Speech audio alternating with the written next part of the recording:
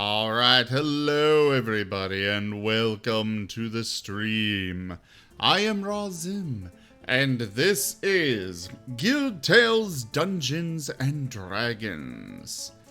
I'm going to turn it over now to...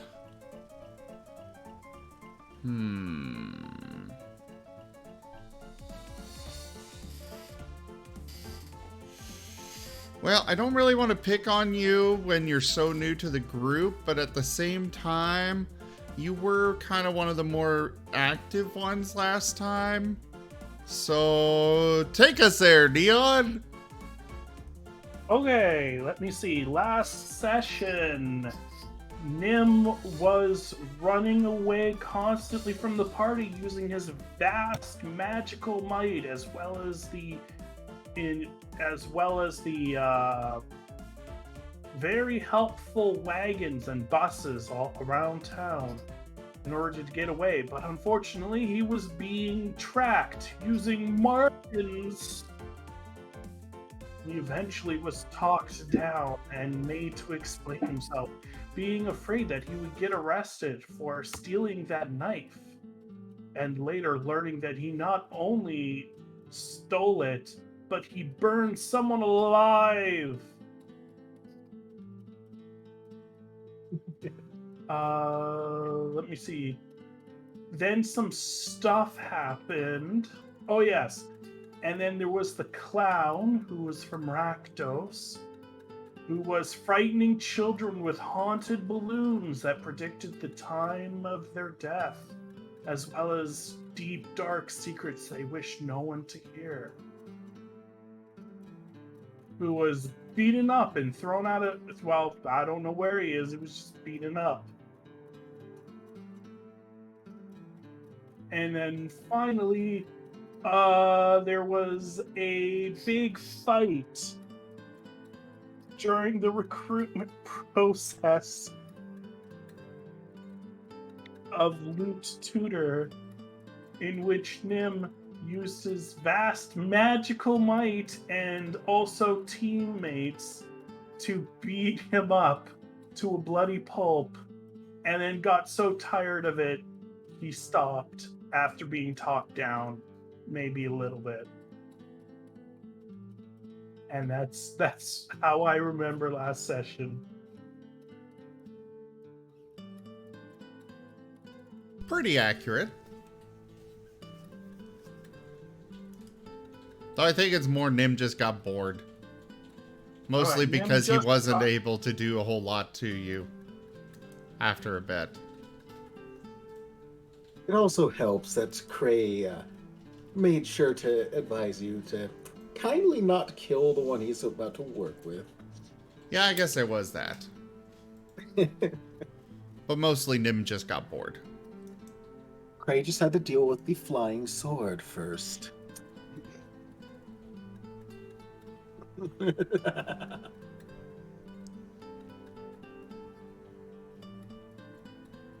That thing that he explicitly hates more than anything else in the world.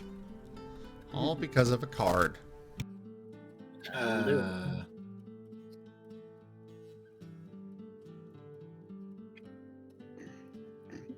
the poor owl, as a result, cannot benefit from this. And must still sell the accursed thing that I've just realized I've not done yet. Didn't we, as a party, run into a bunch of flying swords that did terrible things to us? Yes. We ran into a small group of them, and there was a card drawn that caused Cray to have a very strong hatred for all flying swords. Yeah, so now I have to create a new flying weapon, and it can't be a sword. I see. Yes, this poor soul over here who has an ability around being able to create flying swords, but, well, flying weapons that are not heavy or two-handed. So, thankfully, there's still options. Yep, I just have to go shopping.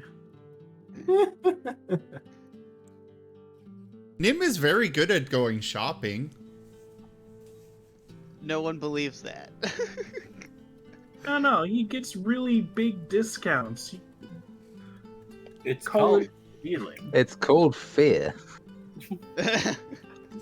Yeah, eventually that's gonna catch up with him. Burn my shop down. Unless he starts shopping at the in the Rakdos districts, then fear will just get him praise. No, it's not fear. Most of the time they try to take advantage of him, and he responds by blasting their supposedly magical suit of armor and being like, yeah, that's not magical.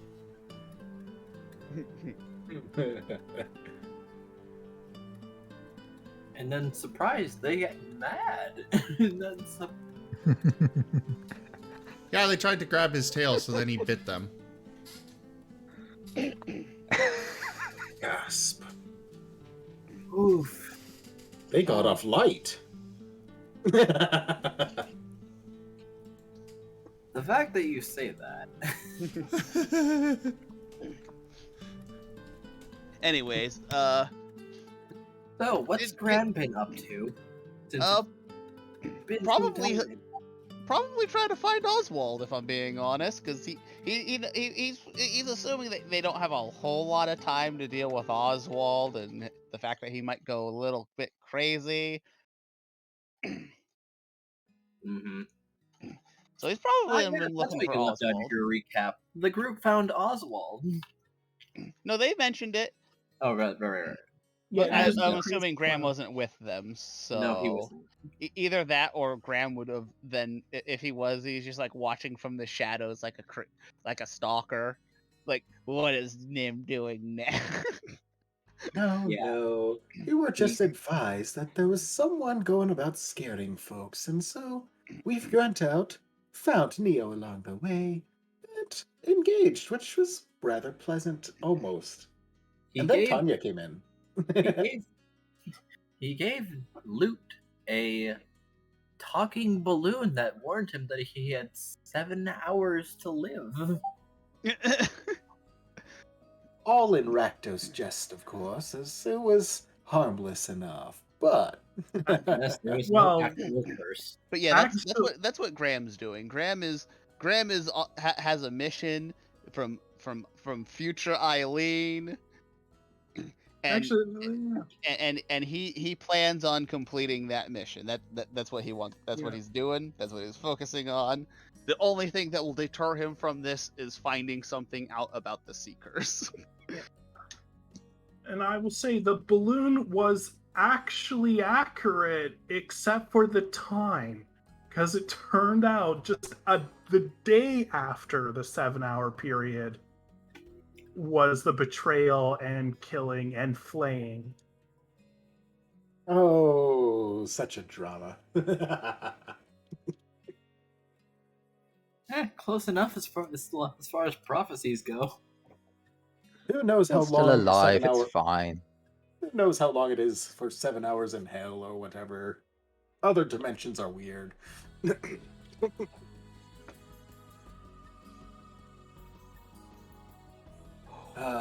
This ought to be interesting. Yes, yes. So, you got a call from Tanya, Graham. Oh, Yep. what does this call say? Or is he getting it now? He's getting it now. Graham shall answer the Marten. So, Hello? I heard you were looking for this clown. Yes. Right.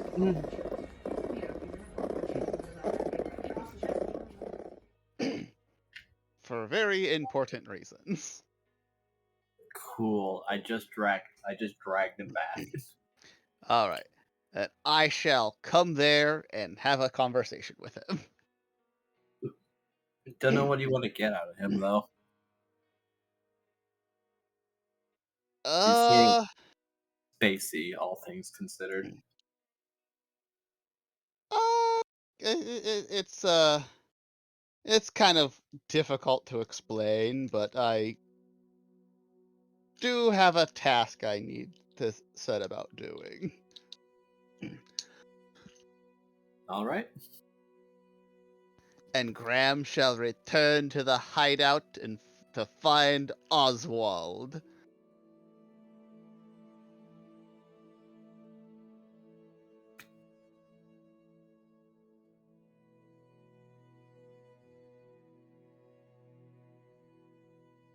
Returning there is the familiar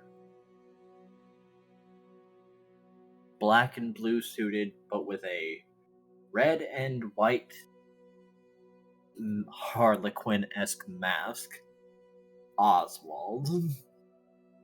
Right in his place as usual, plucking away at some keys in the training room's piano. Or organ, whichever it was. So Graham shall approach him and, hey, Oswald. He whirls around and says, "A child! Hello! You're that one that Tanya talks to." Yeah.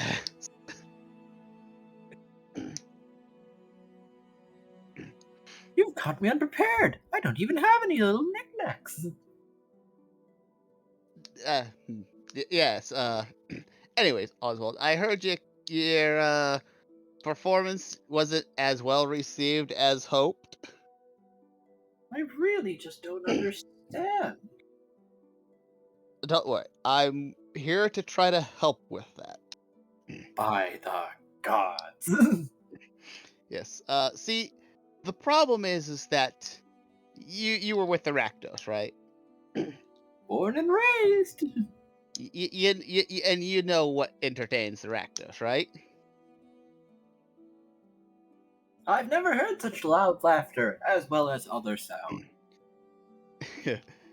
Yes, well, As well as other sound here. I get the feeling that you want to entertain more than just the Rakdos. And as far as most people are concerned, the Rakdos have a very unique and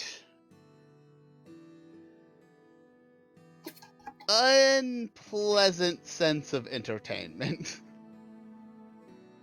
at times. But I can help you figure out how to help you entertain people who are from other places than just the Rakdos. You had his attention before. Now he's sitting down and his mask is 2 inches away from your nose. And you're starting to suspect that that those lines on his mask might be moving to reflect his expression because they seem a little different than before. Oh, in what way? It was a smiling expression before. Now it seems a bit manic. Oh, it's just like, don't worry, Oswald. That's why I'm gonna help you. I'm gonna help you learn what other people what the general populace finds entertaining.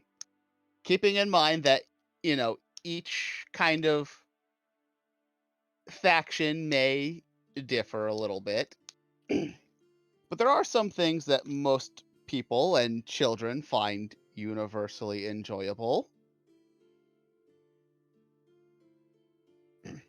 This is the longest you've ever heard him be quiet as he's just listening with almost violent intensity. So, let me see. Would Graham know of... You know what? Graham will, take, Oswald to the center, because he's pretty sure there will absolutely be street performers and things like that there. Yes. But not before Tanya orders him to put on a cloak and another mask, one that is less that.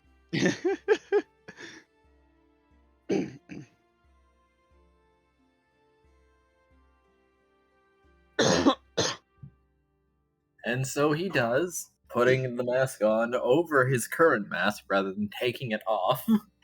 Graham just assumes that that mask is actually his face. You can say.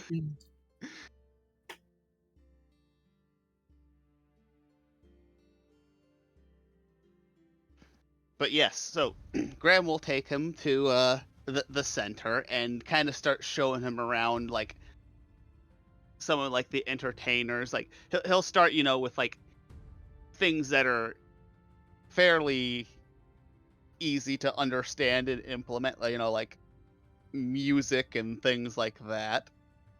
And then he'll work, towards, less terrifying and disturbing performance things. He's Like- studying, but he seems bored. Like, what is this? What is this? Where's the This- thrills? Where's the... Now, I'm showing you this, but this is just kind of to give you a little bit of a sense of things. Like, notice how no one is terrified or crying. Terrified? Yes. Things like telling children the time they're going to die. Oh, I don't do that. It's just a ghost inside the balloon. Yes. Most people don't like that. Graham, I'd Unless like you to roll insight real fast. As he said some very particular words. Oh, ghost inside the... Okay, yeah, no,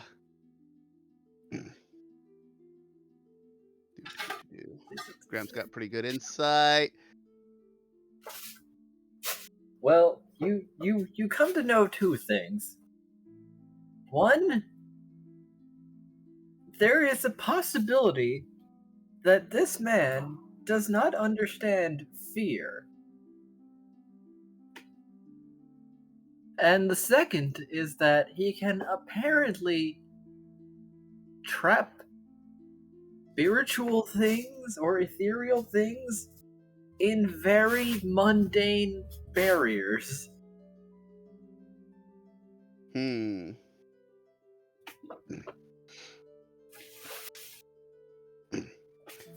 So,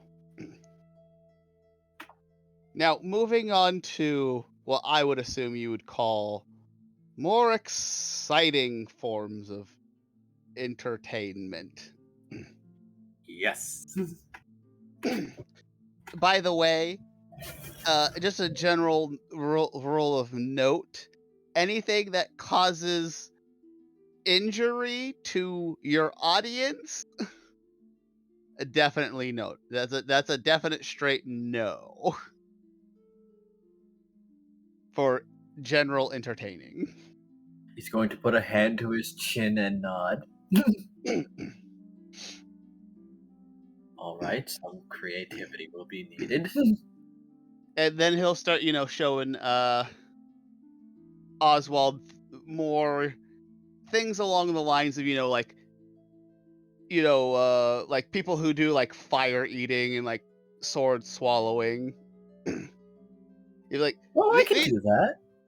yes, but don't make other people do these things. I mean,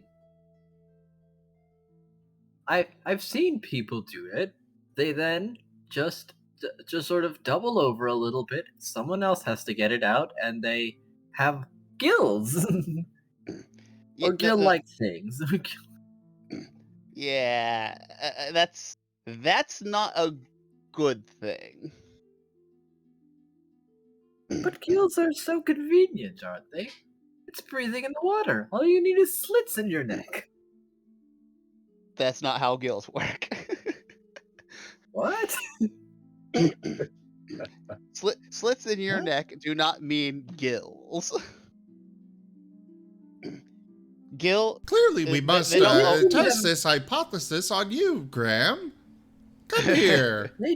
They did seem to have a very hard time breathing, so I threw them in water. They weren't appreciative. No, they wouldn't be, because them getting a slit in their throat from a sword does not make them able to breathe underwater. They have to be born with those slits on their neck in order for them to be breathing underwater. That's not what I heard from Elena. But she also said that it's... Well, she said a lot of things, and I didn't pay attention to many of them. Would Graham be able... I'm sure Graham will ask around a little bit and see if he can't find, like, an actual kind of, like, circus or something that's going on around the center, because he would imagine there's got to be, like, a non-Rakdos, like, kind of circus or something going on. The center is basically for everyone, and considering that Rakdos humor is very divisive and other people also need entertainment, there's definitely other things. Yeah, I would assume wherever the Rakdos is basically like a red light district in the center. It's in every color of warning light district. But yes, Graham will take him so that way you can see some more of the, like, the actual, like, performers doing death-defying tricks and things like that. Roll insight one more time to try and gauge his reactions. Well, fuck. I'll allow you to roll one more time because you know what you're dealing with, and that... I will also point out we do have a community reroll. Alright. Good, we're gonna need it. Alright, here we go. Well, it's Tanya's fault for putting a second mask on him. Bam! Alright. He seems intrigued, but really confused how there's no audience participation. They're not hurling other audience members from tightrope to other tightrope, not putting them on vehicles, not encouraging them to jump through the blazing hoops. They're really just sitting there, like bumps on a log. Yes, but that he'll and Graham will kind of, gesture to, like, children, people who actually, like, they actually are, smiling and things like that. And Graham will be like, see that look on their face? That's the look of someone who's enjoying a good show.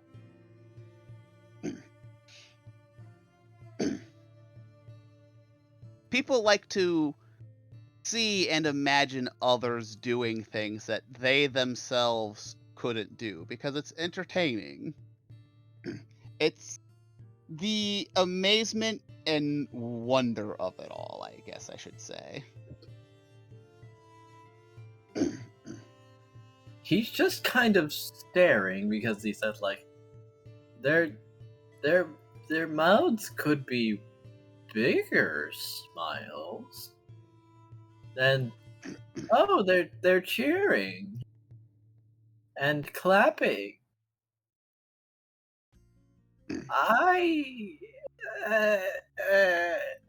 He's gonna roll a wisdom save as he's starting to freak out a little bit. Can I use persuasion to kind of help keep him calm? I know he's kind of going through a life-changing inversion of his understanding of the universe at the moment. I mean, thankfully he passed. But he is starting to get a little twitchy. Like, oh my god, everything's wrong. Oh my god, everything's wrong. Graham will people, like, just watching? Graham will be like, that is usually how they prefer, but there are ways that you can involve the audience, but like I said, the thing is that your audience can never get hurt physically, mentally, or psychologically. Mentally? Like the children when the ghosts and the balloons told them when they were going to die. That's friends. That's friend things. That's No, Graham will lead him away from crowds at the moment. He's like, only your no. closest friend would know that. So if I give you something that knows all your secrets, you're a friend. That's not how friendship works. I would roll another wisdom save. I mean, all right, good job, Oswald. You're not losing your shit because you're realizing that everything you do is incorrect. And Graham will just be like, look, I'm sure that someone like yourself, you seem like a fairly creative but just misguided person. I'm sure you can be potentially one of the best entertainers. But you just gotta understand your audience. Like, say, if there are some things where people actually enjoy being the thrill of being, scared and things like that. Those are called haunted houses.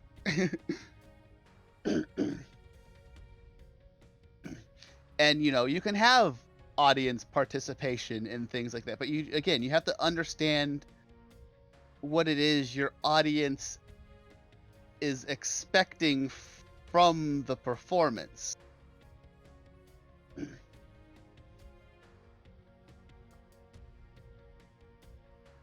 He's going to seem confused, but he's thinking like, Oswald, you better flex that 16 intelligence of yours. Like, but some people, they're rare, they're uncommon, but they look like you. They like my tricks.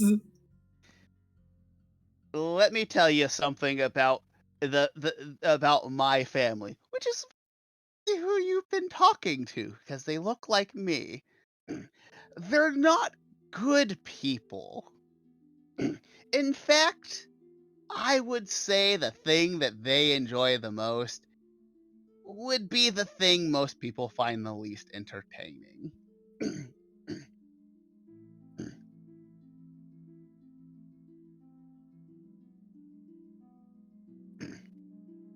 As if he finally just got the punchline and it's not a good joke.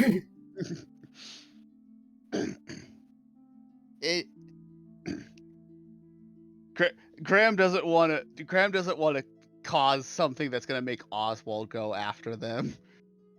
Kind of like, remember how I said the Rakdos have a very different sense of humor from most people? Same goes for my family. And also, entertainment that derives from the suffering of others is, again, not good entertainment. Or that's entertainment for people who are not the greatest kind of people.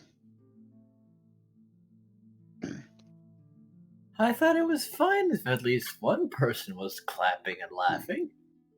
No. Especially not if that person is you. No, it's definitely not me. It was that white little rabbit. They wanted to see my knife tricks, so I showed them. They were so pleased. Yeah, that's again because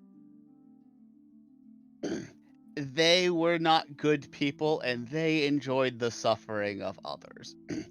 See, a good show means that everyone or at least maybe not everyone, but most of the people who are watching should be clapping and cheering. That's the sign of a good show. Remember in the circus? Remember how many people were clapping and cheering and excited for the things that were going on? That meant that it was a good show. Now, imagine if only one of those people were cheering and things like that. That means that everyone else was. That means only one single person was being entertained or enjoyed what they were seeing.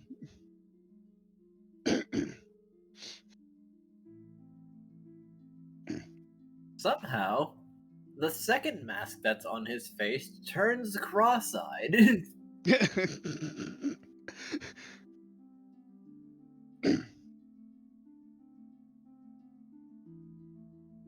I need to watch this more. The circus that we were at, Yes. we can go there. But I need you to at least make me one promise there, Oswald. If you feel any kind of anxiety or something like that, you gotta let me know so we can give you a break. Right. Because again, if you want to be an entertainer, that means we need to help you have a good reputation. That means you can't be terrifying other people, or we gotta make sure that people like you. That I will not do any shows today. good. And Graham will go with him to watch the circus. And kind of go through like explaining like like this is why, like this aspect of this thing is why people like it, or like like someone's tightrope walking, they're like, because this thing takes a lot of skill, and it's something that not everyone can do, and it's just kind of exciting to see someone doing this thing. Or if it's a magic show, then like Roll basically. persuasion to teach Oswald about the limitations of a normal person. Yes. I do it like a boss. As Oswald comes to understand, people with single-digit health points and not very good stats exist. And it's not just everyone doing a bit together. Oh, they can't do that. I see. Yes. People die when they bleed too much.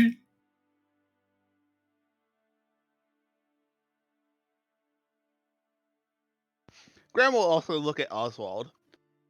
By the way, do you happen to know where that rabbit that looked like me was? Did you meet that rabbit more than once, and was this in a specific place? Yes, actually.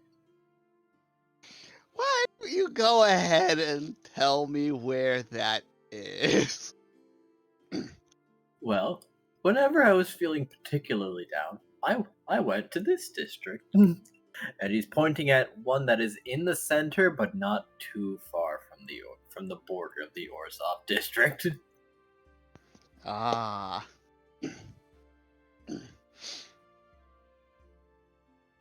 Let's see. Graham They- kind of.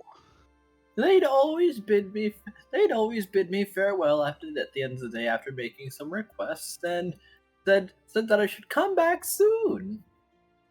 I felt so wanted. Well, I can guarantee you, if you can learn to entertain people, in a more universal manner, I don't think you'll be craving that person's attention. Because I mean, I understand it. You really enjoy entertaining people, and you just kind of want some recognition for it. It was like I have A, I have B, but there's something that doesn't allow these things to connect. Some boundary I just don't understand. And I'm explaining that boundary to you now. Yes. I have to do these things and not injure people, Yes. but like things that would hurt a kitten can't do to children. Yes. Have to be so extremely careful. And it's not everyone just doing a thing. This is correct. Therefore, everyone in the audience is very frail.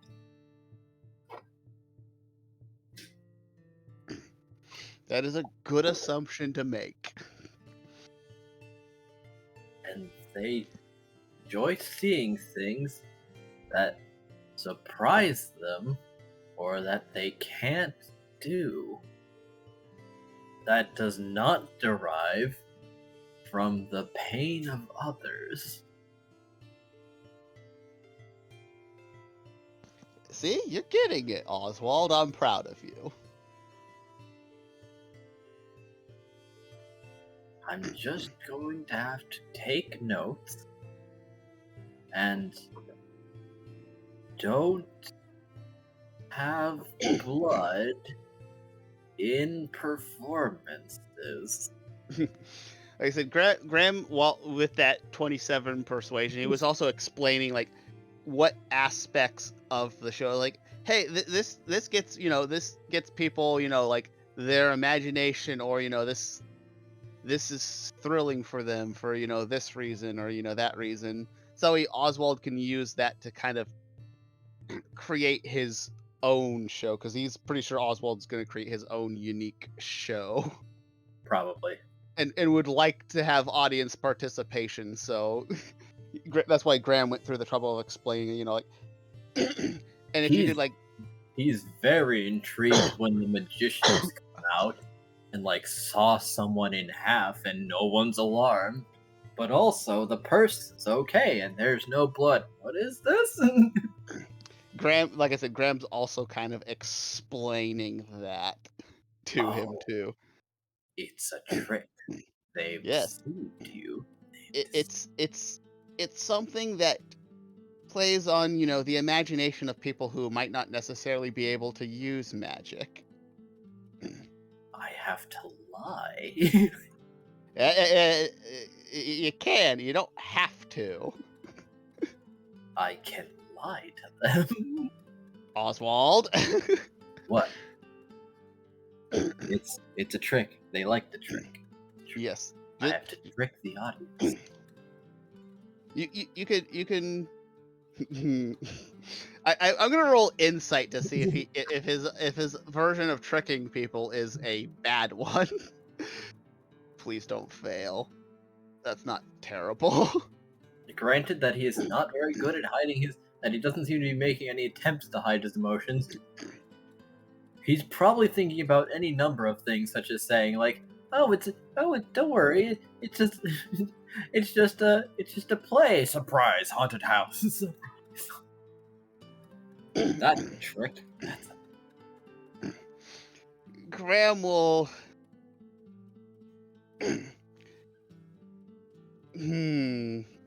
kind of be like, look, there's a little there's a difference between just kind of straight up lying to your audience. Remember, a lie is not a twist. Oh.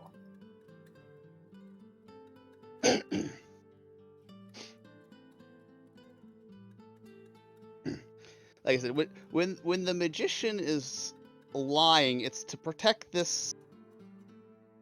the illusion and imagination of his audience. It's so that way they can because most of the audience knows that it's not real, but the fact that they can't explain it still kind of lets their imaginations kind of be more alive. It would be a good way of saying it. It's fake magic.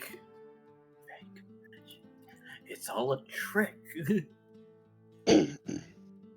Yes, but it's to kind of provide these things like imagination and a thrill. It's a lie for a very specific purpose.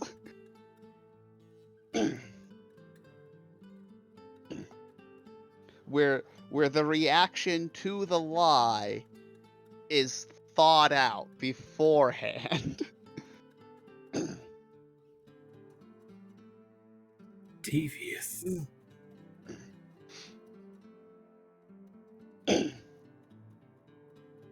And like I said, Honey. Graham will continue explaining things, and as he shows Oswald around more places. As Oswald slowly learns proper entertainment. And he's trying, but goddamn do old habits die hard, because every time he's thinking about a trick, he keeps reaching down for his knife, and then he stops. He's like, wait, no, not this one. I don't need it.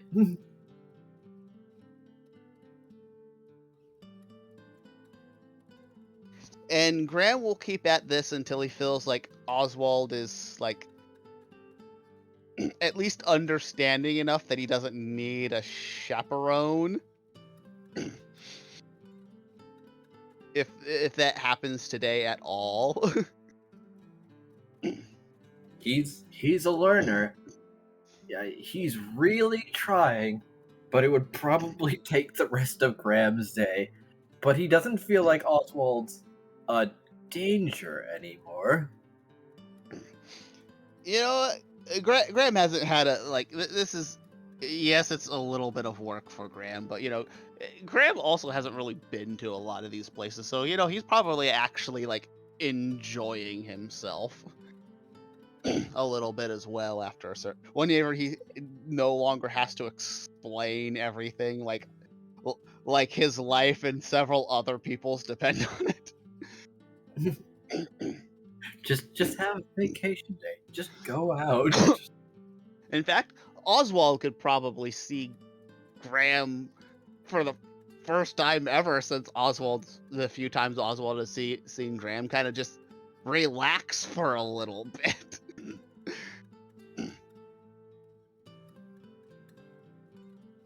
And enjoy life. Just gonna roll something because honestly, that might help. Yep, it helps. I get it. I do. Shows don't have to be all cheering. This is good too. However, Pluto does eventually come to check on you because Tanya was too anxious.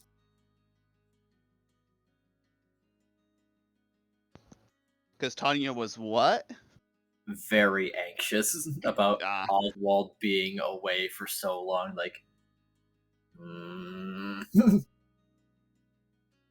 What's he doing?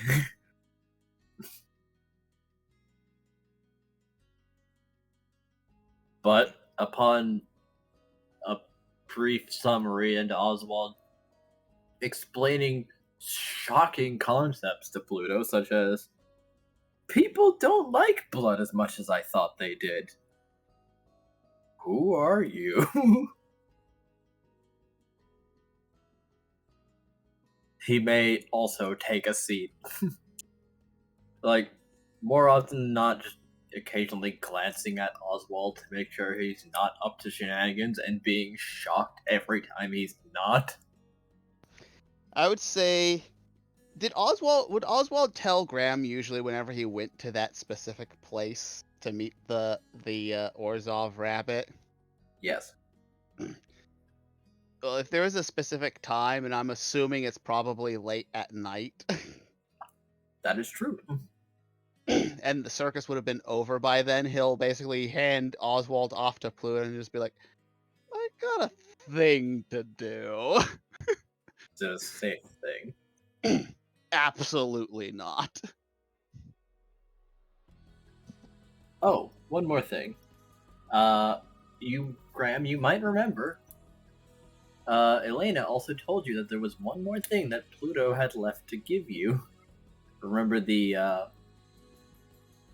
additional awakening or additional energy that people at 4th stage or higher began to accumulate? Ah, yes, the Mana Mentorship.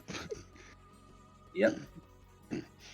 Graham will bring that up. He'll be like, "Oh yeah, by the way, I heard there's this like mentorship thing that you can do with mana." Oh, you heard about that? Your connections Yes. surprise me. Your connections. Let's just say I had help. I only have the vaguest recollection of from where, but but there was a lot of important things that I have written down. This is one of them. This is true. I'm assuming pretty much like as every day goes by, like Graham is forgetting more and more about like Mammon's existence, but he still has the and things. Less than you thought you would, but you really can't recall much of her appearance at all. Even though you're pretty sure she didn't do whatever she did to conceal herself to you, but it seems to just be like naturally leaving your head as if it wasn't supposed to be there.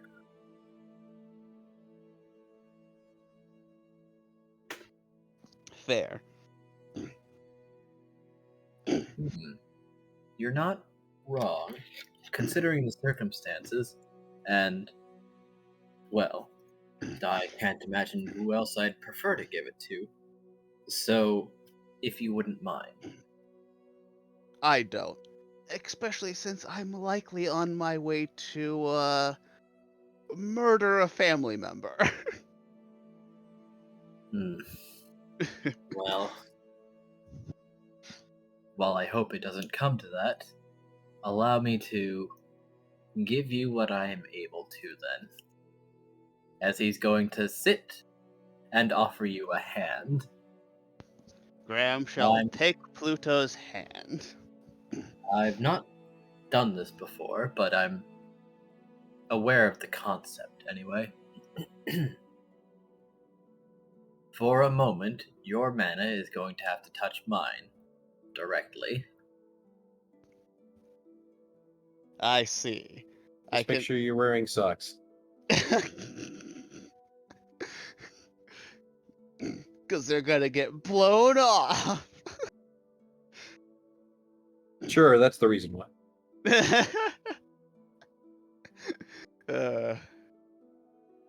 Anyways, Graham will he's going to assume he should be focusing his mana in his hand, and he shall be doing that. Yep.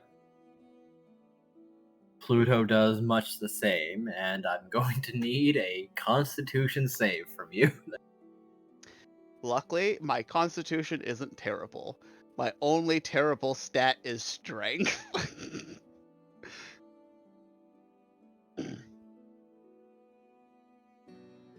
Yep. Upon grasping your hand, it certainly feels like something just tore through your arm, through your bone marrow, and into your chest. This is unpleasant. I'm gonna assume this is probably knocking Graham the hell out. It's very probable, as it doesn't end there. Hang As- on. I might have a thing for this. You know what? I'm gonna lucky rabbit foot this shit. Have at it. And we do have that community reroll. Oh my god, it's No! almost the 19. That haunting tilt. I'll save the reroll for something important. How are you doing the Lucky's Rabbit's Foot thing? Because that's a thing on my character. That's a race trait thing. Yeah. It's only allowed to be used if you roll a 1. You sure? I designed it. Let me see, because I know I copied and pasted it.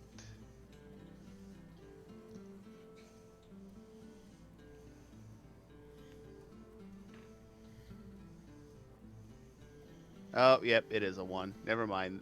Well, I did roll. Oh no, I didn't roll a 1 before. That was on the rabbit's foot. So technically speaking, you could not do that reroll, so at least you still have a 13. Yes, I do. It hurts a lot because that feeling is spreading throughout the rest of your body, and it feels like your bones are trying to forcefully expand from the inside as something surges through you. And Graham, mechanically, your limits have been removed so far. The cap for a stat is no longer 20. Oh dang, nice. Plus, you gain double the level up bonuses. Digi, Yes. I very, very strongly recommend against that. Unfortunately, both enemies and the ensemble are built this way. As well as many other very high level characters. Okay. They're built with what now? Well, just messing with the balance that is built into 5e. Balance? just- You're a blade singer. Balance, you're a blade singer. Yeah, there's still balance there. I'm confused. What's unbalanced here? Tell me. I missed what he said specifically about what ability they have that's doing what. I'm removing the stat caps. Oh, Which could be good. It could be... Like, it's up to you. It's just, I am making my suggestion against it known. I understand. But he's also saying that our enemies are horribly terrifying as well. They're pretty nightmarish once you start fighting the strong ones. In combat rather than wits. And for every 2 levels, overall, you gain 1 additional stat point to distribute. are we all getting this? Graham's getting it because he's I'm applying getting actually mentored. Yes. This is what Eileen, or Elena talked about when she said that there's one more thing that a 4th stage person can give you once, if they pick you, once a decade. Graham asked Pluto about this, and he said, like, I suppose I don't have any other candidates, so sure, I'll do it. AKA, the party should find a member of the ensemble or some other really high level, like person in a guild and be like, I would like to be mentored, please.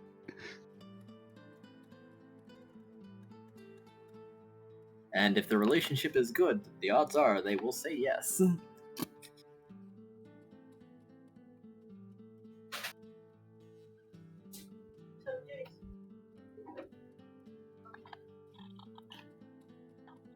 So, you may, for the 2, you may pick a feat instead of the 2 stat points, because basically overall you're basically getting just double level up bonuses. All right. Can Or you send few that? stat Like, bonuses. can you In like writing? shoot that Definitely. information to me, like over like Discord, so I can look at it while I'm working I on can this? put it in writing on the guild, in the guild Okay. room. Yeah, that'd be great. Thank you.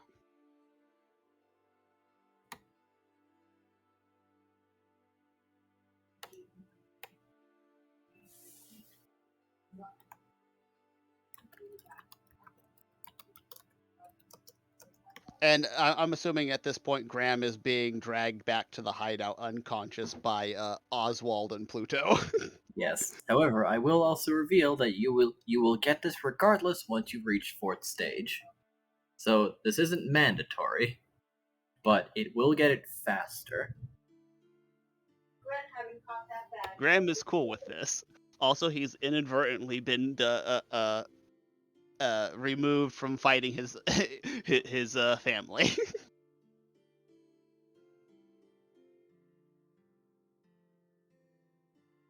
Oswald was entertained by this. Maybe. No. Oswald might have been entertained by this, but he also knows that that's not good entertainment. He is starting to learn.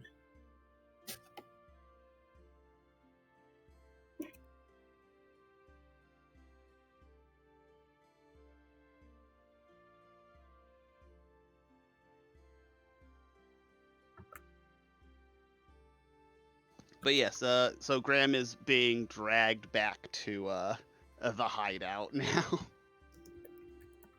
unconscious, as his insides were fried by magic. Yep, but you did successfully get something very early. Yes. Considering you've not even gotten your 3rd stage, but you're getting some of the 4th stage awakening bonuses. Graham approves of this in his unconscious state of being.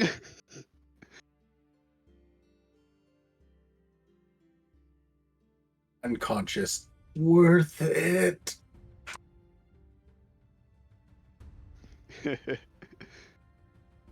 This is the equivalent of someone of like in a superhero comic where someone like grabs a power line and gets like superpowers. Like, there was no reason why it should have worked, but here I am.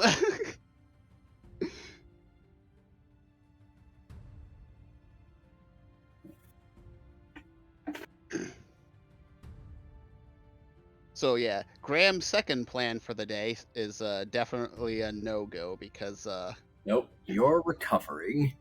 And the next day comes around. This is the day where the party's currently at. Oswald is gone again, but he's behaving a little oddly. So Pluto's watching him. Graham wakes up on his own. Basically, all of his body's sore, but he's probably feeling stronger than he's ever been. I have the power. I still hurt. I assume Graham is still probably sore, but just mobile at this point. Yes, you can move, though every now and then your muscles spasm. Is there any like? Is this basically like the equivalent of having like exhaustion or something like that, where I have like a disadvantage on rolls or something like that? Yes. Okay, that's what I was figuring.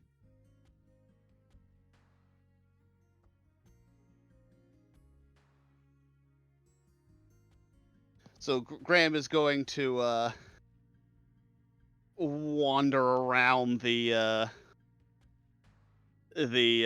hideout, see if he can't get some food. Greta's in the kitchen. So yes, she can prepare something. And admittedly, there's something a little different about the kitchen. Oh, Yeah, just stepping inside, you can feel mana everywhere. oh my goodness. And Greta seems to be deep in focus as she's preparing things very fast.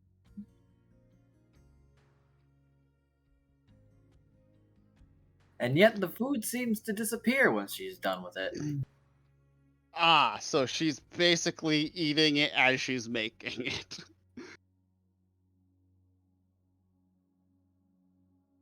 Who could say, really? But it's pretty probable. Graham, out of just pure curiosity, will be like, what you doing there, Greta? She's gonna stop and look back and look like, feel like I'm almost somewhere. Like there's something on the corner of my mind that's bugging me. I think I almost got it. Is this that little corner of your mind that you seem to have been noticing more since our talks? Yeah. Something like that.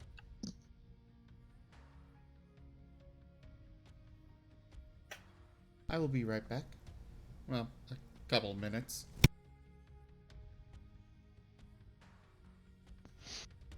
Feel like I'm almost there. Graham will kind of pat her on the back and be like, oh, I think I know what would help you out a little bit. You have a very clear image of how, things should be done, right? Yep. Well, how about instead of just telling other people to do these things, how about you cook for others and kind of lead by example?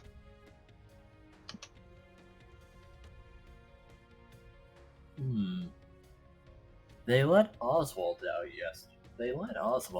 yesterday with you after bringing him back. Broken neck. Yeah. Weird how you can shrug that off, but whatever.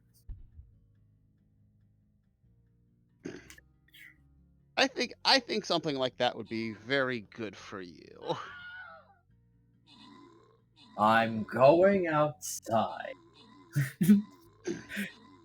Graham will be like, "Do I should follow her just to be safe." Do you ask for anything first, as you are hungry? Graham will be like, can I get like some kind of soup or something to go? I'll go with you. So how about can you make me something to go real quick since Nim's not here? Oh yeah, totally. Preferably something light. Light. And she's going to produce a broth-ish soup with small little pasta balls that just float towards the top. Graham shall take this. Now, have you ever heard of Italian wedding soup? I think I have. That. I've never had it, but I've heard of it. It's quite pleasant. Ah, Graham will be like, thanks, Greta. Considering it is comprised mostly of vegetable. Graham appreciates that.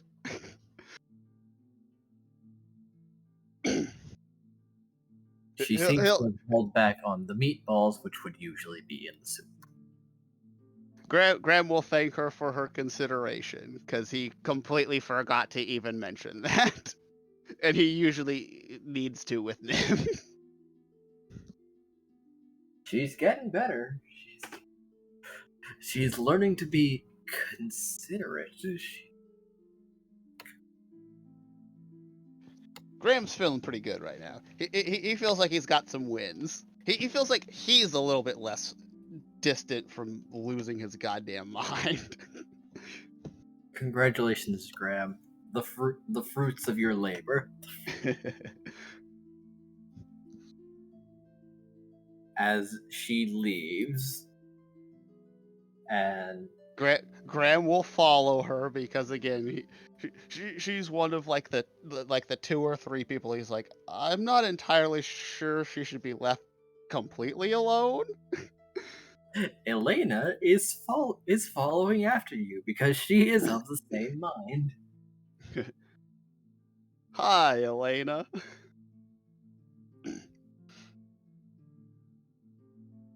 So, did you hear anything from Runcible Card? Well, it seems that he's underway with the project and has had more success than I would have expected. I thought after basically losing his lab, his skills would deteriorate, but the mortal spirit prevails in adversity. Well, it also probably helps that I got him access to a pretty decent lab as well. I guess so. He does get to take what he wants. And her conversation is cut off short when she suddenly realizes that there's a centipede not too far from her face being held by Greta, asking, "Hey, how does this look? I've never seen one this big." Don't.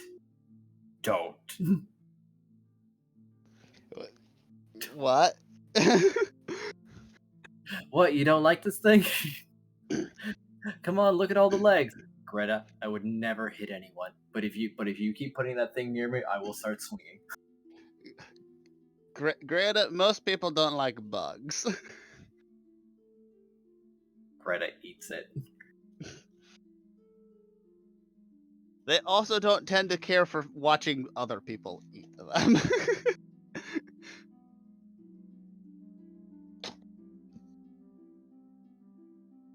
So crunchy though. It's got a Slimy great yet mouthfeel, satisfying. even if it stings a little bit. You know, Greta, you're probably really lucky you're immune to poison. That's probably something else. You understand that things are poisonous to other people, right? Oh yeah, like how meat's poisonous to you. Yeah. Good. I just wanted to make sure, especially if you're gonna be cooking for other people.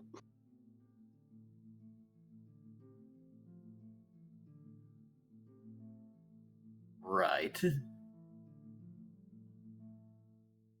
And she's going to continue walking down, seemingly deliberately looking for downtrodden areas.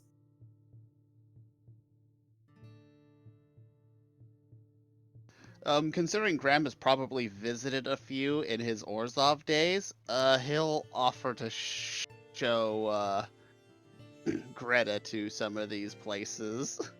Yeah, because it seems that her way of trying to find it is looking for bad smells, but she just keeps finding dumpsters. Graham will show her to basically a slum. Because he has very little fear that she will be in danger. Oh no, no, she is the danger. Yeah. I know that. Yep. It's why he's not worried about showing her where, like, a slum is. There's probably teeth in her pocket that are connected to a mouth that will bite you. considering that there are mouths on the back of her hand, for instance. There are probably many and numerous. Also, Ah, I pity the poor bastard who tries to fight her. Or try to like mug and rob her. Actually, Graham, you should say, "I pity the fool." Pity the fool.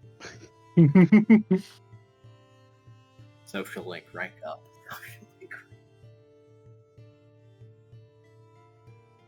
Anyway,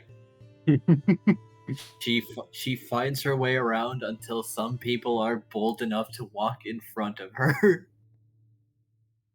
Children, of all things.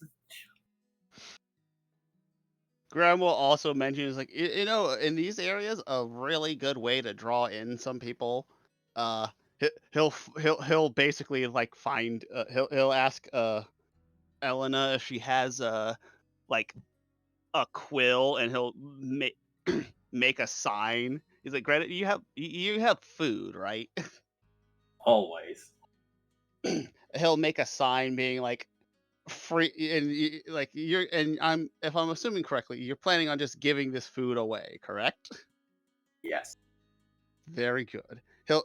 He'll put free food on the sign and help her kind of The set up. children watch with attention and ask for some. They don't know what it is, but they want.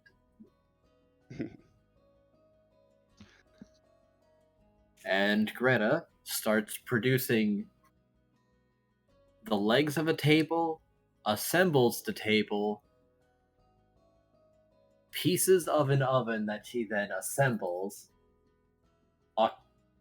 segments of a cauldron that she links together, until she has set up an entire kitchen just How, on the side of the street. Greta, where do you keep a kitchen in your pockets exactly? I only wanted to learn one thing. I learned everything related to that one thing. You know, if you and Nim didn't have such a bad meeting, you guys would get along great. Kind of fucked up, yeah, a little bit. Kind of fucked up. You know, apologies are pretty pretty good way to kind of help with that a little bit.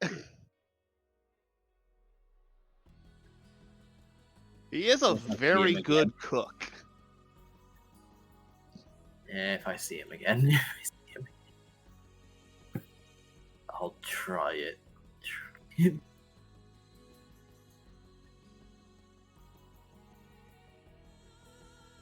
So with that, Graham will just kind of help with in the small ways, because again, he's still basically like.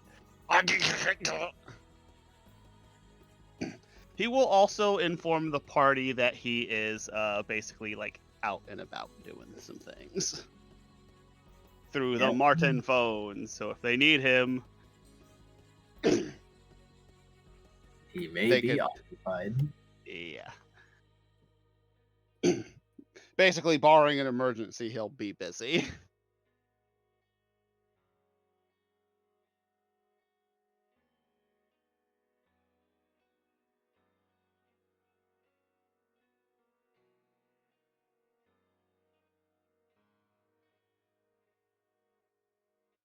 And Greta does actually cook, as she produces a large number of ingredients along with water to start making soup and other foods that require a bowl. And probably not so much utensils. Yes. Click bowl, two lips, tip bowl.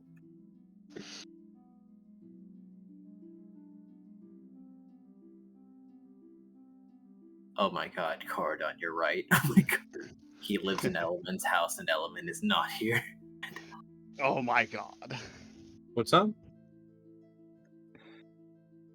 I just had the realization that Corden has no way of contacting the rest of the group with Element not here.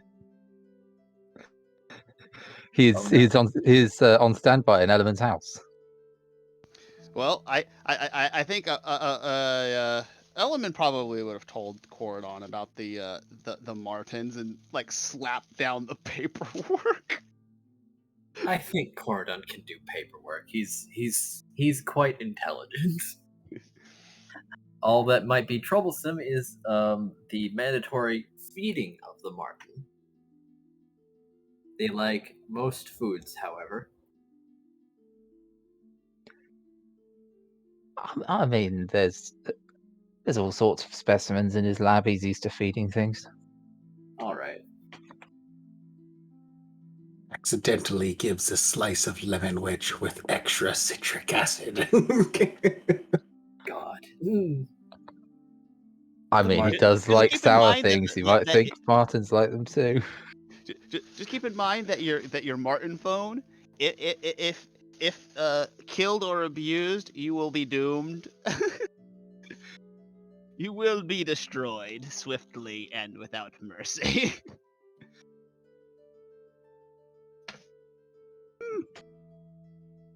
Noted. Out of character noted, but noted. Oh, I'm pretty sure it would be noted in the paperwork, and you have to sign that one 5 times. Yeah, but I feel like that's a thing that that would be explicitly told to him just so in case he didn't see it in the very, very confusing paperwork that he would be aware of it. But the Martens usually don't go into dangerous area. They avoid danger on their own. You just can't but the only thing that's going to cause that to trigger is basically you intentionally hurting a Marten. Of the Marten Talkie network. There'd be no reason to do that as far as I can see, so it shouldn't be a problem. There have been, in the past, legendary fools who threw their Martens at enemies, hoping the Marten would dispose of them. Terribly inefficient. I recall a nest going down for a short time.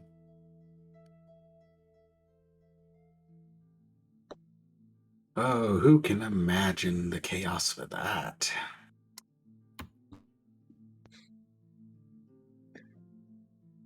Apologies. Back to No, by whoever all was means. there. So, would Cordon try to use Element's Marten or acquire his own? I think Gordon would attempt to, Element is feeling under the weather. He had some sort of way of contact. He saw him use it before. It had some way of contacting, so he'd probably try and. How does this thing work?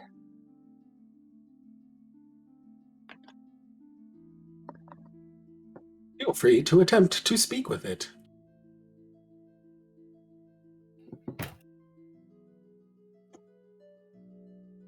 Conrad just kind of stares at it for a very long time. Sort of arms kind of twitching as if he wants to like pick it up and study it, but also like it's alive. It might bite you. Don't.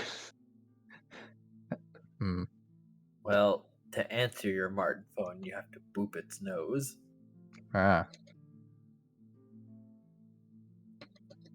So it probably is not opposed to being handled. Holds out a limb and just kind of.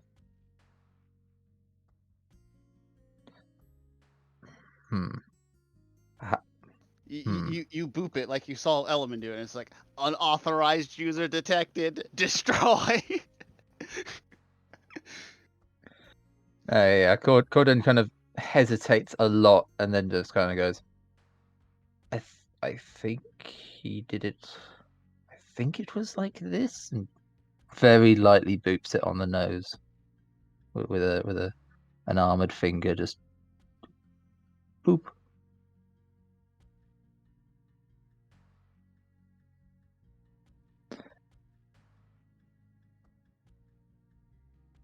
You know what? That raises a good point. Can other people use someone else's Marten?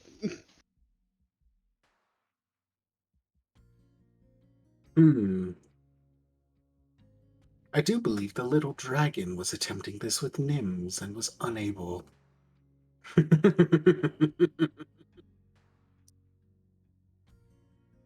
Zam. I That think he's was... They'll be away for a few minutes, and it's been some time, but no matter. All said, I do believe Calcero was attempted to use a Marten. that was not Calcero's before. Calcero's there. He could explain the Martens to you. He's been around the party enough. Yeah, Duke. They're still little dragon. Somebody else using a Marten? I mean, it's kind of like the Marten would need to be handed, like, the person that has the Marten phone will need to basically start the call and stuff.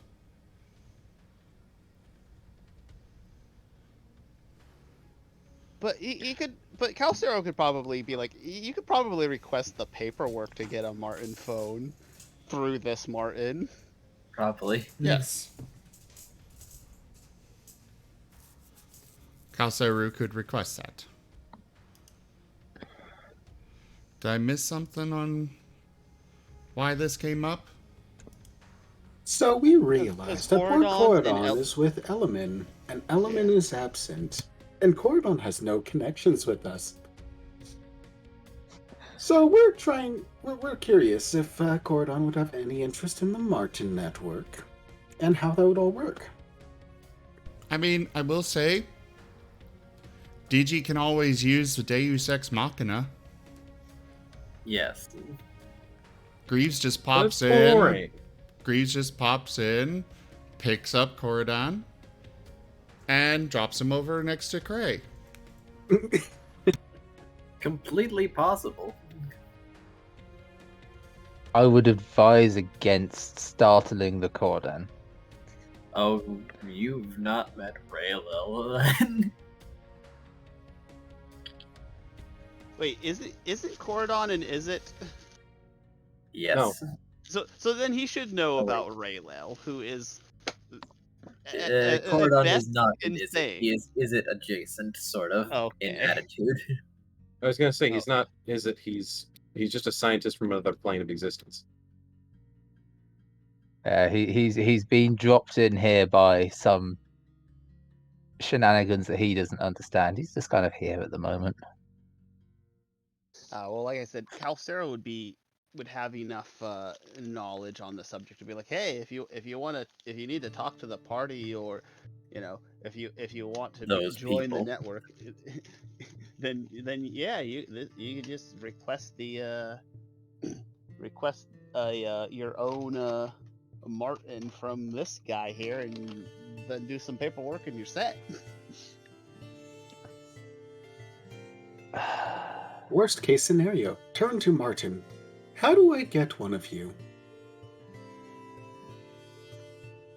Well, Hold an you entirely request it, different. and then you sign it. As long as you agree to all forms of care for your Marten. An entirely different plane of existence, and I'm still filling out paperwork. Very well. Constant. Welcome to the most civilized high magic world you can find. Debatable.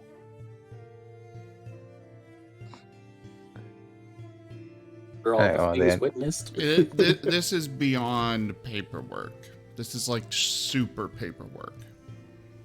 This is contract levels of This is paperwork. paperwork from hell. It is indeed very literally much a contract.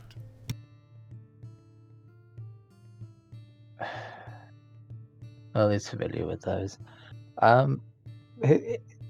Yeah, Corden will sit down and just fill out paperwork for the foreseeable future.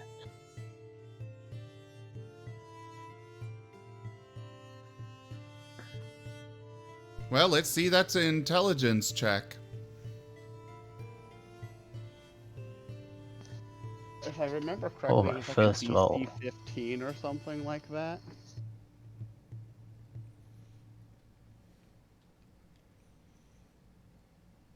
You both talked at the same time. Also, Eisen, your quality has kind of dropped a lot. I just. Oh no, I didn't want to pick up 2. No. No. Right. I just said, ooh, my first roll is filling out paperwork. Drop it on the chat. If I remember correctly, it was a DC 15 to fill out the paperwork because it's not easy. Where do I find? I'm sorry. Where do I find my?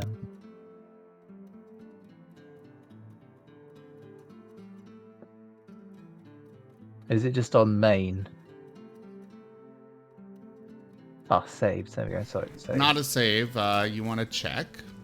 But yes, it's on the main tab over on the left-hand side. You just click and drag from the intelligence box onto the chat. Onto the chat. Hey. 21. You can That sign is the unfortunately paperwork not enough. now. I veto that ruling. It's enough by 1 point.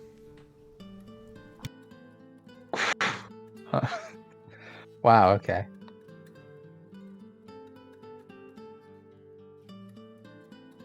Cardone is just fully engrossed in filling out this paperwork and spread it about so he can read everything all at the same time, and make sure he's double checking everything. The Marten, meanwhile, is just walking over walking over pieces of paper and just leaving like perfectly printed. Actually, we have established that's something the Martens can do. Oh no, I know. That's why I was saying that he's literally watching the Marten do this for each page.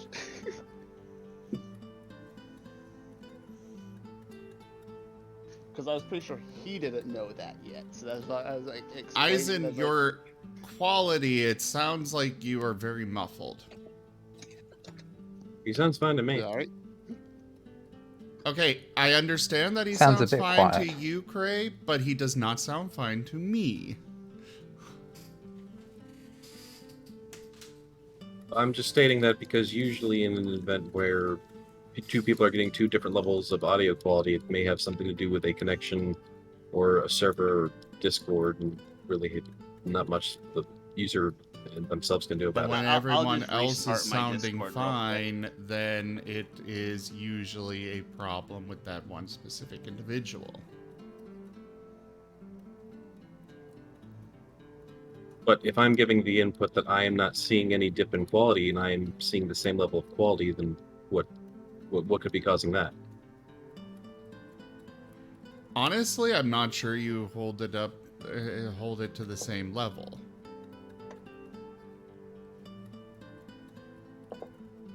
Okay. Oh. Welcome back.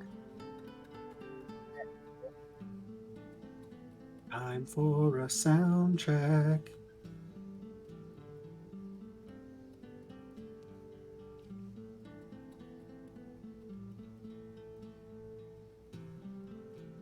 So yes, Coradon fills out super complicated Marten paperwork.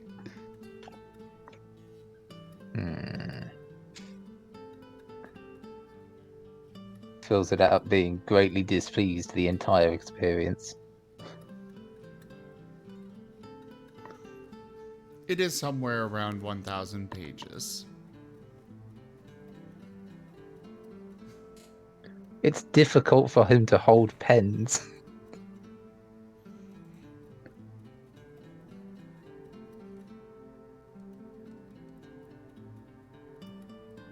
I mean, owl is still they accept, they'll also accept blood as well as, fingerprints and such. Do they accept Ichor? No. Then, because neither of those options are viable options with Cordan, I'm afraid. So filling out the paperwork slowly it is. Don't worry, the owl has slowly been trying to understand it since it's been first mentioned by Nim. And keeps getting interrupted by all the shenanigans.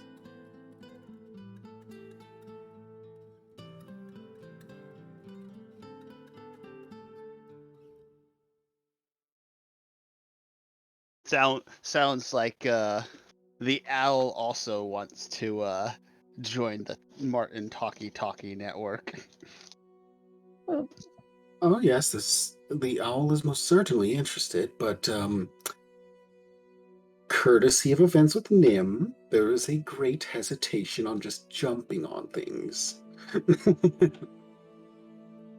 That's Fair. what Cordan's for. Unfortunately, Graham can't be there to explain it to either of you two. I mean, Corridan can request an assistant.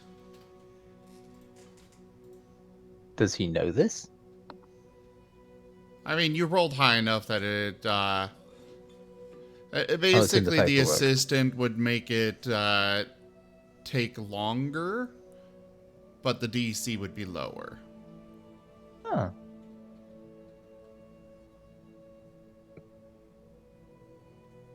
Page 5. You may request an assistant if you are unable to complete this on your own. Actually, that's on page 1, right at the top.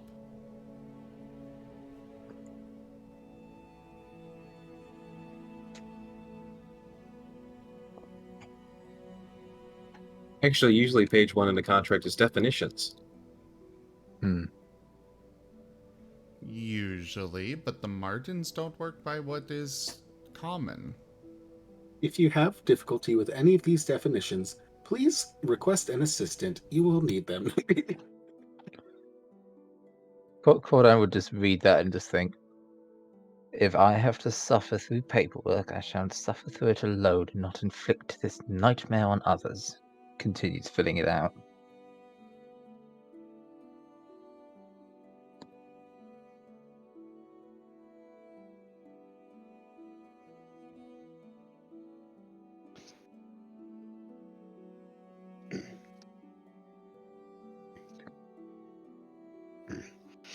I'm not sure if we want to move on or just leave Cordan filling out paperwork, or just sit here for an hour in silence whilst I make scribbling noises. I think with a 21, you can fill out paperwork. There's just some details that Martens have to be treated respectfully and prefer to be paid after every phone call. Also, they'd like to know who you would like to try to contact, as a new Marten won't have any contact, air quotes. It also goes into detail of dietary supplements, dietary requirements, rather, as well as recreational activities that you'll need to engage in order to take care of your Marten, and other such things like those. It's a very thorough contract. Some pages need to be signed in black ink, others need to be signed in red. There is one that requires a glob of spit or something similar. There's another you have to rub your face on. If you don't have red ink, blood works fine. Again, things like blood and fingerprints are not a viable option at the moment. They will accept, or they will provide the inks and such. Or the blood. Oh, marvelous. The blood cannot be. They can help you draw Needs to the be blood. something from the. Yeah, and there's a whole section on purchasing cryptocurrencies. No, there's not. Except for saying do not. Even the Martens. There's a do not compete clause with NFTs. Oh no, the line on NFTs is just if you try to use your Marten to purchase an NFT, you will be killed by the Marten. Just understand that there's That's no the whole do not competition compete clause. on Well, competing means that NFTs and Martens are the same industry. They are. They are not. Martins are basically like the internet, aren't they? NFTs are not the internet. They're a piece of the internet. A horrible, dirty, no good, rotten piece of the internet. Is this just try and trigger Zim Day? No, listen, I'm just trying to get it so that you can't purchase NFTs and you can never purchase NFTs. I agree with that already. Good, then sign the contract.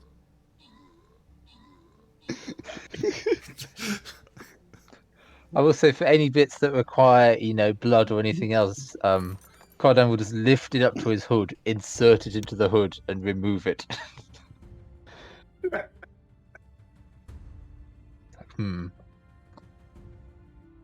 Done.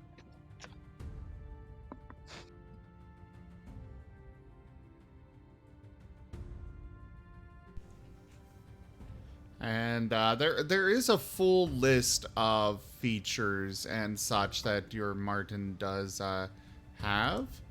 But that will require a different check to actually get through all of it without passing out or something. doing it all in one day is very difficult. Come on then, what's the check? That would be another intelligence check.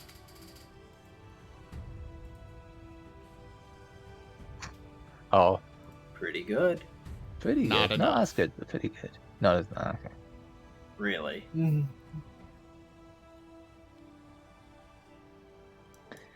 I'd say that's high enough to at least get some of the Well, yeah. the features. It's high Just enough not not all to of pass it. out from it. It's more a matter of remembering all of it.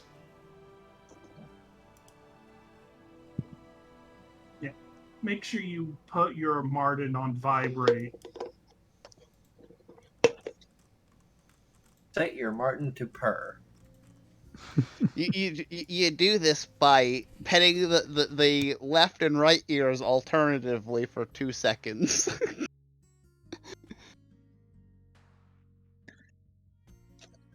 It's How a very old would you- it's a very fragile and delicate sort of communication, isn't it? More and It's going less to have than. to be very careful with it. Not so much delicate as it is just general care and maintenance. I mean, I will also point out that the Marten can be up to a mile away from you, and you can still make calls. Oh, It That's just quite a gets handy really feature. loud. they just prefer the attention of the manual method.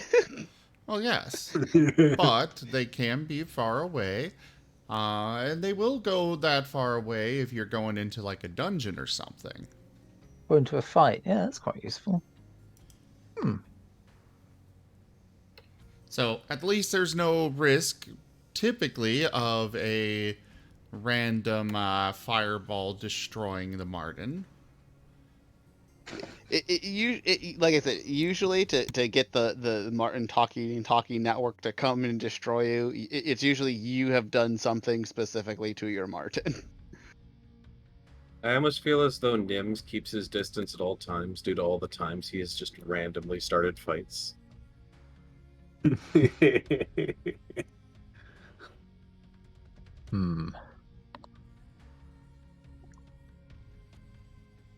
Also, Neon, regarding your message in the chat, unfortunately, the MAL are not available to customers.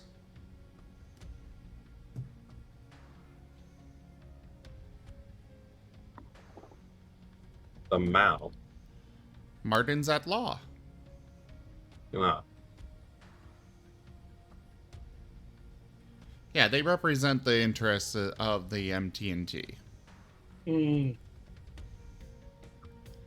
And it would be a bit of a conflict of interest to be representing a customer, especially if they then have to fight with the customer later on.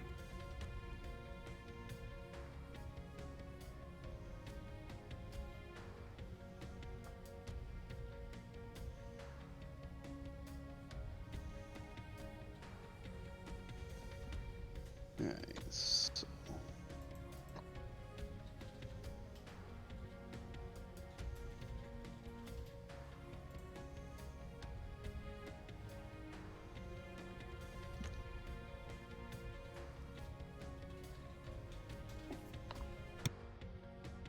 So yeah, Cordan is sitting down, occasionally chittering with something interesting when he reads something interesting, but he's just diligently filling it out.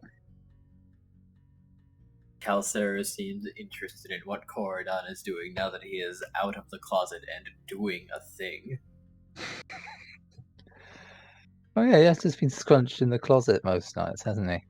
Yes, he has.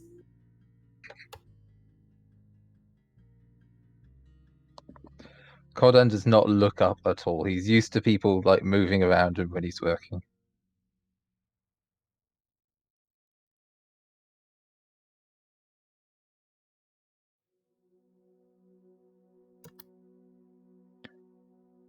Like very occasionally, he'll reach out and just gently ward off the Marten from walking over whatever he's working on. The Marten Until- is until he's- walking over whatever you're working on to print things. Yeah, the Marten would not interfere with you filling out the paperwork. Oh, okay. But he is literally printing it off in front of you. Ah, I see. Okay. The And Marten they do lays that- across. Understanding on the player's part. I imagine the Marten just lays across the paperwork and then he starts to jitter back and forth and then bit did it did bit.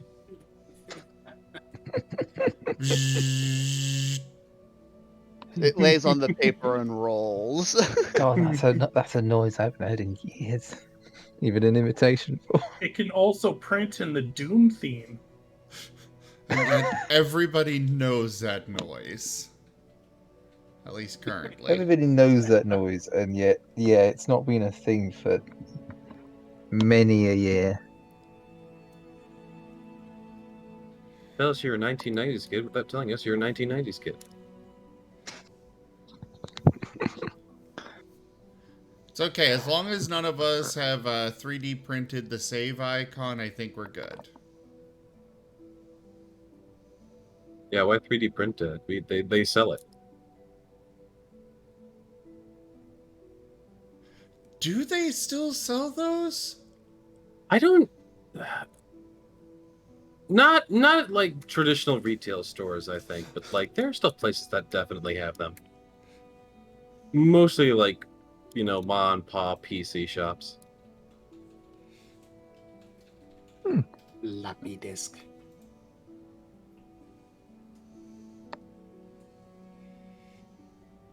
Holy shit! You can get a pack of 10 floppy disks, 1.44 megabytes on Amazon for $26.97. What? That's expensive as fuck.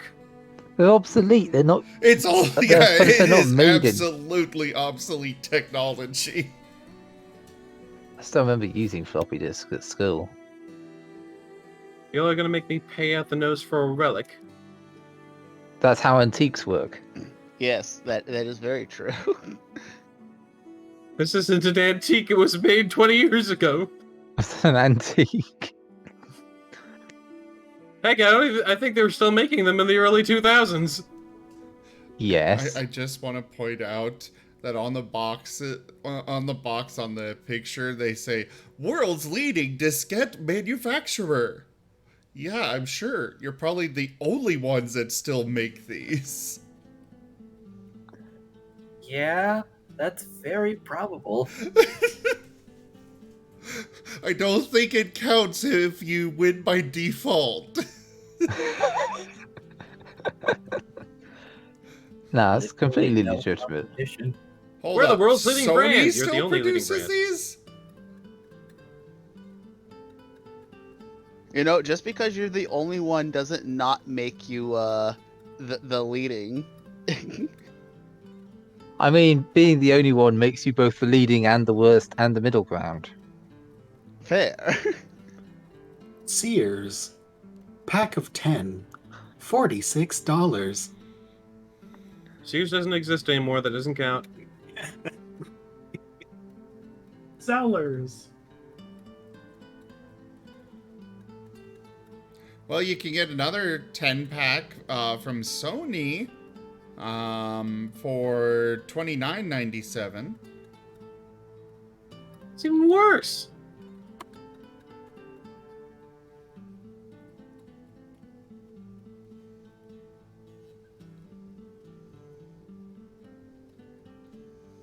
Who's about these that are so valuable?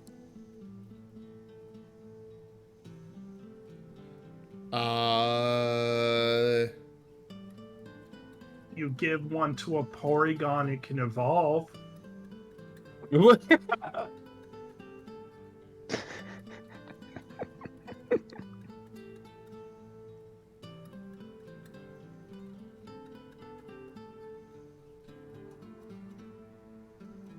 Oh my god. Yeah, I guess that would be a rather dubious disc now, wouldn't it? A dubious disc, you say? Oh, hey, here's a set of the table coasters that are, floppy disks. You know, that's a good use of a floppy disk. How much are those? Pack of 6 is $10.99. They're not actually floppy disks. They're just silicone coasters. Well, that's just bullshit then, actually. Because if that's not even a real floppy disk, then you're basically paying floppy disk price for something that's not even a real floppy disk. You're paying that price for a piece of wood that keeps your desk or coffee table not wet. Well, it's basically a coaster then. Yes! Huzzah. Huzzah. 5 for 5. Coasters should not be that expensive. I have a coaster with my family's crest on it, and I'm pretty sure I got that for like $2.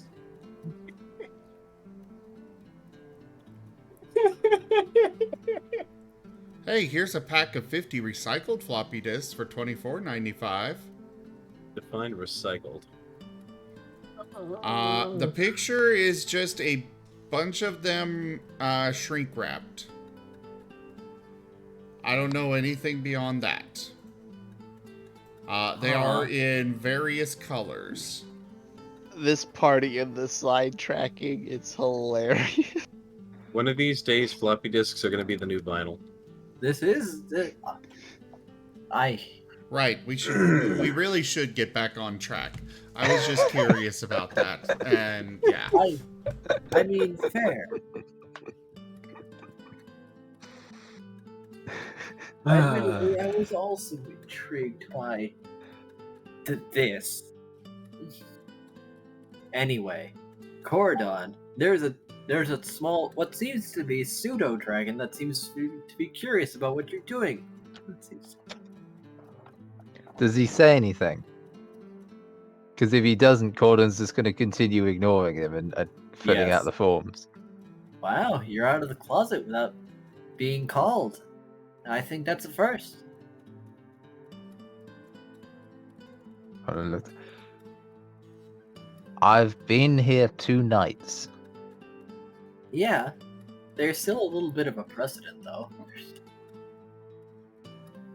I suppose you are correct. So, hi. I don't know if we've been introduced. I'm Kalseru. Greetings, Calso. My name is Cordan.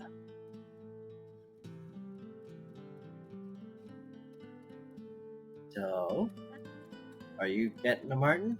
I can't imagine why else you'd be doing all that stuff.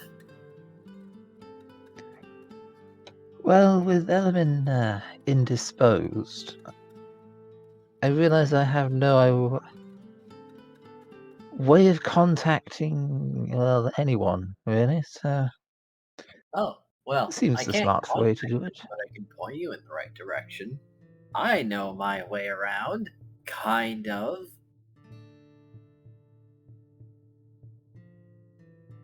What could possibly go wrong? I at least know the way to 2 people's houses. And the Boros. Do you know where to find the rest of his group? That Zim fellow or Cirrus?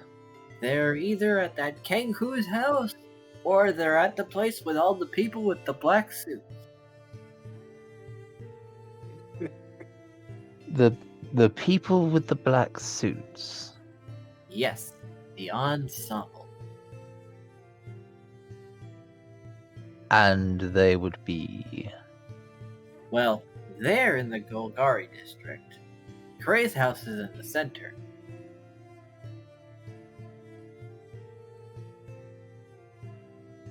I would be gratified if you could show me the way to Kray, was it? Kray's house.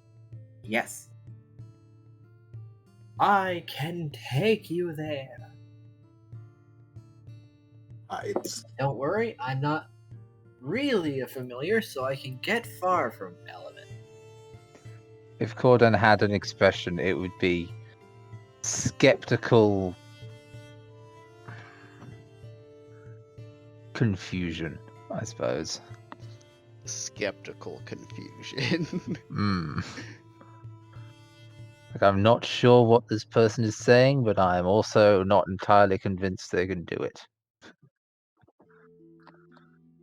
Or I what don't- they are going to do. now it's a challenge. I don't understand what you're saying, and what I'm understanding, I'm skeptical of. That's I need exactly.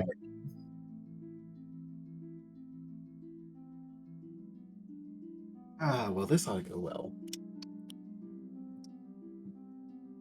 Onward to adventure. Onward to adventure. Onward to adventure.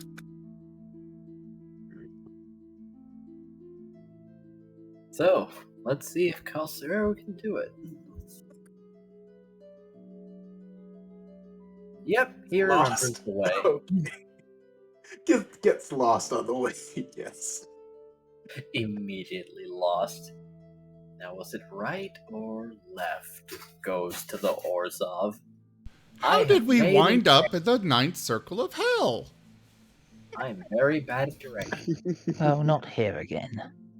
You wound up at the 9th circle of hell looking for your fridge. I'm not a wise man. Rubicon says sup. Oh, hello there. Were you looking for us? No. It's me, your best friend Satan. Satan. What I are you was- doing in my kitchen? Get out. I'm just here on errands with Rubicon. Oh, that. Alright, fine.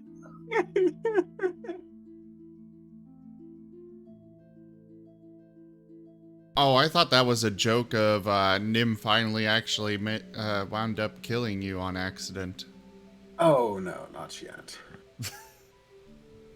I think you would know if you did that. He doesn't remember burning the guy to death, so... Yeah, but that was because he was evil, Nib. Uh-oh. Briefly possessed by evil.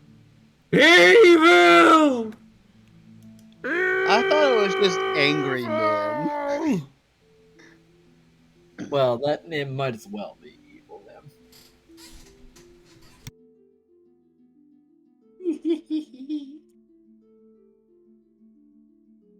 I blame the extra set of wings. No.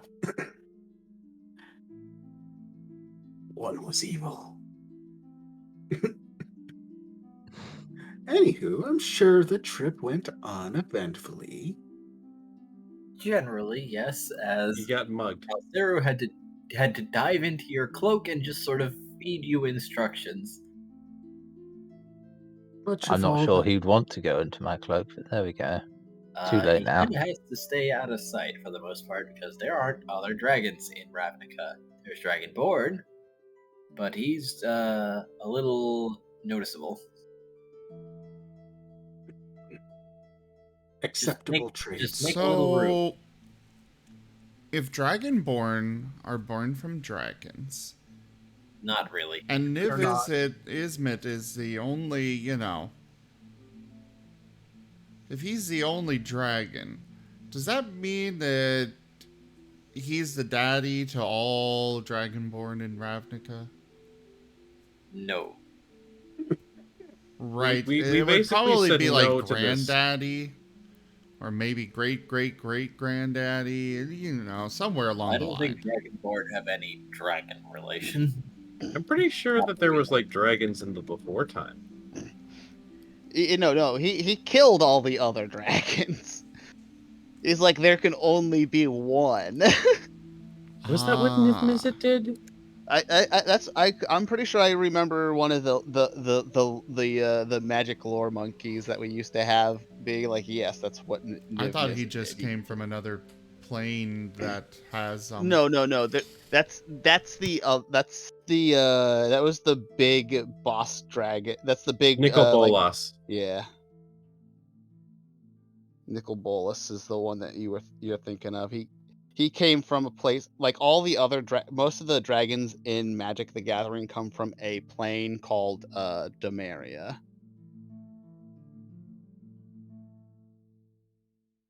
Nicol Or a Bolas has lot of been in them the do. game for a good long time, and he's been trying to fuck everything up since. fun. Also, I don't know if... I mean, I guess with D&D now, Dragonborn do canonically exist, but, like... Before D&D, I don't know if Dragonborn were really a thing in MTG. Like, most of them were, like, Lizon and stuff like that.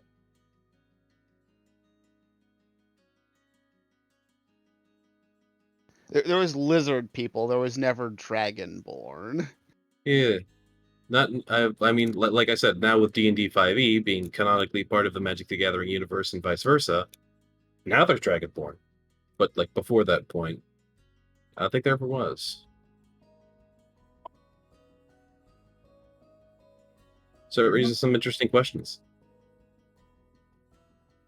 Anyways, tangent over.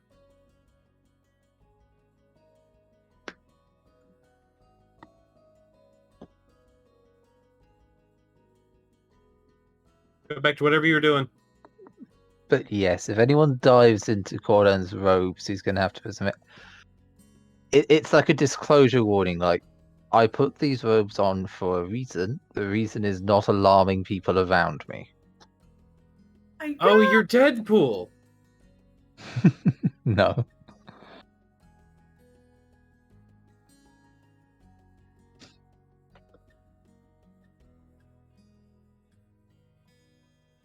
Not as mutilated as Deadpool. Not as, but still mutilated. I mean, more mutilated to try and fit into robes and look vaguely humanoid. Ah, I see. You're the Blob. I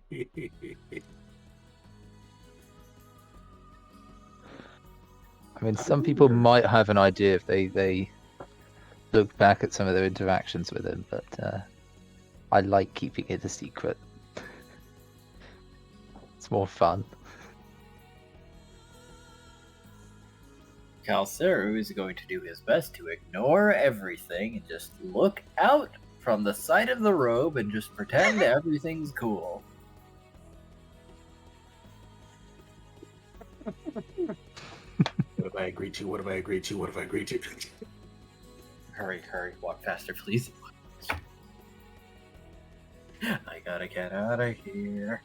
I mean, to be fair, he's wearing armor and then over the top of him, and then robes over the top of that. So if you're inside the robes, you're against the armor. Mm. But it still feels not as expected. Oh boy. But anyway, yes, he does point you in the direction of Cray's house.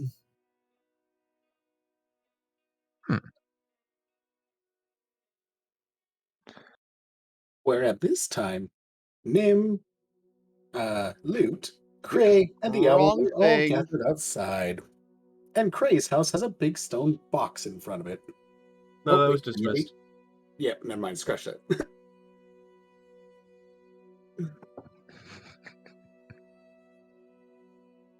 I'm sure that's got to be a lovely sight to see on approach. Gray's heading inside to make more tea.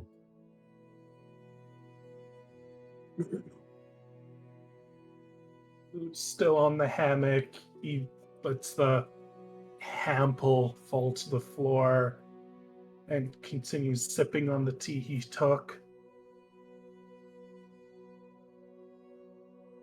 The owl is still dubious about whether either of them still need any healing or not, but otherwise the owl is just kind of standing down and not really sure what to do with things, as this was not intended.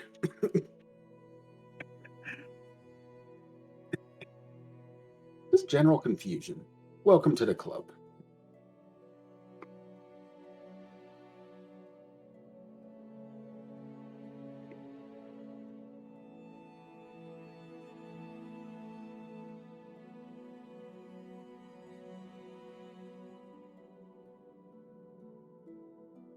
Hello.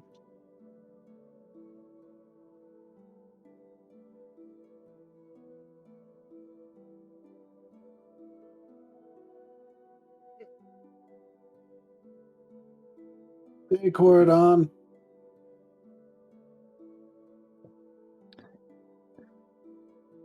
Ah, he was right.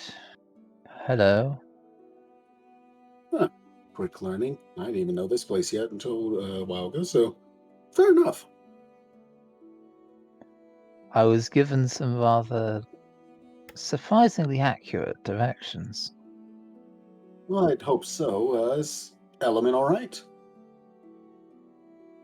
Ah, I believe he is healthy, just under the weather. He's staying in his room today.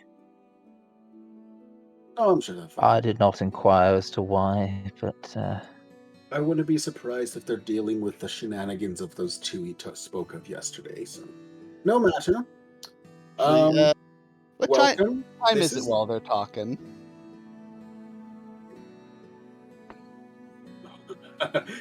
Just get everyone here. Dusty! Yes. This isn't an abnormal occurrence. What would since they're at the hideout now, I'm assuming, or no, they're at they're at they're at Gray's Gray's house. house. This is specifically Cray's house. Yeah, never mind then. I would go there. Anywho, Coridon, Loot, Coridon. I believe you two have met already. They were the one that met Oswald. ah, Yeah. yes, the fellow from the street. Greetings. Good to meet you again.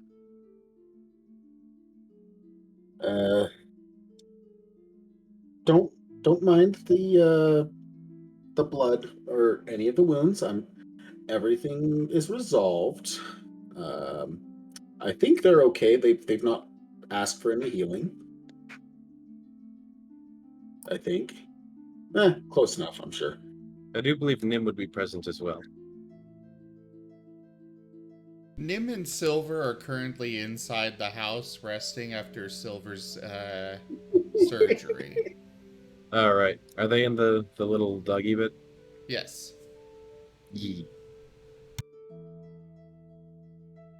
Nim's inside if you need him. Cray, where are you? Ray went inside to make tea, so he's in the kitchen making tea. And Craig's inside as well.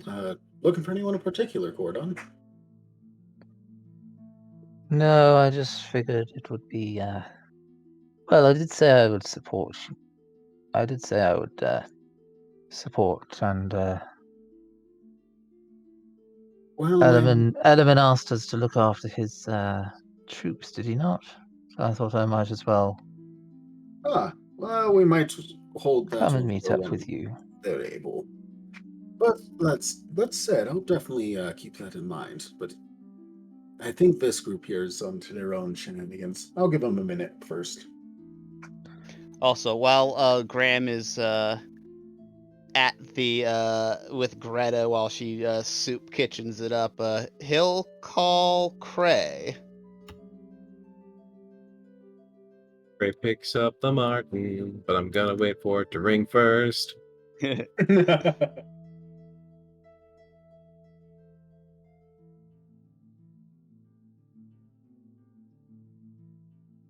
Maybe Zim has imploded.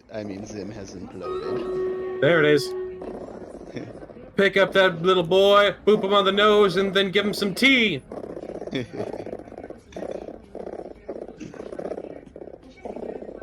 Graham will be like, "Hey, Cray. Hello.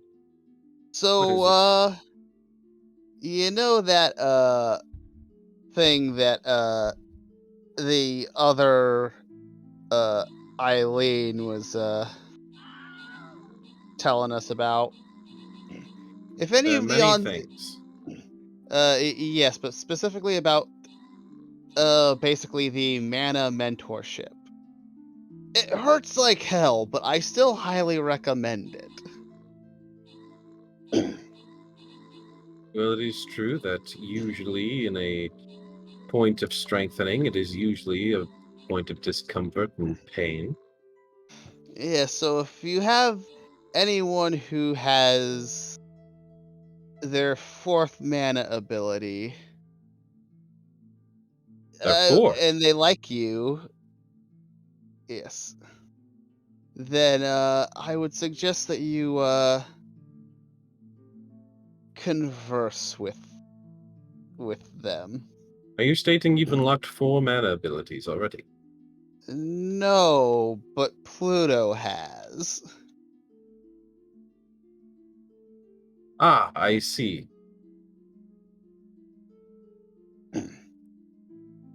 And it gave me some of the benefits of getting to that point, I think, from what Pluto was telling me. I definitely Interesting. feel a lot stronger.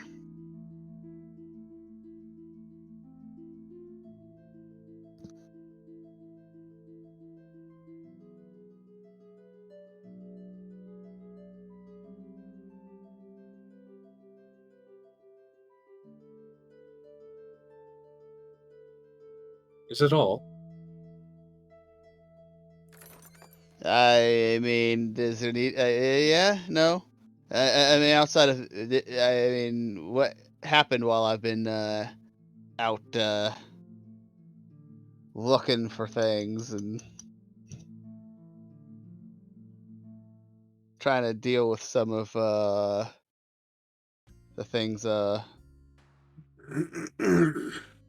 Would Graham still remember Mammon's name, or is it just her face and appearance that he can't remember or has trouble remembering? He can remember the name. Basically, every detail of her appearance is an enigma. All right. So it'll be like, yeah, the thing. I'm just doing some things that Mammon kind of brought up.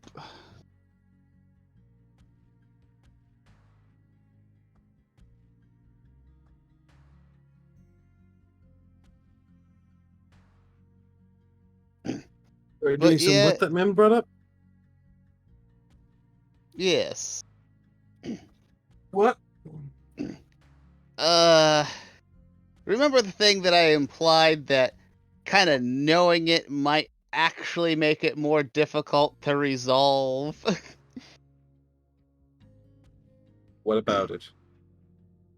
Well, Mammon told me that Oswald was kinda on the brink of, swinging towards the bad side. I think I handled that?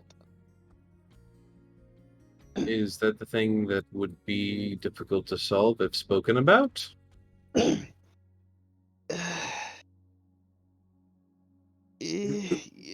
Yes,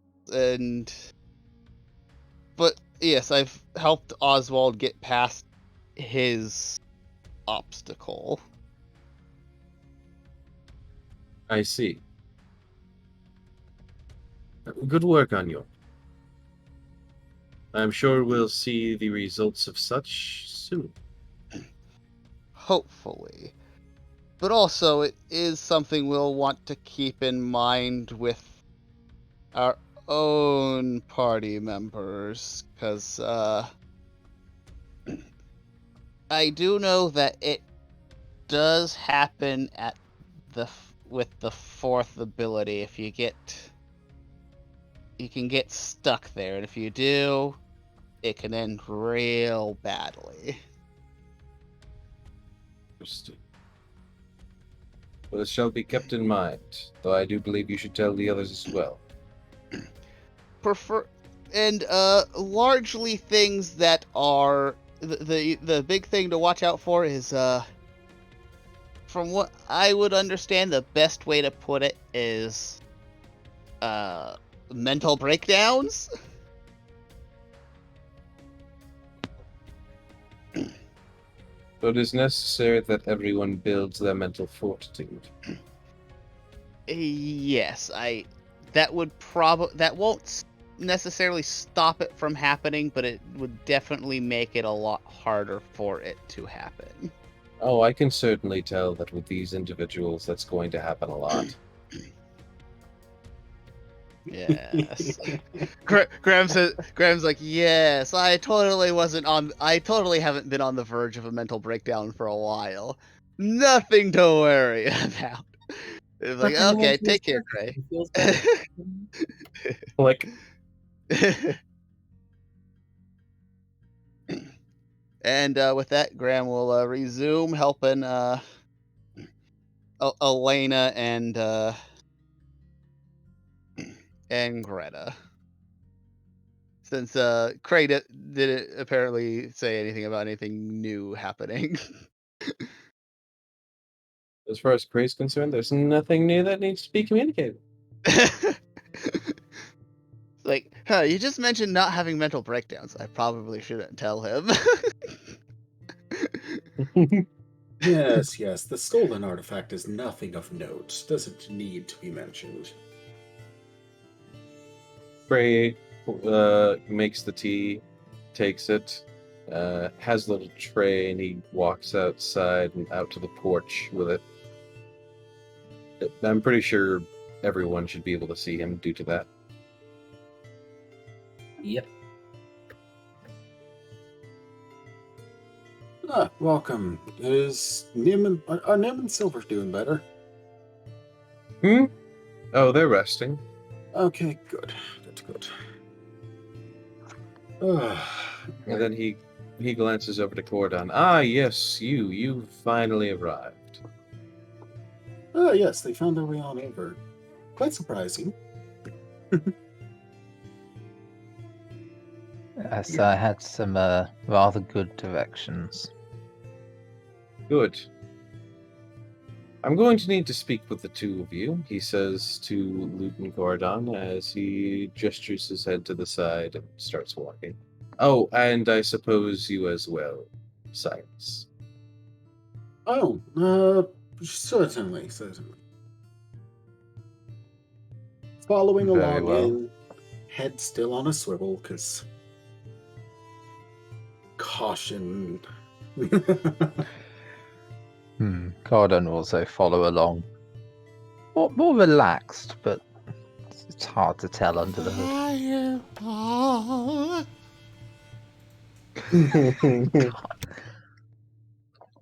Okay, Luke just slides out of that hammock and Fuck. follows along as if nothing has happened. That clothing's gonna need some repair and cleaning. Right. All in due time. All in due time. One thing at a time. Now Made then, of silk. have some tea. And he sets up cups on the little table that's on the deck. Much obliged. If all of you are seeking to pull your weight in some capacity with our fellowship, then you are going to all be expected at one point or another to engage in combat. Are you all somewhat proficient in combat? Sips tea.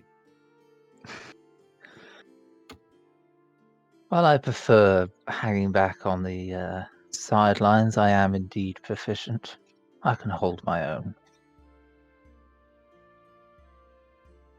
I survived fighting against both Nim and his little dog too for about half a minute.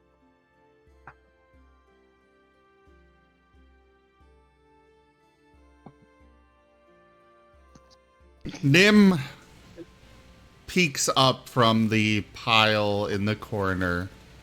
We're outside. You didn't For the hear record. that. I was under the impression you guys went inside. Okay, good. Oh, No, we're on the deck. Okay. The porch. I believe. Yeah. Okay, I thought you had Where- gone inside. The owl, but nonetheless, is staring in concern at the door for just a minute. I mean, there is a door, but it's like behind a bar, and you would know it goes to the kitchen. Ah, That's the only door visible. still. I guess- Well, then head on a swivel, just listening about for any concerning sounds. Digi, if you want, you can share the map again. I think I'll do just that, actually. Go dig it up. Frey will look at Cyrus as the other two had spoken to some effect, and now he's looking to Cyrus as though, like, waiting for his response. Acceptably so, though I'm questioning how well I'd hold up with this group, but I know how to hold back and keep away from it if need be, or handle myself somewhat.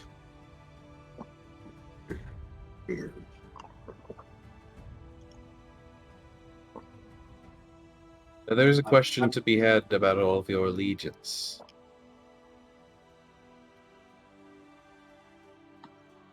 Aye. After all, I know nothing about most of you.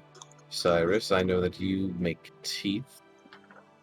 Lute, I know that you are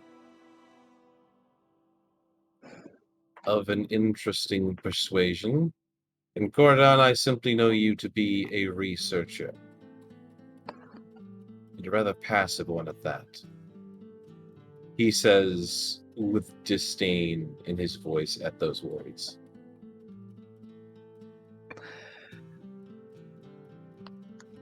You have something against researchers? I have something against those who do not have a voice for themselves.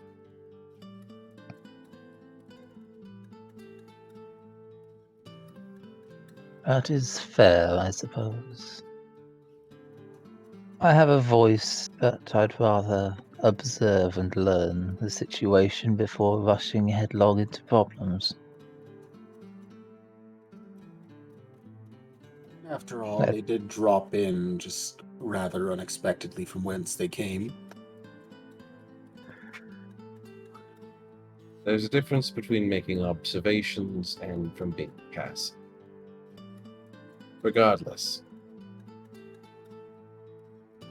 it's going to take some time to form a proper bond of trust, especially in this line of work. Therefore, I will likely be seeking employment within the next few days, something of the sort that can show us your skill sets. I assume this is amicable.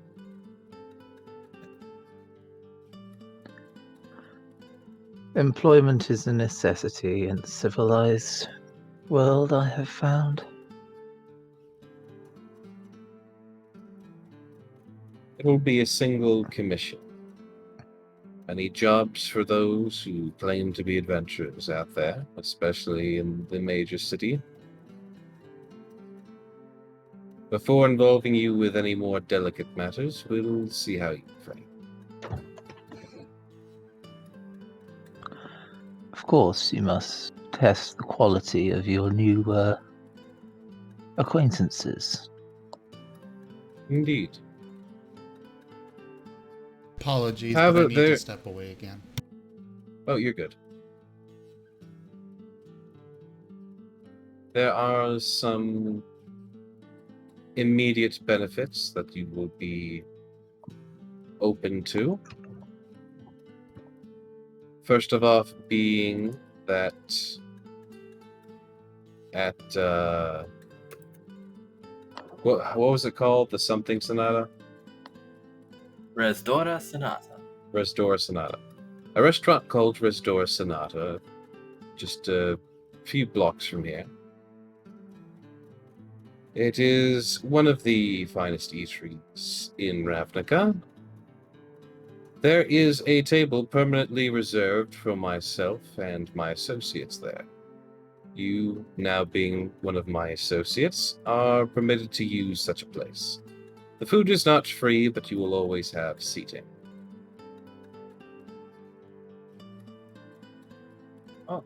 Definitely Noted. have to try the eatery. It is noted that Nim Bonechamp does work there. He is one of their better. He is one of their finest chefs. I better not go there.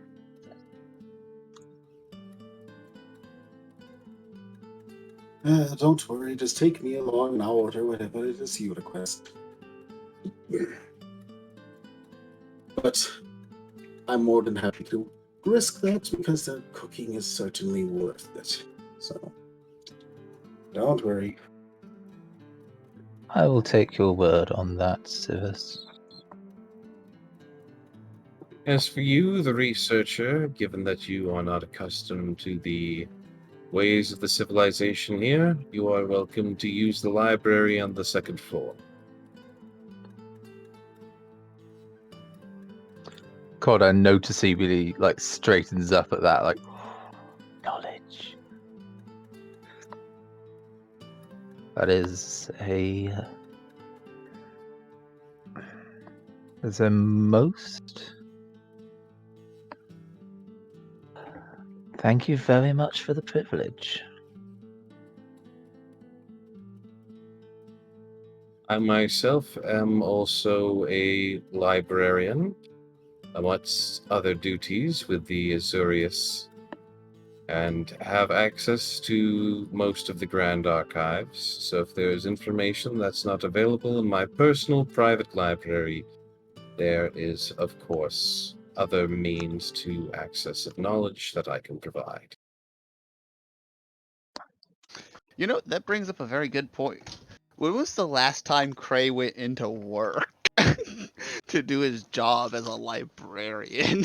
Yesterday Yesterday. and today. Oh, Yeah, Gray has been attending his job periodically. It's been basically a footnote, but he has been doing it. the Azurius knows what Craze is doing, so they're not going to obligate him. He's got certain freedoms at the moment. But Cray is also the kind of guy who's like, I want to show up to work anyway. There could be something interesting going. Like someone doppelganging me. Yep, that Ah, was did- an incident. Did that happen? Who was Yes. doppelganging you? Did we determine if it was a Simic spy? Or not Simic, It was a Demir spy? shapeshifter that was asking for your help, which led to the memory modification place. Oh, right, yeah. That was how we ended up Hello. Ah, yes, that guy. Okay. Yeah, Mr. I miss Corp. him. I miss Gordon. Hello. Hello. One of our numerous running jokes. By the way, I don't know when Greta is going to be done with her soup kitchen thing, but if we get into the late night, Graham is absolutely gonna go hunt down his I mean, the line is long, and people do want more than one bowl very frequently. So it does start getting rowdy. But then Greta hefts a mallet and asks them to make a line, nice and tidy like. Again, Graham isn't really worried about her safety. It's more or less, her just not having like a moment of just murder hobo. However, She's Also- also pretty sure Elena could more or less handle at this point. yeah, she's helping because she knows the kitchen now. She was with Nim during his hell training. Also, for each of you, Aye. it's my understanding the majority of you, in fact, I believe all of you, do not have access to a guild. Is that correct? Element Yeah. has informed me of such and the importance.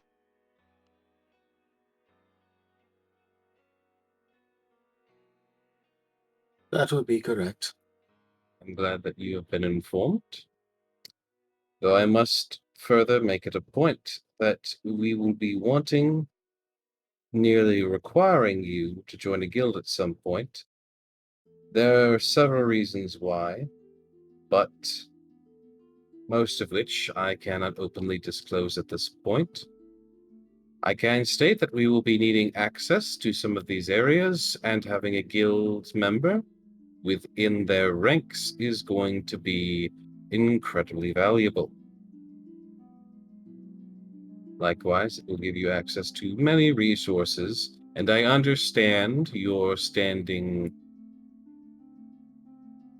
reservations with joining a guild loot, specifically.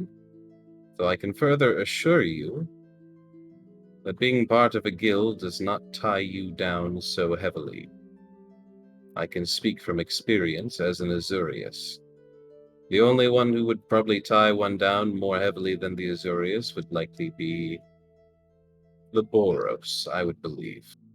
Or the Orzhov. But the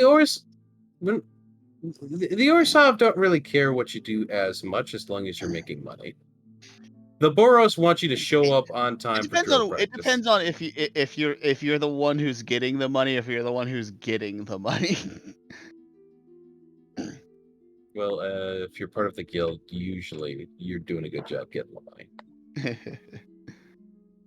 I mean, if you're like one of the people who they've had like sign a contract, like, okay, you're one of us now. Go get me money, or else I'm stealing your soul. Like, please sign this paper that gives us all of your possessions. Welcome to the Church of the Orzhov. Generally speaking, judging by your most basic presenting attributes, Loot, I would recommend the Ratgos. Gordon, I would recommend either the Simic or the Izzet. And Cyrus, I would almost want to say Golgari for you.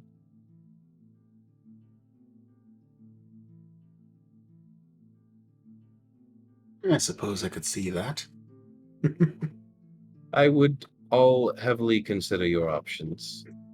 And again, I must press that you find yourselves a guild at some point for a variety of reasons. Again, most of which I cannot disclose until we have formed a greater trust. Also, slight side note: the Rakdos are the people who are they are like a bunch of bloodthirsty carnies, basically. No, not all of them. Not all of them, but that's a lot of them tend to be kind of a what most would consider like a deviant nature and They're violent. the rat ghosts in general are hedonists. They Yeah. seek pleasure in all forms.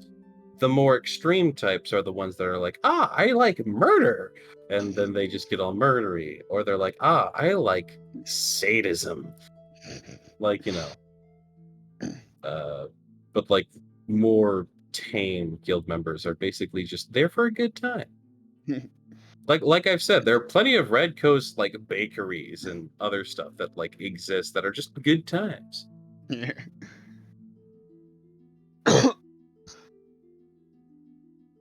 And the Golgari are basically necromancers. But you gotta remember, they're also the kind that like feed the poor. Surprisingly, Yep.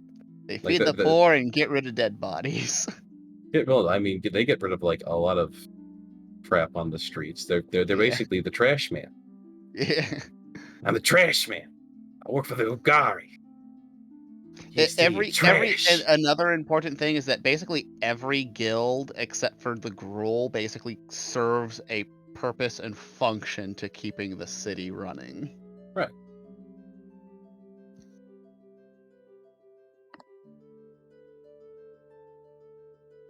I like to think like the majority of people in the Red Coast are just like Alistar from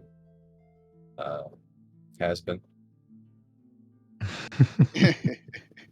He just wants some entertainment. God, I love that character. He's the right color palette. I suppose if there's anything, that would be reason enough to consider, finally. Anyways, while I get something sorted out, Luke, Yeah, I will also mention the Rakdos, their leader, is like a full-blown demon too. no, he is. Straight up, he is. But like, whatever. As far as a like D&D campaign demon, he's probably pretty cool. Oh, Ruvikin.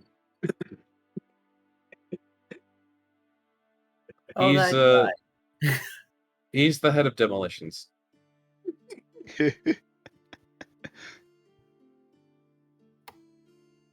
All right. I'll see about making it formal then. Indeed. Though don't worry, it's not like anyone hasn't left a guild before. There may be some complications with it, depending on which guild you go with, but people have changed guilds or left guilds before, so if any of you feel so inconvenienced by it, once our line of work is done, you can all feel free to disappear as far as your guild is concerned.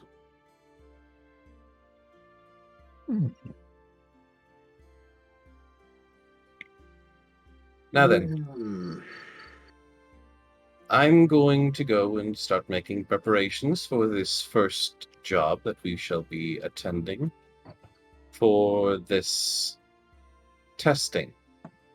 Gordon, if you'd like to join me, I shall be heading upstairs, so I shall show you the library. I shall take you up on that generous offer, thank you. Just nods his head once, as is like, his large hat just like momentarily conceals his face. And then he, stands back up straight and starts walking. Corridon rises and follows him. Back of this bar here. Nice and so. And Nim's just chilling there, it seems. And Luke now has the entire pot of tea to himself. His strategy has paid off. Wait, was I taken away? I apologize, I missed. Oh, Nope, also, Graham Gordon. would probably inform Cray of his plan to potentially hunt down the Orzhov member of his family that was potentially going to cause, that was basically having Oswald cause the trouble. Oh, he wishes you good luck. All right. He would question how powerful your family is. It'd basically be a depends on the person. Do you think it would be a good opportunity to test the allegiance of individuals who we do not know the alignment of yet? Quite possibly. Stop by the house.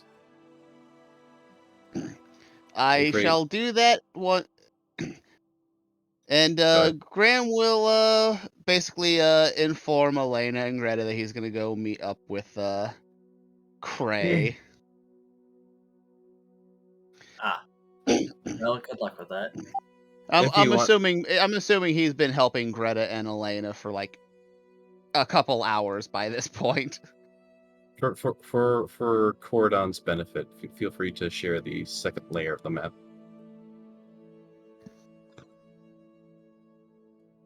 Good point. I must show this boy how big that library is. All right. Unfortunately, I took on the British style, so the first floor is the American second floor. The British do that? Dutch as well. Those monsters. Ground floor to 0. That's so inconvenient. Well, ground 0. And then there's the first floor above the ground 0. Yeah, ground So floor, on. first floor, second floor. Exactly. It makes sense. Only truly civilized countries do it that way. I could have sworn that there was more rooms. There's a second floor also. No, you mean a third floor? Yeah. No, second floor. See, that's implying that the ground floor has no flooring and it's just ground. House Oh, it's is a like, good size for a library, though. yeah, this house Yes. is like 90% hold on. bedroom. I think I did get this a little mixed up. Actually, it's more. It's closer to think- like 45%. Yeah, hold on. I think that is the second floor. I've got 2 first floors. Hold on. Excuse me. I know while one is basically like Cray's room. Ah, yes, the one the owl got showed to. Which, for reference, I had no idea what all of these floor plans look like, so I don't know what Cirrus would have thought of all of it. I just assumed that they were relatively equivalent enough that the owl could be mistakenly given it.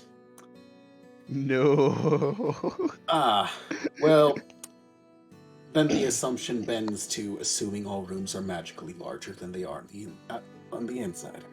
Nonetheless, This is a very have magical maps. house. I This am is- wait, hold on. The only magic about this house is the warding. Yes, the outside of the house looks very magical if you look at it. I am very scared of the room on the bottom left. No, Oh, no. that's the corn room. That's where Cray keeps his not slave snake named Corn, who's a tinkerer. Oh, that's Corn's room. Yeah, Yes. no, I just had two Oh. different. I just had 2 different versions of the same floor, labeled differently. All right. woo! I guess one was probably pre-corn. It's just like it's like a bedroom, but there's like nails and hammers and That's his Fires. workbench. And the rest of it is like wall to That's wall, identifies floor to it. ceiling pillows. You could burrow through them. He like literally the player emoted that he was taking a whole bunch of pillows from the main floor, stuffing them in his room, and then locking the door and staying in there. And so I was like, okay, I'm gonna change the map to reflect that. oh, it's a And creepy, creepy room. he was formerly a player artificer. So I was like, okay, I'm going to give him some artificer tools, a little bench in there, and there's all the pillows, and everything's kind of Very jolstered about. I assume that like that corn is basically like a live-in handyman for Cray now. More or less, I guess. I think in And a few potion capable. I just got back, and I do have a quick side question here. What's that? Rob, what do you call a floor that is, it has a raised foundation? Because then floor. no, like the floor of a house. You say that you start with the ground floor. Yeah. But that one's not level with the ground. So how is it a ground floor? It's the base level of the house. Anything above or below it would either be, a basement or a cellar, I suppose. Or, first floor, second floor, third floor. That's not even getting into the weird half floors that exist in some houses. Like, I was gonna say, I always call Ah, those is that what you were bunkers. meaning? Yes. We had that in an old house we used to stay in, and it was like a nice level floor through most of the house, and then the back of the house was like 1.5 feet up the hill. And rather than like account for digging out a foundation, they just went, we'll put a step in and make the doorway slightly taller. Problem solved. I have some cousins who have a house that's like walking up to it, you're on ground level, but then when you get to the back, like the house goes through like a hill. So the basement goes to ground level from the front door. Like from the front door, you can go downstairs into the basement, but the basement is on ground level at the, like when you walk to the back of the basement, there's screen doors. So what would that be? That's a weird house. that's still a basement. Sounds like a house on the Isle of Wight, to be honest. Well, that's the joys of the ground I- floor, zero floor. You can set it wherever the hell you want. I don't like it. You start counting with 1. Unless you're talking about programming, then you start with 0. The base level is 0. 1 is up. You only start with 0 in programming.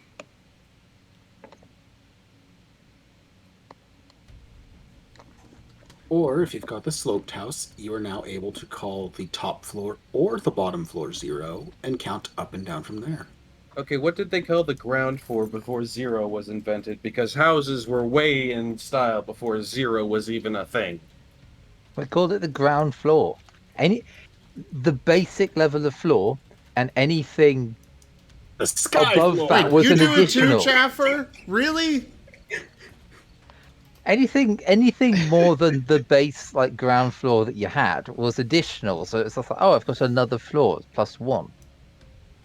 There we go. First floor. All right, so that would be the second floor because you've already got 1 floor. No, because we've got the ground floor. Yes, that is a floor. That is 1. Okay, so for your We kings did- and we queens, did did it you start first. with King Henry the 0th? It's just King No, Henry. you start. No, it's King Henry. Yeah. Okay, so Second one is King Henry the Second. So then you I- would the- be the the reason second why one they would be call- King Henry the First then. What? I can why almost are you? guarantee- Why are you Yanks getting on at the old? We're the old world. We did it first. Fuck you. Yeah, I can guarantee you the reason why it's probably called a ground floor there is because they probably didn't actually used to have a floor on the ground floor. Yeah. Okay, I can see that being an explanation. And then they just never changed it whenever they started I mean, actually adding considering floors to that- the ground. Yeah, we used to build houses that were up until a long way through the Middle Ages were just like hard packed dirt. You'd hard pack the dirt, and then you'd build your house straight on top of that. Maybe put a few Okay. rush rugs down, Okay. and then you'd Yeah, actually build a can- floor to put above, and that would be your first floor. God, I'm sorry. We've just been so privileged living out here with floors that aren't made of fucking dirt. to be fair, by the time they got over to the U.S. area, North America, they already understood the concept The of ability flooring to on put the floors ground. in was made a lot Yeah. cheaper and easier. So, yeah. Damn, those wood Okay. planks are Architecture pretty major. great. Yeah. I accept this. I've made one the door house. That was fun. My knowledge of architecture also Jaffer? also saved the party one time. No, Residential doors don't open that way. Only Jaffer commercial is doors open that completely way. fine. I just imagine this whole argument happened in character as you were going to the library. And it's like, here's the first floor, and he was like, "What? You mean No, the... you mean the second floor." Hey, Hey, Corridon no, from another hold dimension. on. The chat here. No. First off, we literally drive on the right side of the road. The correct side. It is literally the right side of the road. Okay, we should really get back to it. Yeah, but you also have only recently started adopting roundabouts. So That is fair. That is something that we really needed to have had long ago. Listen, there's a bunch of shit the U.S. needs to get on. I'm not saying that this country is great. I'm just saying that there are some things that we do that are kind of, logical. no, Some I things. refuse. Some things. Oh A no! couple of things against the 1,000. Yeah, sure, I will agree to that. Also, I Jennifer, just- if you're saying that... Why have we gotten on to... Let's We leave might- politics and go back to Fantasyland, please. Fuck's sake. I just also want to point out, we invented the vehicle, the actual motorized vehicle. That was the Germans, I do believe. I want Element back. Where's my European we buddy? invented the mass production of Element's not from motorized Europe, vehicles. he's from the US. Oh fuck. Okay, never mind. So what's so special about this library? It's got knowledge big in for, it. for the size of his house. So there's these things called books, Wait, and those what are you books have talking words about, inside Jaffer? of We it. drive on the right side. And dance on the right side of the road to keep their sword hand free. I am so confused Listen. here. Jaffer's saying we drive on the left, but we drive on the right. I think he's talking about in Britain. Also, In I like Britain, how yeah. Oh. I like how he's saying yes, you need to keep your right hand free for guns and stuff, and it's like, my God, we're gun crazy, but we don't even do that They said for swords, you twit. for weapons.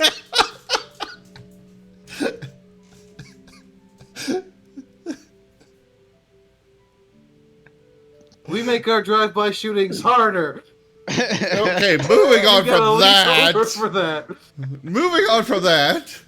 I would like to leave the real world politics and argue about the fantasy politics. Yes, let's return to fantasy. Yeah, like how the hell can you guys put such an evil dragon in charge? He's a not dragon! evil. You don't He's get a not choice! evil. Yeah, It's you a tell him. dragon. Let's see how. It is a red dragon. Dragon That with is a powerful that breath is attack. outright evil. I He's know, let's hold a he vote. is a red and blue dragon. That just He's means multiple- double the evil. Quick, Digi, hypothetical fight against the dragon now. No. A real fight against Nim versus the dragon. If he ever Nim wants versus to give it a Nim go, I will allow it. Consequences and all.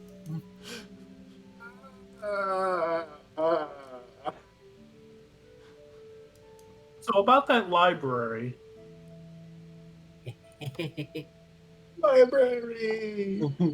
Okay, we can get back to the. Lovely. You guys wanted me to argue, in-game politics, so that was my first Also, go-to. We've But also we can mentioned get that there's back to a the game. literal There's also a faction literally run by a demon. Yes. And Nim is worried about the dragon. Well, mostly because Nim wants to eat the dragon. Of course he does. It's less about the color and more an excuse. Well, no, he wouldn't go out. He would have no problem if it was one of the good dragons. You know, the metallic ones. I posted a meme, Guild Tales. How on then? Wait, we have a fan art thing? Fan art thing.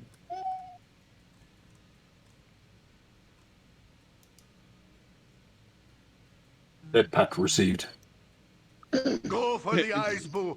Go for the eyes! Rusk!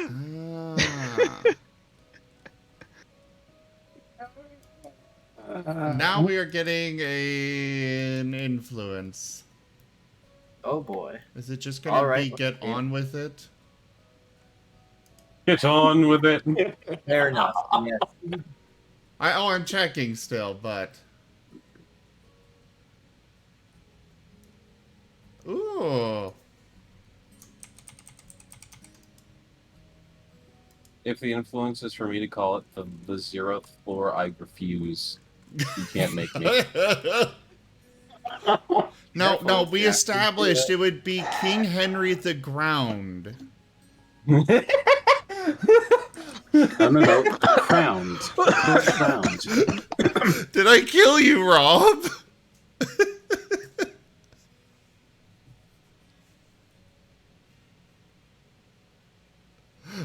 All right, Nim, did you really say those things about Niv Mizzet?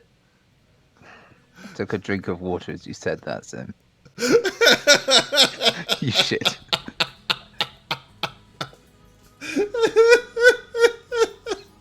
Because I need to figure out what the party's really talking about first and foremost. No, Nim would not be actually saying that, unfortunately. Nim is still resting with Silver. The owl. Yeah, the The owl rest is are still upstairs.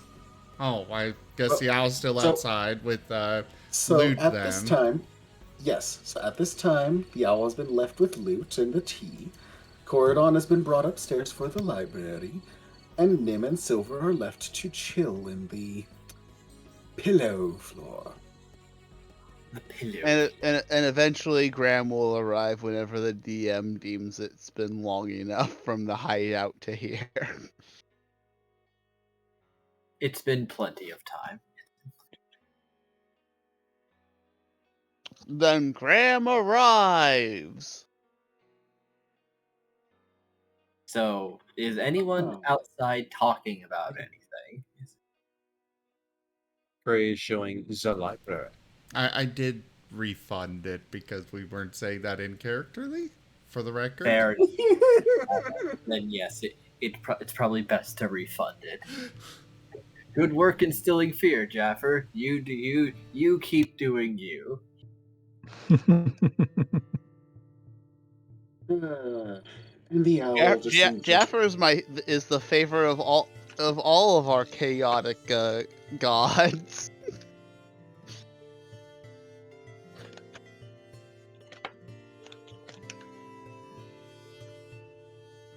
Don't worry, just wait until Service dies. No. All is well.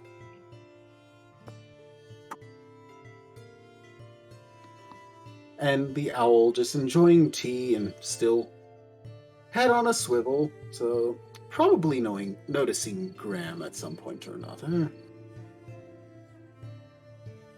Graham will see you as he arrives and wave like, hey. Greetings. Most of them are inside, I do believe, if you're looking for the others. What was your name again? Pardon, it's My been a name day. is Graham. Right, Graham. Thank you. this here with me out here is Loot. Not suspicious at all that he doesn't give a last name. There are those that call me Tim. The owl is hardly suspicious, considering that the circumstances around Cray. So, quick thing. Whoa, Yes? you seem to have a cricket infestation. Oh, God, give me a moment.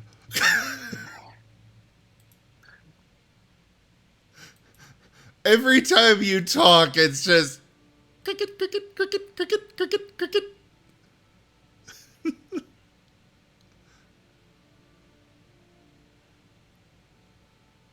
But yes, so Graham will walk over to the owl and notice another person, be like, "Hi."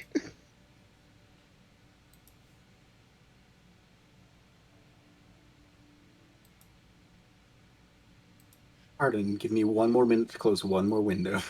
Oh, it's not a problem. I found it funny. I shall hold for just a moment longer, and...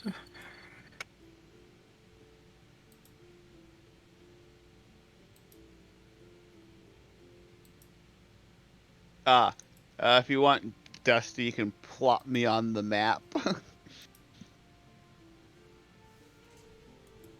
Yes, good idea.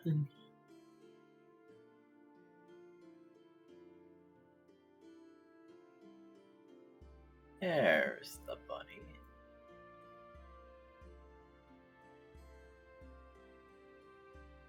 So let's see, Graham would be, where's there? So he'll be like here.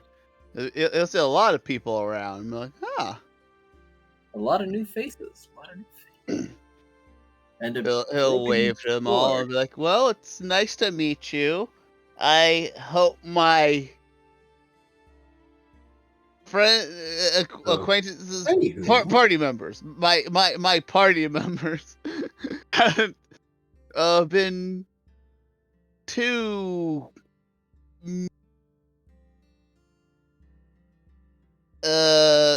too rough on you or too crazy around you."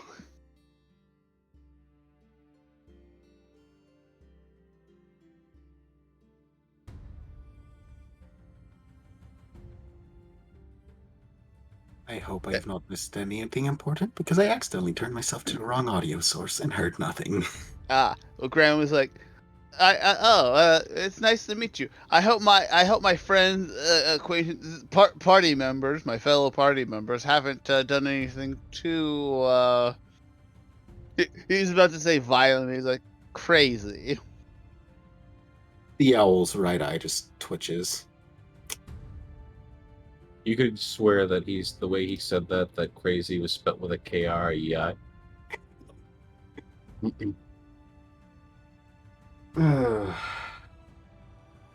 It has been an experience.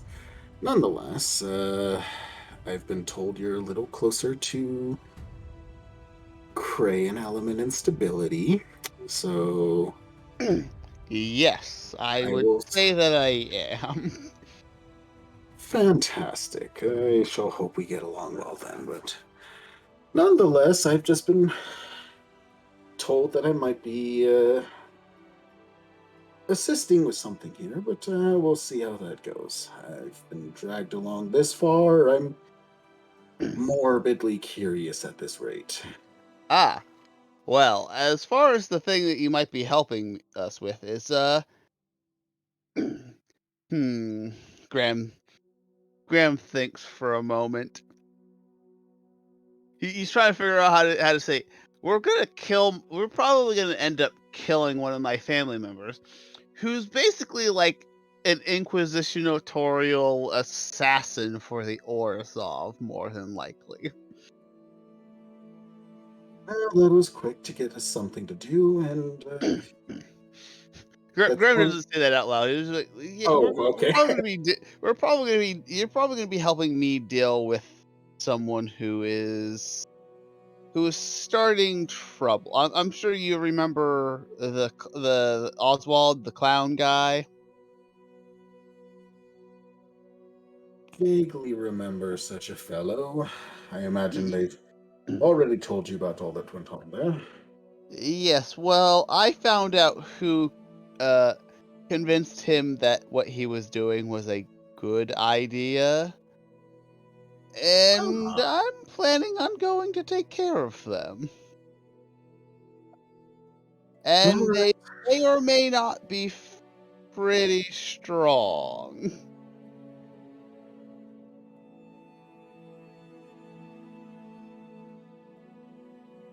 Well, again, I am morbidly curious, so more than happy to go ahead and tag along for this.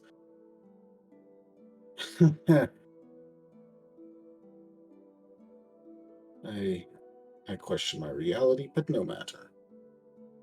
Lute, how about you? How are you feeling about all this? I am doing well. Fantastic. So, at the very minimum, you've got 2 tag-alongs and So, worst case who scenario, is cannon what fodder. is Loot? What does he look like? Oh no! Okay, I'll get the description out. Okay, so Lute is a scantily clad dancer. He's a rabbit. Oh, he's the other rabbit. I remember this now. How do you remember this now? No, because Dusty is told me a few like highlights of things. Oh. He kept going on about that other rabbit. He did. All right. So yeah, Graham will look at Loot. He'll stare very intently for a moment. I'll let Neon actually give the real description. I was just doing the joke Oh there. no. I mean, you're not wrong. The unusually pink and white rabbit stands at about 3'6", carrying himself gracefully and with full command of his surroundings. Their well-toned body wears what appears to be a colorful, almost veil-like fabric jumpsuit opened in such a way that it drapes off the elbows, leaving his torso nearly bare, with a waistcloth going just above the knees. There's a subtle smell of perfume coming from his fur.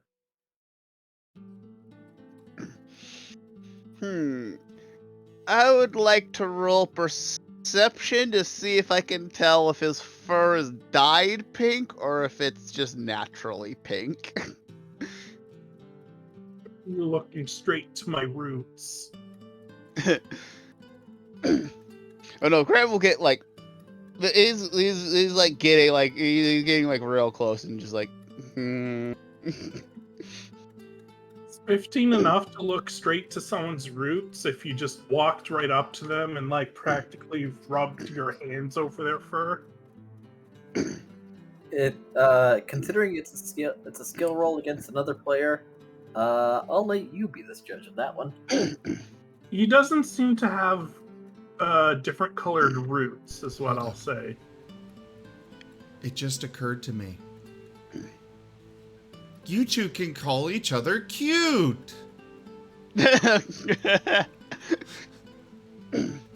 So, as far as Graham can tell, you're a white rabbit that has dyed parts of himself pink. No, I'm saying the opposite. That as far as you can tell, unless magic was involved, it's natural pink. Okay. Grandma will just be like, "Well, it's nice to." The serious look will fade from his face, and he'll step back and be like, "Well, it's nice to meet you, Loot. It was." Yes, Lieutenant.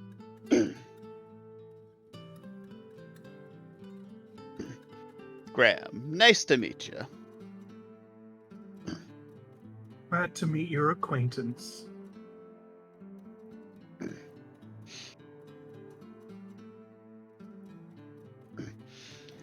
Let's see, who's the other person that we have that we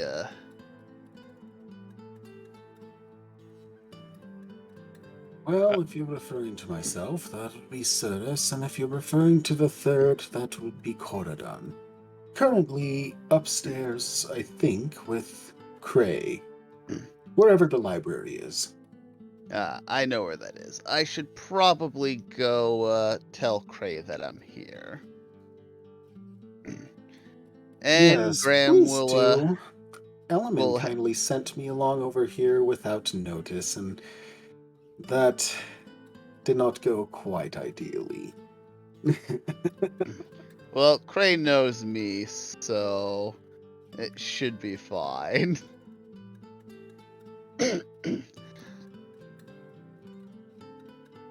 The only place I imagine that would get you in trouble for being in would be Ray's room? Cray's room. Yes, the exact room I was led to. Ah, I see. I've been informed on my luck to be alive. This group likes to kill each other a lot. What? Well, we never get combat against anything else, so we gotta get our aggression out somehow. Graham will just be like, wait, stop, hang on. What's this about killing each other? Oh, right. Graham's look becomes intense and angry. Depends on what you want to say. Hang on. Graham is going to stare try to look as terrifying and as intimidating as he can, and let's see if he'll actually manage it, because he's never managed a successful intimidation.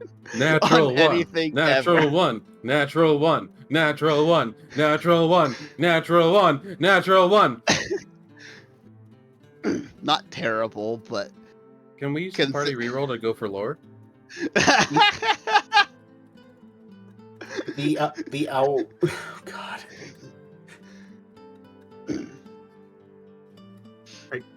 Intimidate me. In response, and with recent events, the owl very quickly switches to a stance ready for flight while drawing daggers, before pausing and waiting to see if anything develops. Oh my god, he's trying to kill me. Because Again. this was a very sudden shift, and the owl has only seen this with one other person. Yeah. And What? the owl is terrified. Oh no, I was told you were mentally stable. So, While by the Graham way, isn't very- quick out of character note. I know you didn't like the whole, Nim fighting you in the last week's session, Neon. sorry, my headset like dropped out real bad, and I heard Wostein say the owl is, and then I heard nothing. He was about to say what he was doing. Okay, we can come back to that in a sec. Just fair warning, Nim does not react well to being called a dog. Or silver. Since it doesn't say, since I don't think the rest of the party informed you of this like they should have. No, they did. Very subtly. Okay. Knowing that you would have killed me twice.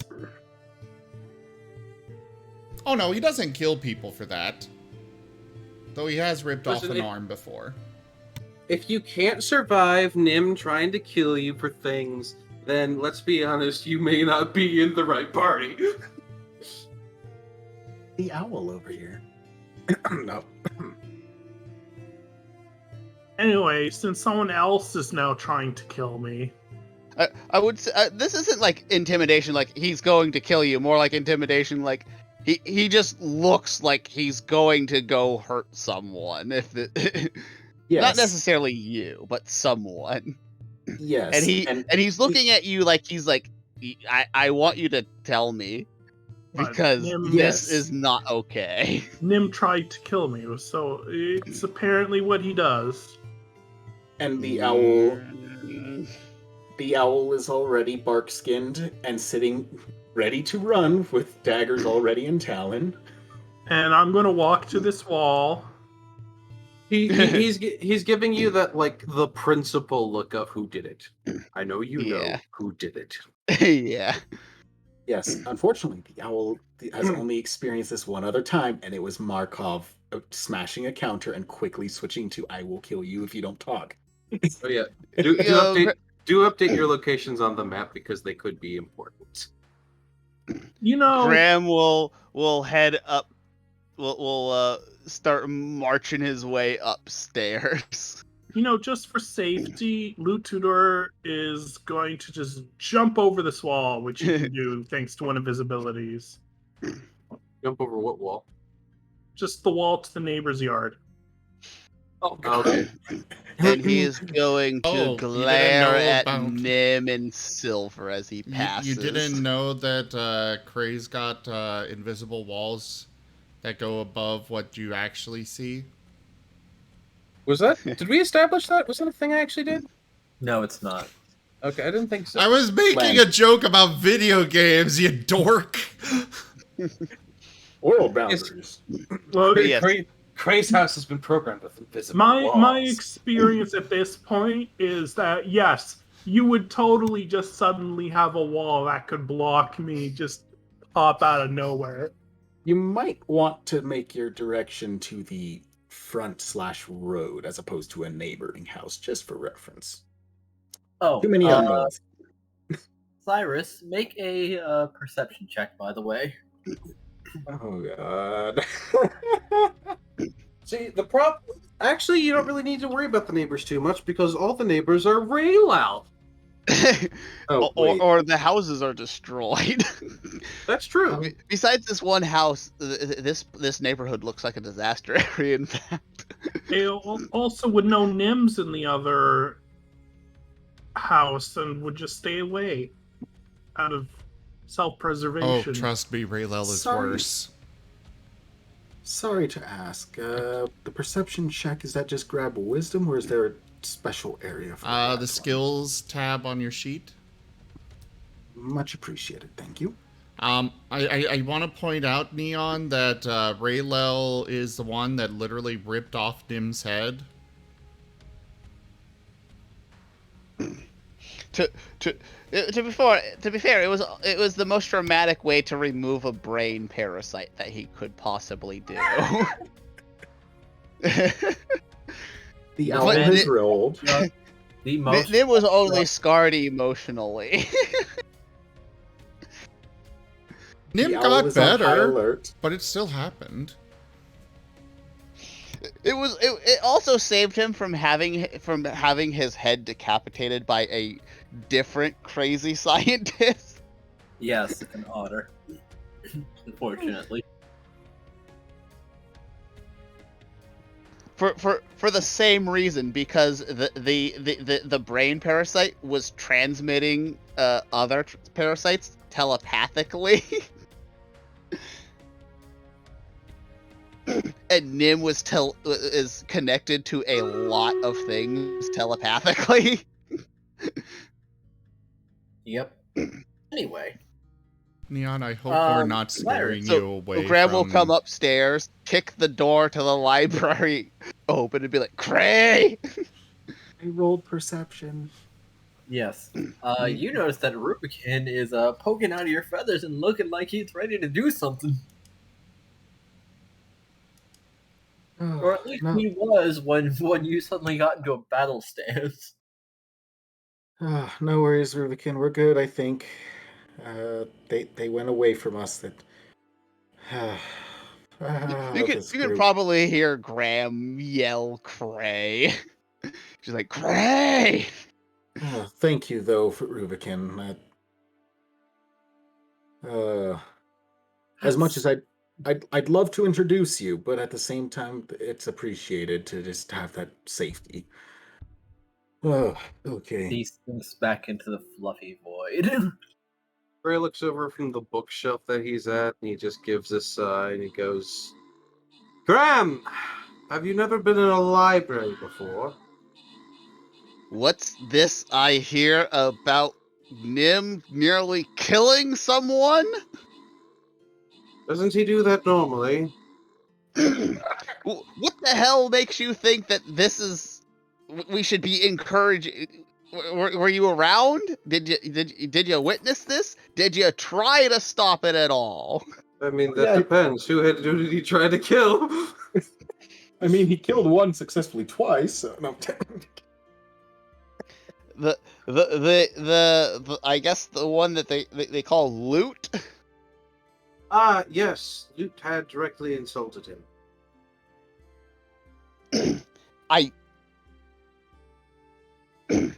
And you let him kill the guy for it. He didn't die. Wasn't going to let that happen. We can't let Nim keep doing this stuff. This is gonna either blow up in all of our faces if we're unlucky, or if we're lucky, it will just blow up in Nim's. And he's basically a naive idiot, and I feel a little bad for him. But we can't let this kind of stuff keep going on. Alright, which action do you prefer to take? Because there are many actions that can be taken to solve such problems. Honestly, I don't know. But if you have any suggestions, I suggest we do them, because again, we can't let this kind of stuff keep continuing to happen. Well, we could Especially see about... if we're going to be working with these people. I mean, I've already heard about, what happened to Cyrus the Owl. Well, if you want a very speedy solution, the most expedited way to do so is likely going to be to have something of a Gias put on him. I assume one of the ensemble could do that. Outside of something so drastic, it's going to take time and conditioning. I've been trying to instill some of these things into him for a long time now. Indeed, and you do not seem terribly successful. No. Well, if you want to take a non-drastic approach, then you are going to have to change how you go about it. Nim seems to enjoy food. Perhaps you can bribe him with food. Why do you not seem to care? As far as I see it, the individuals who have traveled with us have been able to withstand Nim's attacks, and if anything, should have learned and grown stronger from it. If anything, they should know how best to deal with Nim from his outbursts. And I feel as though his attacks on our original members has become greatly diminished. If anything, I'm seeing him more as a decent test to how one can withstand a battle. And honestly, it's done good measures, as Lute himself showed to be somewhat proficient, though Nim himself had strategies that could have become lethal had I allowed them to proceed.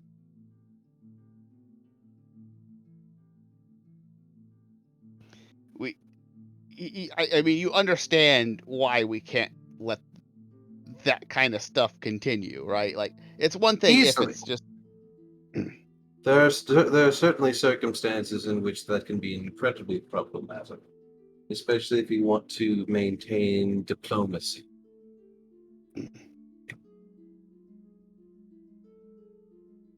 That being said, I've simply seen the solution to this as something best left aside rather than going to extremes. And I would like not to resort to extremes either, but we need to do something, and it needs to have at least some kind of it needs to have some kind of appreciable results without having to take months. We've been together for months. He still barely comprehends even the most basics of living in Ravnica. Indeed, he does. I've provided him with knowledge, and he hasn't seemed to use it too much, which is disappointing. I was much more hoping that he would embrace the chance to go through the knowledge that had been presented to him. I would like some help trying to figure out how we can get at least some understanding of at least some basic, I guess, public etiquette. Yeah, let's start with speaking to him. In the meantime, though, I believe you were on your way here to discuss a job of sorts. I mean, they're probably going to have lots of money on them for sure. Potentially. Truthfully, Again, I don't care about the money. I care about finding out the alignment and skill sets of the individuals who are currently here. well, Take the three that were downstairs, and Cordon here included in that three. Graham will He just look gestures at to Cordon. Cordon. What's Cordon? Who's a man in a cloak. And I don't think we have much outside of that. Cordon just raises a limb and waves. I assume that limb is a hand. It's attached to the upper torso, yeah. Graham is It's inside the sleeve. He just kind of raises it and waves. Graham is gonna actively look at you. And by the way, if you have a hood, the darkness does not shroud you from my vision because I have dark vision. It's a mask. Yeah, there's a mask underneath. Hood and mask. He's basically a plague doctor. Just like completely clad. Hmm. There's a picture somewhere further up in Guild Tales. Anyways, Ooh, I need to see this thing.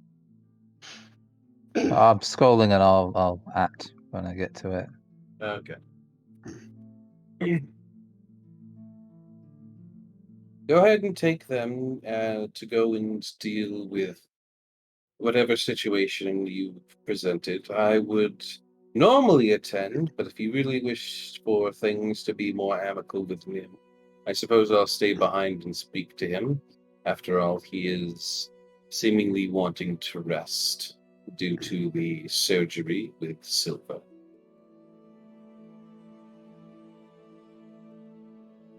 fair enough.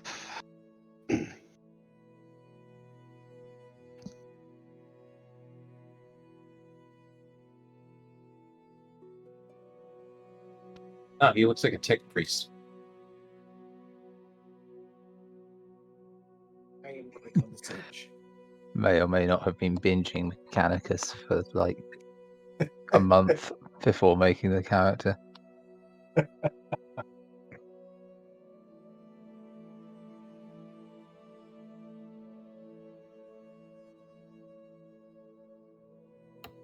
Also, welcome back to this yard loot. I see you've moved back to the hammock. No. So you're basically a cyborg. Graham wouldn't know that, but I know what they are. Yes, this hammock provides some modicum of safety. The I feel. aesthetic is Mechanicus, but he's not a cyborg. I'm gonna make a cannon that, thanks to Locket, that's gonna be a +1 hammock. Anyways, Graham will have Cordon follow him back down as he comes back down here to see Loot and Cyrus, and he'll just let out a long sigh and just pinch the bridge of his nose, like, and this day was going so well. Anyways, who wants to help me kill basically an Inquisitor? Well, Cyrus is still outside. Yeah, no, They did- Graham came down and went back to where he last saw you two. Ah, As you can see by the tokens, you're all there. I apologize. I was reading chat. Anywho. Sounds very Oh. illegal. Graham. Hmm. And Cyrus too, I suppose, plus Corodon. You see a mailman approaching. A what now? A Mailman. Do, And then- do the mailmen not fear coming here with all the crazy batshit stuff that has happened here? Mailmen don't care. Neither I mean, rain nor sleet nor storm, or however the saying goes. Neither rain nor sleet nor wild magic zone. Meanwhile, Oh. Nim is just laying in bed. He just goes sniff, eyes open. I mean, he does drop a package off at Gray's door before walking around the side of the house after pulling out like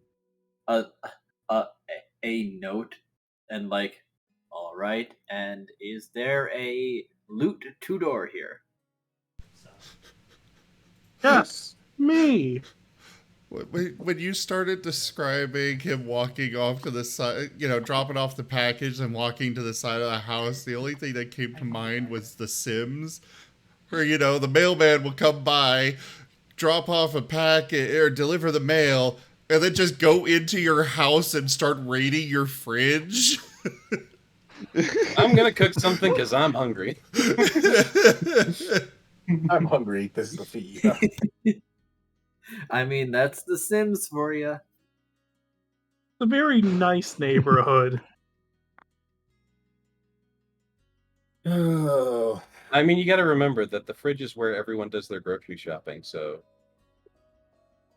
All right.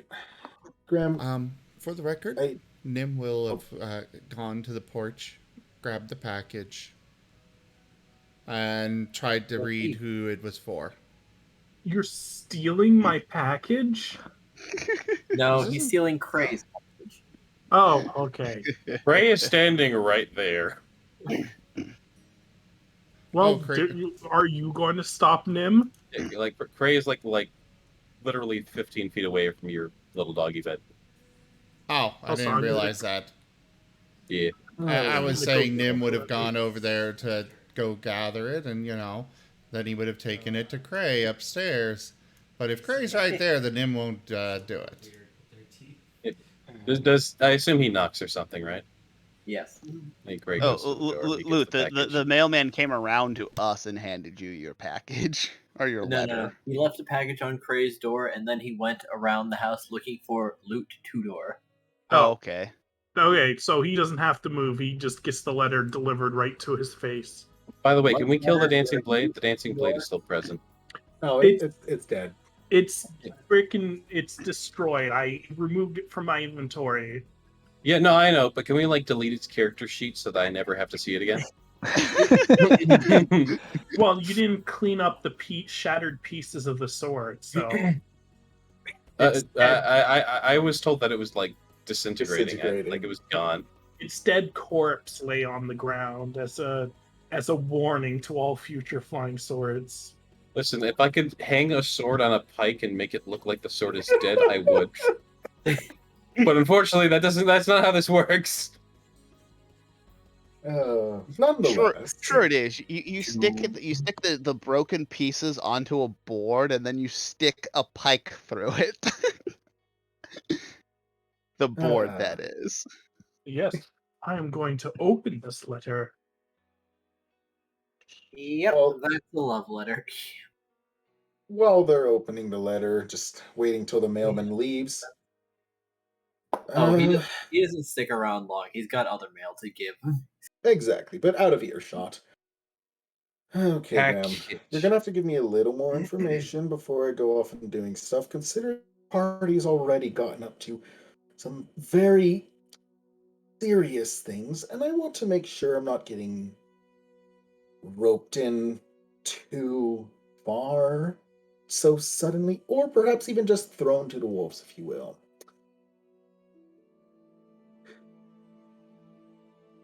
Because I'm already a little nervous enough that I imagine you're briefed on all that's gone on, yes? very briefly. And I'm very angry at Nim for doing it. Ah, okay, so they did tell you about what Nim did. Okay, good. Ah, jeez. Okay, well, if you're aware, well, what did they say that Nim did? That basically he could have killed you if he could have, which probably means he would have killed you if not stopped. Okay, so there's that. What about the other things? Nothing else was mentioned to me. Okay. Go to Cray and calmly ask to be informed about the letter opener and to be informed. Actually, oh yes, and to be informed of the lemonade party in case you missed the end of that. I'm not sure I want anything to do with that lemonade party. The knowledge that I was there for any amount of time is already seared into my brain. Okay, so you're oh, I don't want to be the one to say any of this. I feel like Cray would be much more diplomatic. Shall I be blunt then? Please. Okay. Do not do anything too aggressive, as it's already been settled, I think. But, well, they've taken it, and kind of whispering a bit, they've, taken something very, very, very valuable from the Azurius. And Nim has also incinerated a poor fellow twice over. So I apologize if I'm a little hesitant to be involved in this party's activities. You'll see Graham's eyes start to twitch as purple flames start to engulf his body, and his eyes and Graham, black ash please. starts to like fall from his body. He's just like, Please. let me do Oh, some that's willpower. interesting. I'm gonna do a willpower roll to see if Graham contains his anger, which he should because he's got really good wisdom. Graham, please. Fail! He barely contains his anger. No, hold on. You rolled a 3. Yes, but I have a +8. I know you have +8, but also DC 11. Are you sure? Oh, like I said, it's barely restrained. Are you The sure? owl gave warning and heads up. They had time to brace somewhat. He did.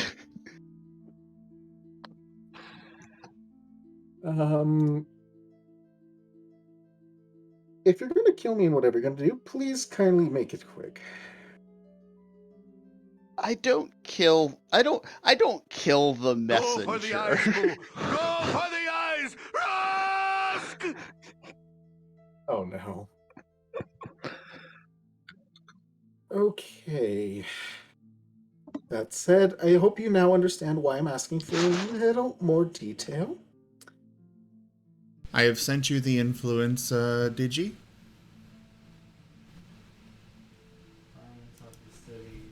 And sending it to Aizen as well.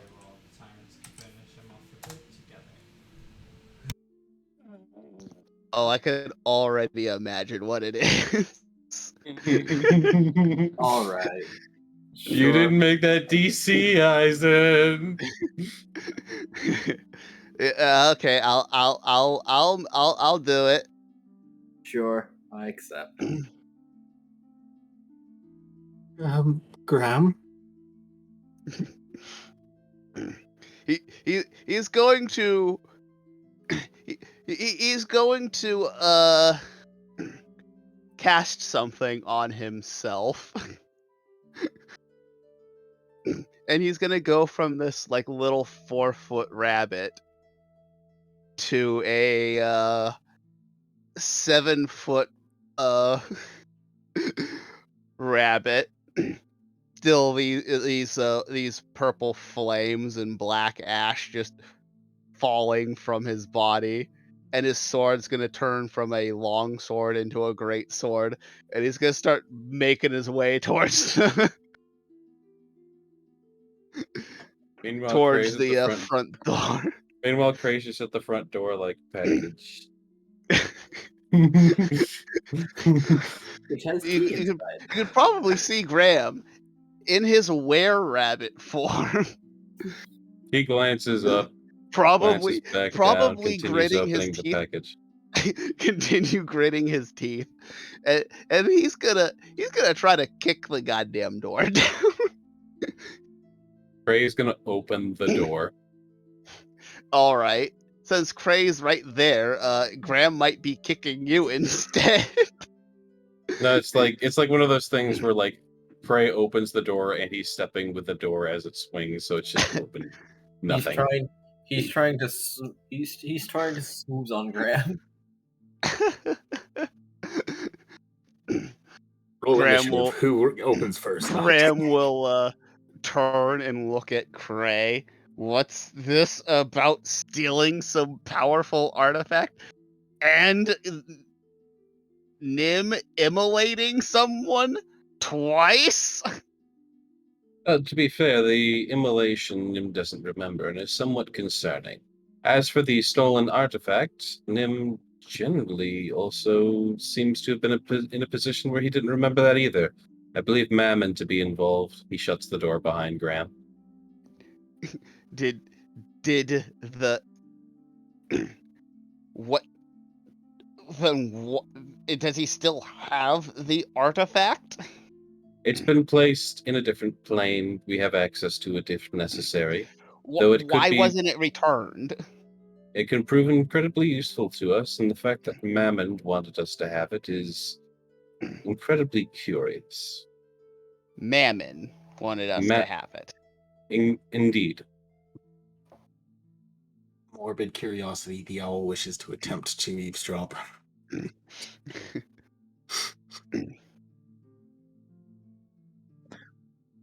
Normally, under any other circumstances, as it is indeed my domain, I would have such a thing taken care of properly. Though the circumstances. What does this given- artifact do? What does this relic do? I believe it causes individuals to be truthful. Sort of like a zone of truth, but more powerful, more absolute. So I do believe it had the also added It can- effect of It can detect lies from paper. Verbal and written form. interesting. evidence. Nim is actually saying that. I wasn't aware of the written form. Either way, the fact that Mammon wanted us to have this artifact implies that someone may be lying to us. Element told me to return it, but Mammon said that we would get a lot of good use out of it. what was the Azurius using it for?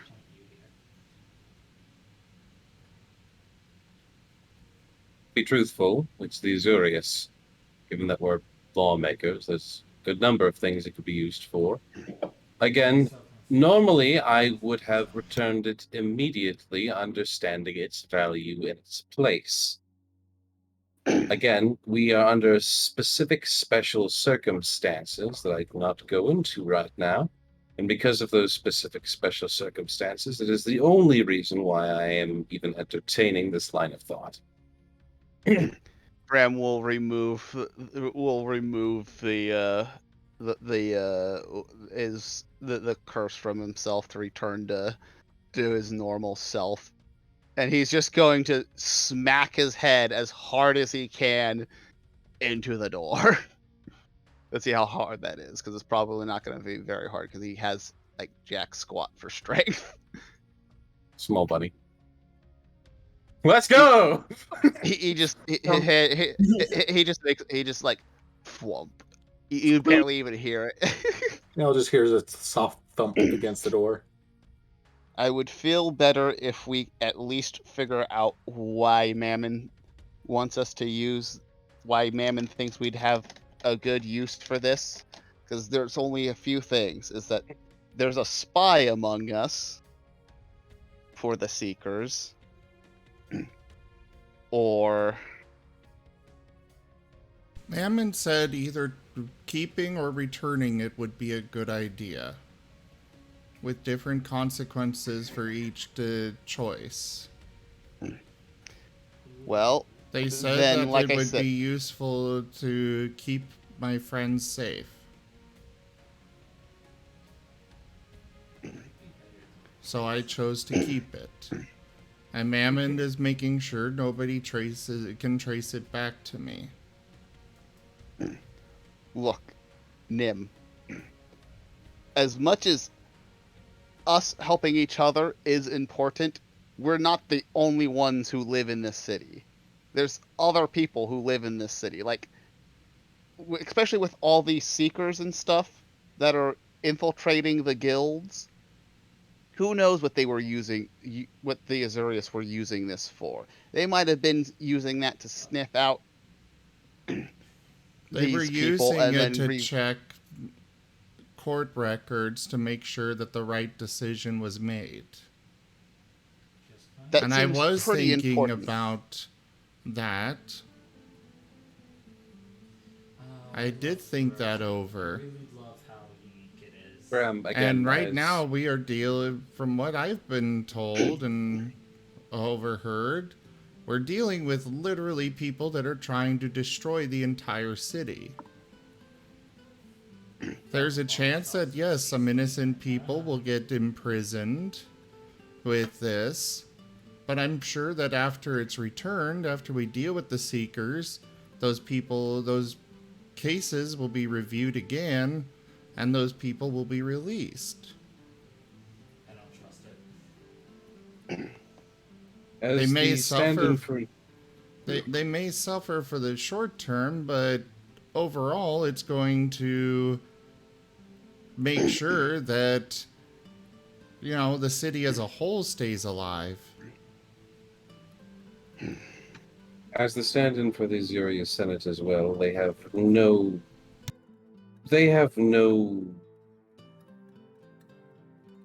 limits, really, as far as magical power goes. If they are truly relying on all of their cases on this one item, I don't think they would be the Azurius Senate for long. They can go missing a single artifact for a little while, especially if it means the safety and stability of the whole realm. I've thought this over myself, Graham. Don't worry. I hope that you can at least trust my judgment somewhat to be. I do, but I would still feel better if we at least put together a short list of people that interact with us on a regular enough basis that an object that can detect lies would be useful to us.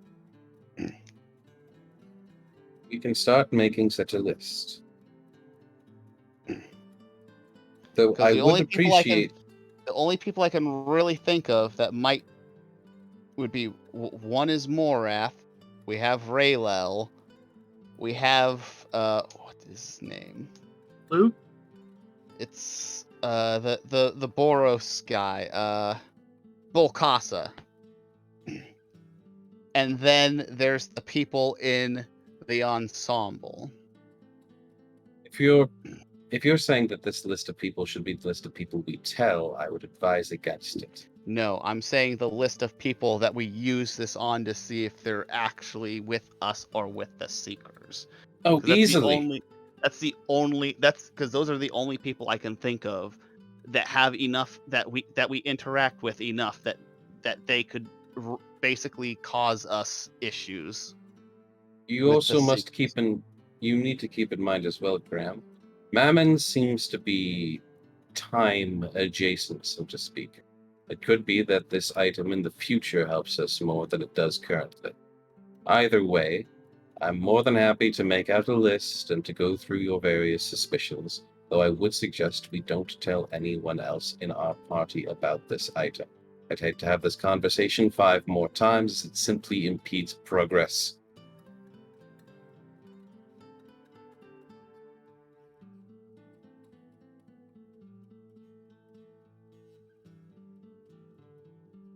Anyways, I'll start making that list as well as starting my conversation with Nim. I suggest you take the other individuals who are probably becoming very suspicious by now, and taking them to deal with the individual who you are going to be killing.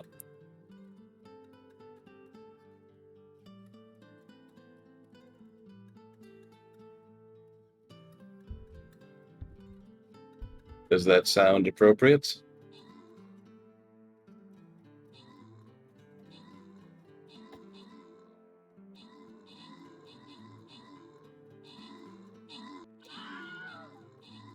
Graham?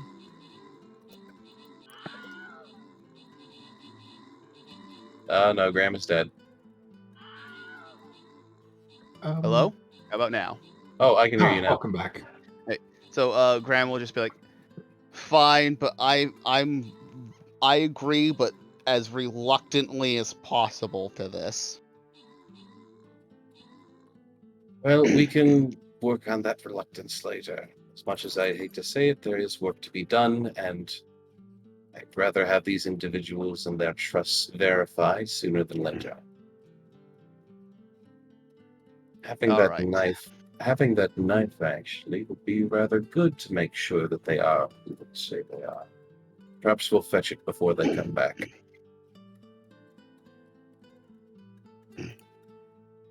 Who So, Luke, who has? I only have one other question. You said it was in a different plane. Mole Master, we've been there before. I feel even less comfortable about this now. Why?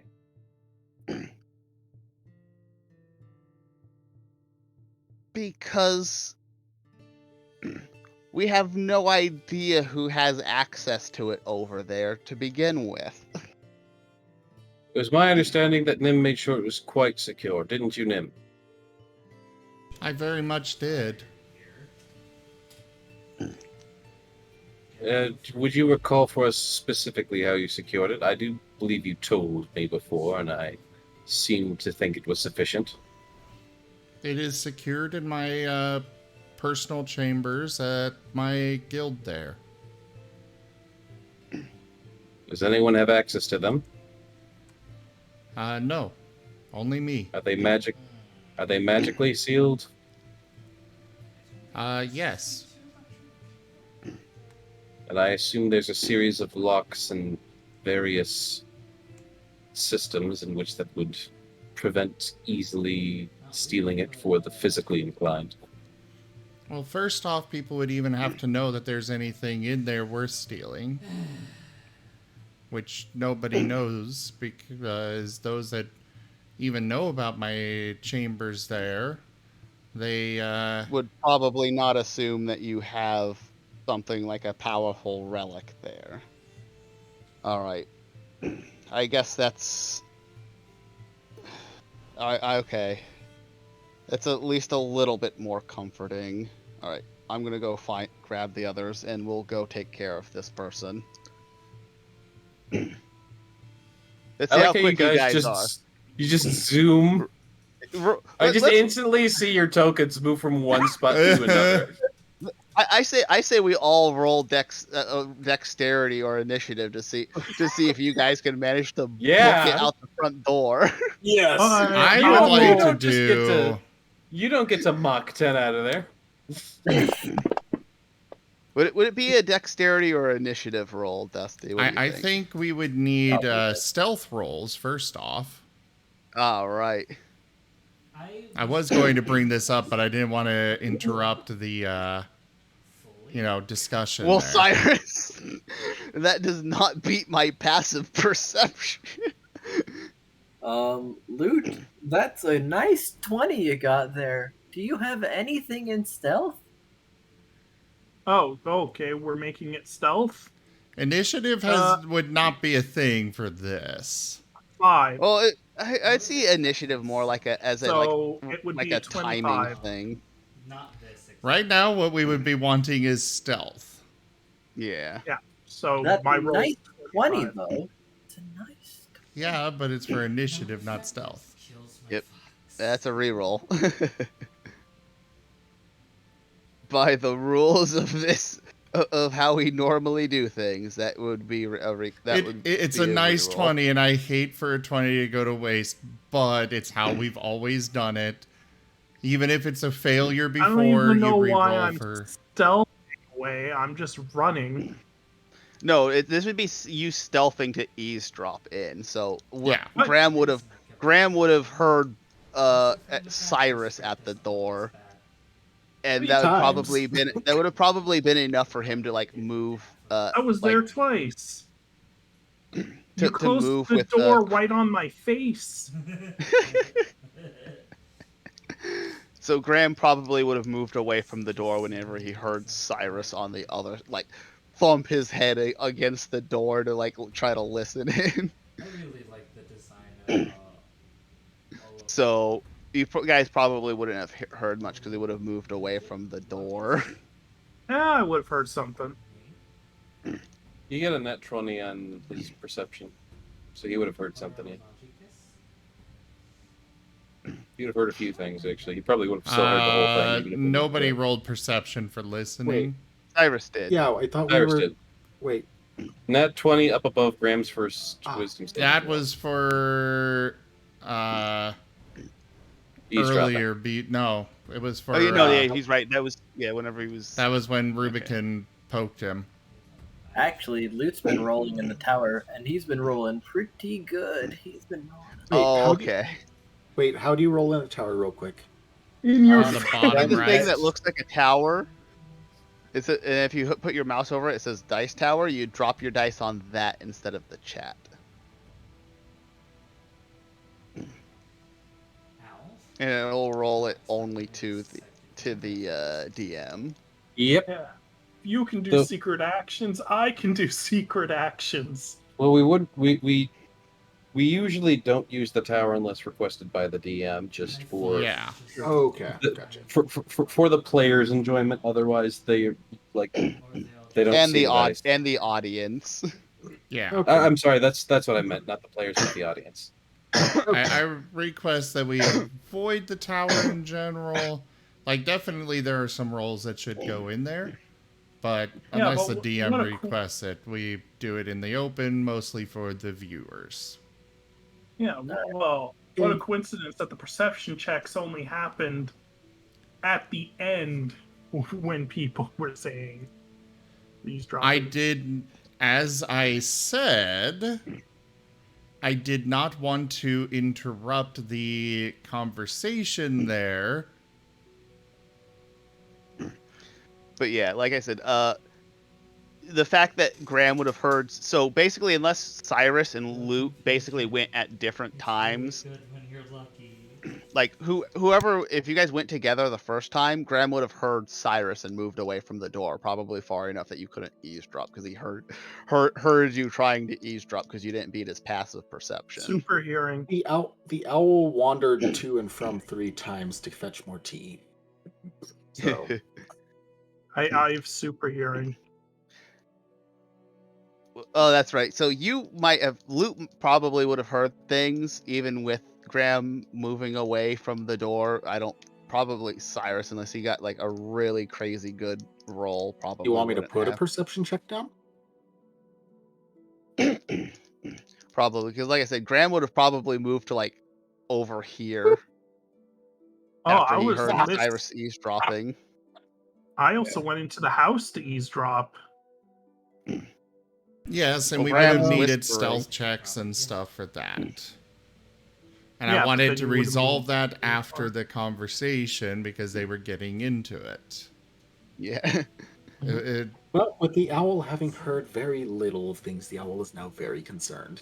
Please go and heal them so they can summon me XP. Alright, well, Graham will, after this conversation, come out to see the other three. Like, All right. Come on, you three. We got a thing to do. Gray will start making his way over towards him again. He shall sit on the pillows nearby. And I don't know what we want to do first, if we want to go with Graham's group or take care of Nim and Gray first.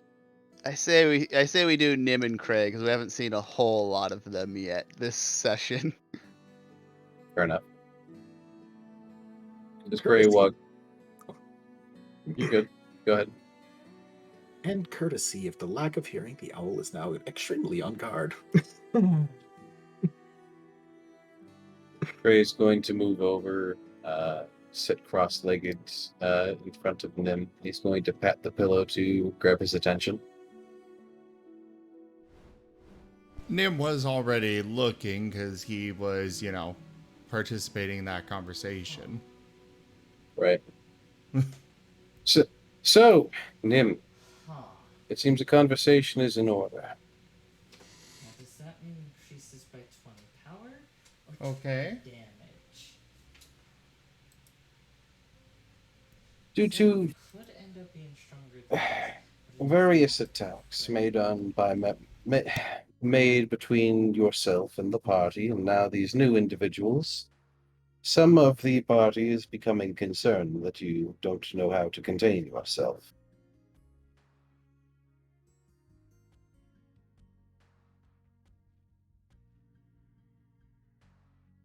You mean with the new person? Well, not just the new person, they also referred to several instances in the past where your first instinct was to respond with violence rather than diplomacy. He said he was going to kill me. I didn't do the spin. And I understand that was a misunderstanding. Though Don't jump on this. I don't believe at that point he was showing any true signs of threat. Outside of the words he simply stated. I will say that as far Graham isn't aware of this, but he would have been like the instant they started running away and you chased them down to kill them. I think that kind of proved otherwise. Would be his opinion on that, but again, he doesn't know that. So Thanks for the input. People will recognize your authority, unlike a good tamer loser. We're still here, man. I don't care. You're not a grandmaster, you see. Now, I am personally rather indifferent to it myself for various reasons.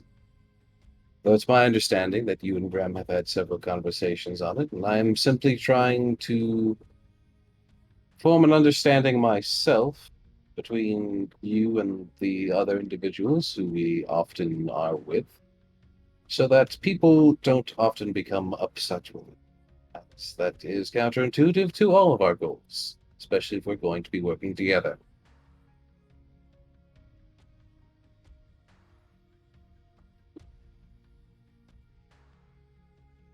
I mean, if they can't handle a little fight, what are they going to do when an actual monster comes by? It's rather not that they can't handle it, it's more that they're annoyed that they even need to fight you to begin with. The majority of individuals out there who see themselves as teams or as companions rarely fight physically, or if they do, it's in a sense of fun that is consensual between both parties. I'm a huge fan. Whereas in this instance, where they would rather argue or fight you in a diplomatic sense, you sometimes go to the physical. As you did yesterday, well, not yesterday, as you did just recently, though, to be fair, from your perspective and from your understanding of things, I understand your reaction. Though it may be good to see if there isn't some way that we can help you distinguish when it would be more appropriate to start fighting.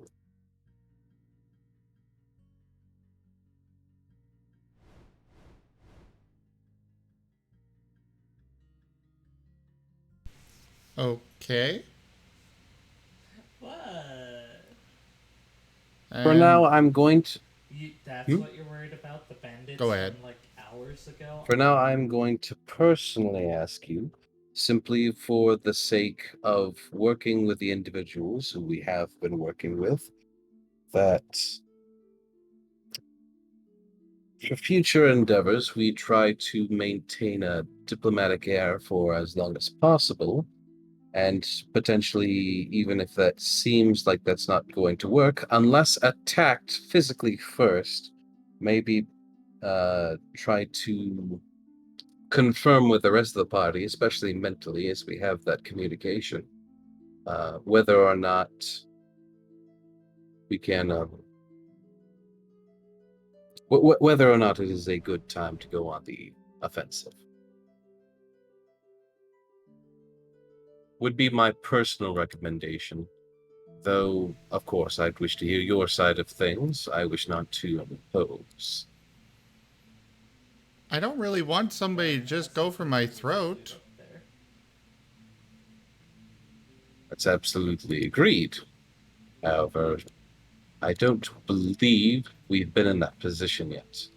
I don't believe that if you are careful specifically, that position will be allowed. A lot of ultra potions. Let's get a decent amount of stamina potions. They're so cheap. You also must trust us to be able to defend you as well, 75. as that is the purpose of having these groups strength in numbers, as well as safety in each other, I really like elixirs. both from a healing and not taking attacks perspective. Ready. I'm not going to personally allow someone onto my One property moment. who wish. Sorry. All right. To Graham and the other three for a moment. Da da da da da da da da da da. So Graham is currently leading the other three to the Orzhov area. Yep. I mean, are you going to do a little preamble first, or are you just like, all right, guys, let's go march? He'll, I mean, that's where he's leading them, but once they get off Okay. the property, he'll, oh, never mind. Sorry about that. Back to Nim and Gray. I was trying to My first be enemy was a helpful. dragon. I have crackers right here. I have saltine grass. Hi, Oh. I'm one of them. It's like, Really, Cray? what? That's not okay. You know you're getting chucked in the well or something now. No, that's just not okay. But why? I will let you guys decide amongst yourselves why that would not be okay.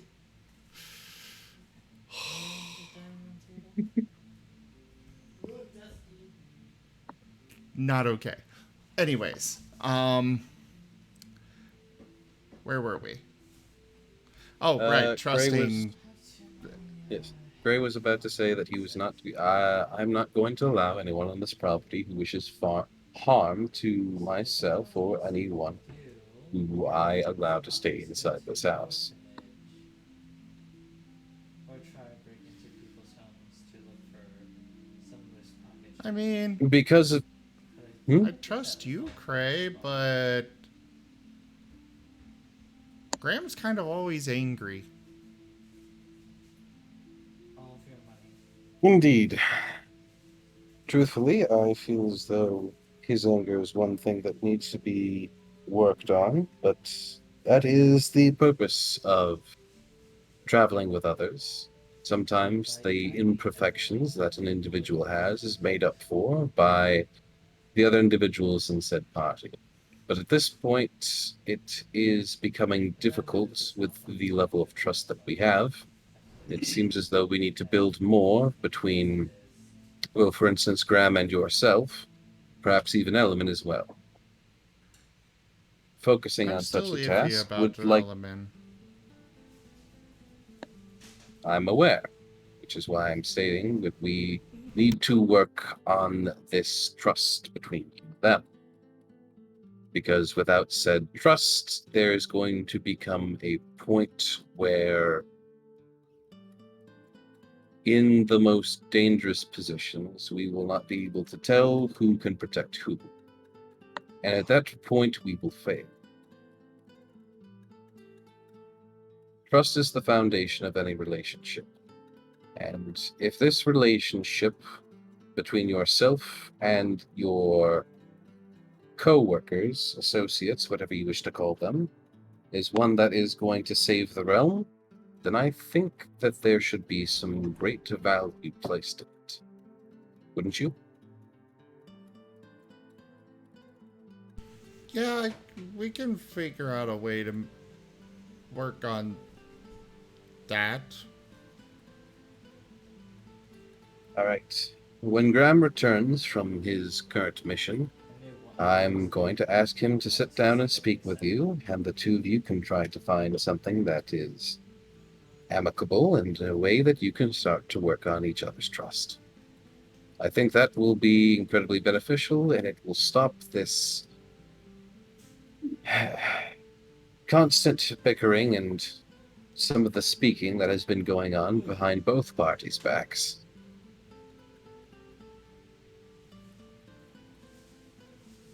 As long as you're there. 'Cause I he will just be gets present. mad at me. I will try to be present to mediate. Yes.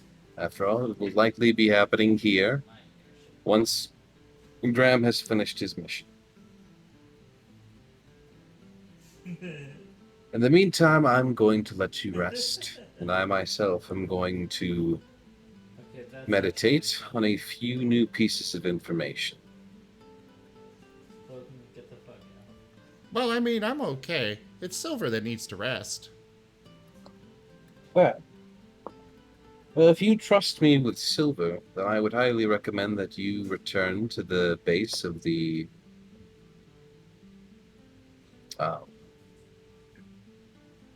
ensemble. While it is not going to be my method of attaining power, Graham has spoken highly of having one that is able to mentor you. It may perhaps be of value for you to look into it. But I'm going to be seeking my own path. I can't really, go there without Silver being dragged along. I And he see. needs his rest. Well, when you have the nearest opportunity, then I recommend you do so. Actually, Or at least I Graham have would an have me idea. recommend you do so. I know. And Nim is already calling on the Marten phone. That's scary, but true. To... I can never remember which one, but the doctor one. Either Eileen or Elena. Yeah, that's Elena. I don't know if Elena's actually got a Marten phone, but he's going for one of the ensemble. No, the only one in the ensemble that has a Marten phone is Eileen and Tanya. Pluto also has one. Elena got one because she was in the Celestia. Oh, right. Graham also told her about it too, I think. Yeah. So she picks up. Hello. Hi. I'm told I need a mentor. A mentor? Are you learning something? I don't know. Yeah. And he looks over at Cray. What kind of mentor thing? I've already been here. A Cray? mentor for one's mana. You know, A mentor for mana. today. Oh, are you ready to awaken the next step? He looks over at Cray. Am I ready to awaken the next step? I believe that's a question you should be asking yourself. I don't If really you are know not what that feeling- means. It likely will require a great deal of strength. If you are not feeling particularly strong, perhaps you should wait. Well, I mean, Silver can't do anything for a bit anyway, so I guess now's the best time. I'm feeling fine. Then, if that is your discretion, I shall leave the choice to you. You seem confident. All right, yes, I'm ready. Casually steps too far from Silver. Warp. Fine. But can we Fine, do it over here at Cray's house? Is this I'm a little contact? occupied with Greta at the moment. She's running a soup kitchen at the moment. Oh, Eye contact. Oh. well, okay. Though I can try to clear I'm not sure I'm the right colors for you. too strong. But I'm sure you didn't mean something else. I can teach you how to wrap a bandage if you They want. won't have no move. Well, you're just the one that I really know, and I was told I should go seek it from you guys. It's what's his face who found out we're retiring. Xander, is it? What is the He what is the survived effects of this Fallen? mentor thing that you're talking about? He looks over at Cray. What are the effects of this mentor thing? Hi, Xander. Long Actually, time no see.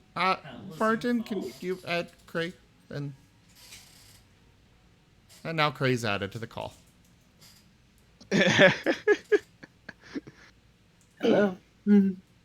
And Cray is going to be like, yes, Graham told me he had an experience with Pluto. He said he felt incredible pain. And that's about all I got. He highly recommended it, though, and I agreed that incredible pain does indeed bring strength. He did say that he unlocked some of his fourth ability things early. He did say that. Okay.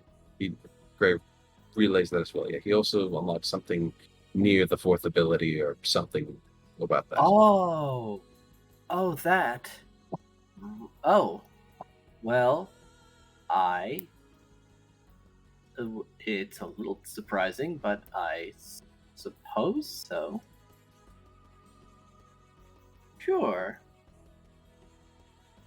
Come on over to the house. If it's going to be making a mess, I prefer you do it outside.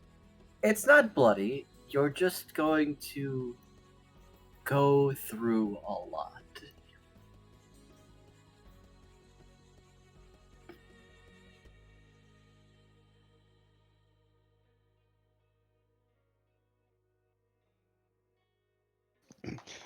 I also like how most people miss the fact that Graham is only angry with Nim most of the time. Oh, don't worry. I'm sure there's nothing that could go wrong with that misunderstanding. Nothing at all. It's all good. It's all fine. When you come over, I'm going to need some details of my own, as I am likely going to be forging my own path in that regard.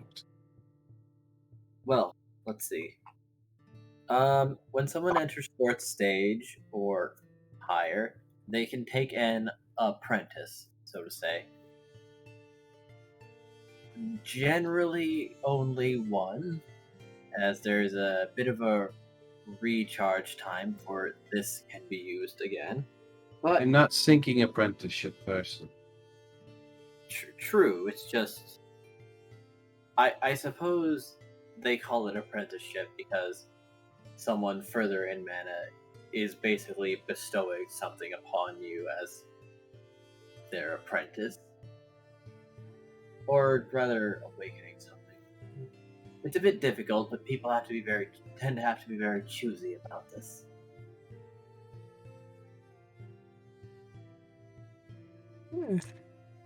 Hence why he said if anyone in the ensemble or someone else who has their 4th level ability or higher liked you, they would be a good ask.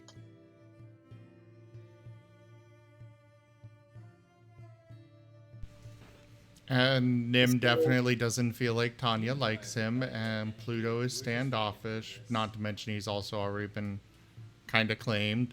And Nim doesn't like Greta, though he's warming up to them a little bit.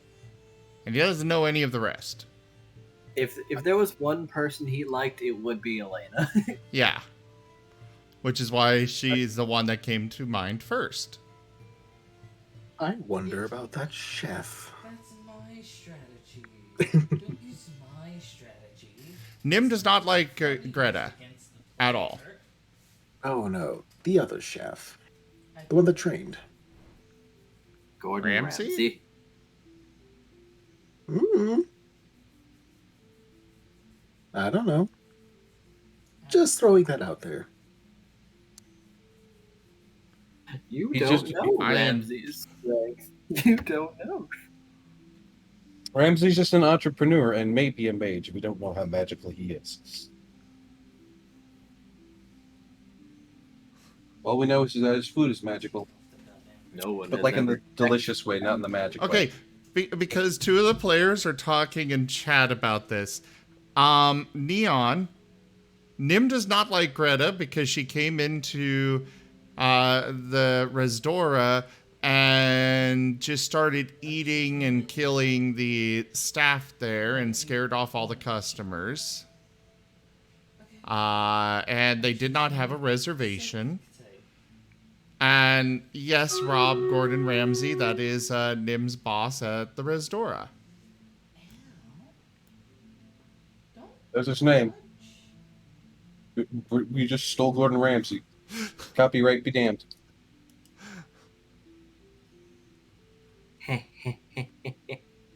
Stop. Using But he's a ram, you see. I said stop. I was stunned. We didn't steal his likeness. Just, you know, it's a ram. It's the ram. It's Gordon Ramsay. It's Gordon. Honestly, I thought he was just Chef Ramsay with no discernible first name, but I guess if we're going with Gordon. I mean, Hello, Gordon! No, originally we had a different name for him. But the last name was still Ramsay. yes. I forget at the moment what I think it was though. Morden. Morden Ramsay. You think I need your What? help? No. Well, most people just called him Mr. Ramsay anyway. Yes.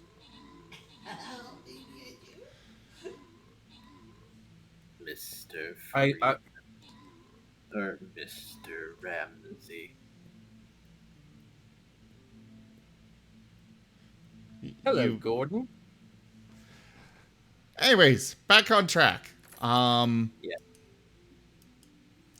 So, yeah, you're kind of the only one I really know and felt like that would be good to do with. I don't like any of the other insurgents. I mean, there's no Casa, but that's a bit of a gamble. It's a bit of a considering his friendship was him punching you down a hallway. Well, yeah, but Nim's okay with that. Yep. Nim has definitely come to the feeling that, you know, a little bit of fighting amongst friends is a-okay. And part of that feeling and part of these problems have been caused by, you know, situations like Gulkasa doing that. And, Golgotha is not someone people should aspire to be, in some senses. He's bonkers powerful, though. He's To be fair, he was also like, "You want to be my friend? This is what's gonna have to happen." It wasn't just like punch you in the face and then afterwards like, "Okay, we can be friends now." no, but that is what happened with Barbie. Oh, that's Oops. about what my team is. Borby, whatever his name was. Orbigamos. Yeah. Ah, that's right. The Gruul Eater. You fought him and they said like, alright, I guess you're cool. Don't punch my dragon. Yeah, after that, Nim was like, can we be friends now? Yeah, back when we didn't really understand how Jaffer's character worked and accidentally made it too much. It's also what happened with Merrick. I'm a little lower level than you. Like, there are a Yep, lot I of remember. people that we have Ravnica's fought is- first, Ravnica's is- and then Nim's like, want to be friends? Yeah, sure. Because Ravnica's a place with a lot of strong people. With a lot of strong people who live in a place together, they kind of want to flex. Yeah, it's kind of like that's... Nim has had reason to believe that that is the norm here. Try to kill each other first and then be friends later. Not incorrect. Mary trying to hold a staff over what's his bucket. Oh no, she just hates him and wants him to be so fucking mad. Mary is, but Mary is another God, prime you example of this situation. Like there's a lot of, I've got a list here of people where that was the case. Yeah, Mary fucking tried to execute them. Now, hey, you want this magic thing? I'll trade. And she did agree to be Nim's friend. Did she? Yeah.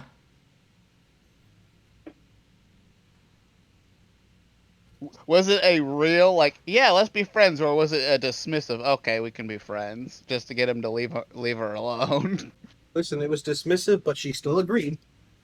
It was dismissive, but again, she still agreed.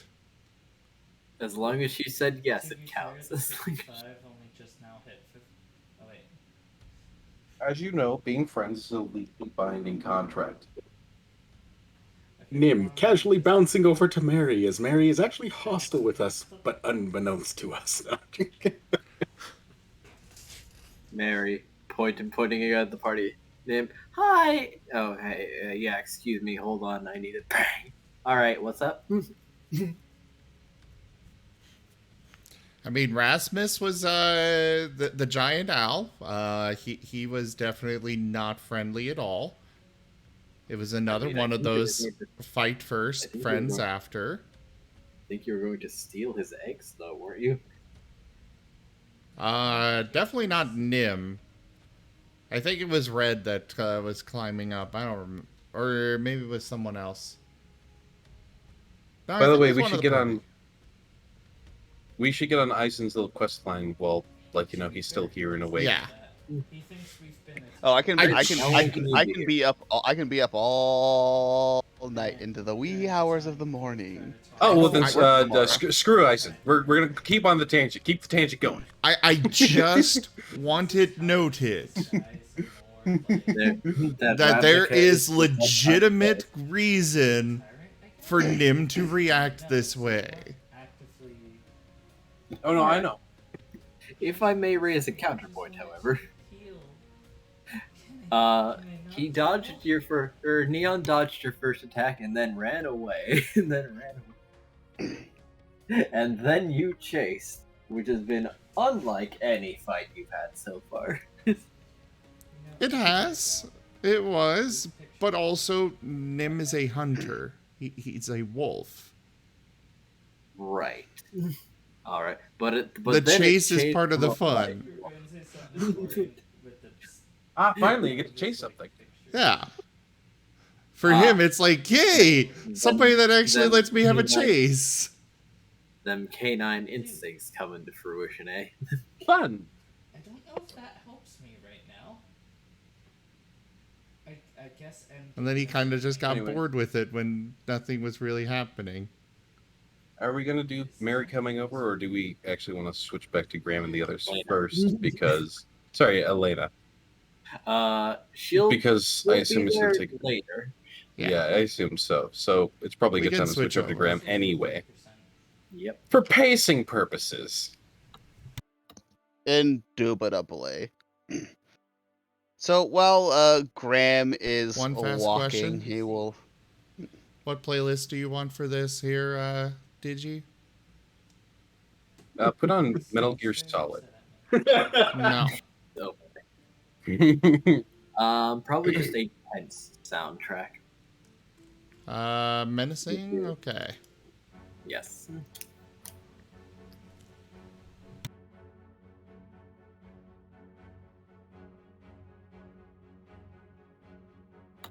Concern intensifies. Why do I hear boss music? No. Oh no, the Inquisitor! He was secretly half dragon.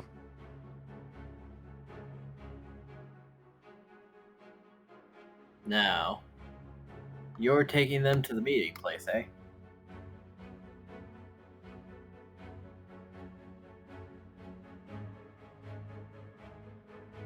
Graham.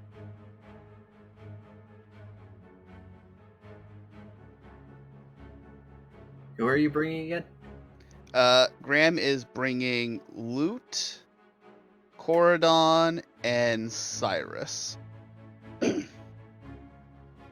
Oh boy.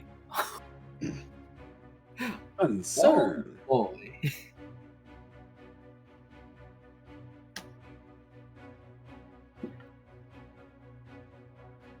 This has been deemed an acceptable test of metal. I mean, Graham was planning on doing this alone since it was personal, but he's like, I'll just let the party know.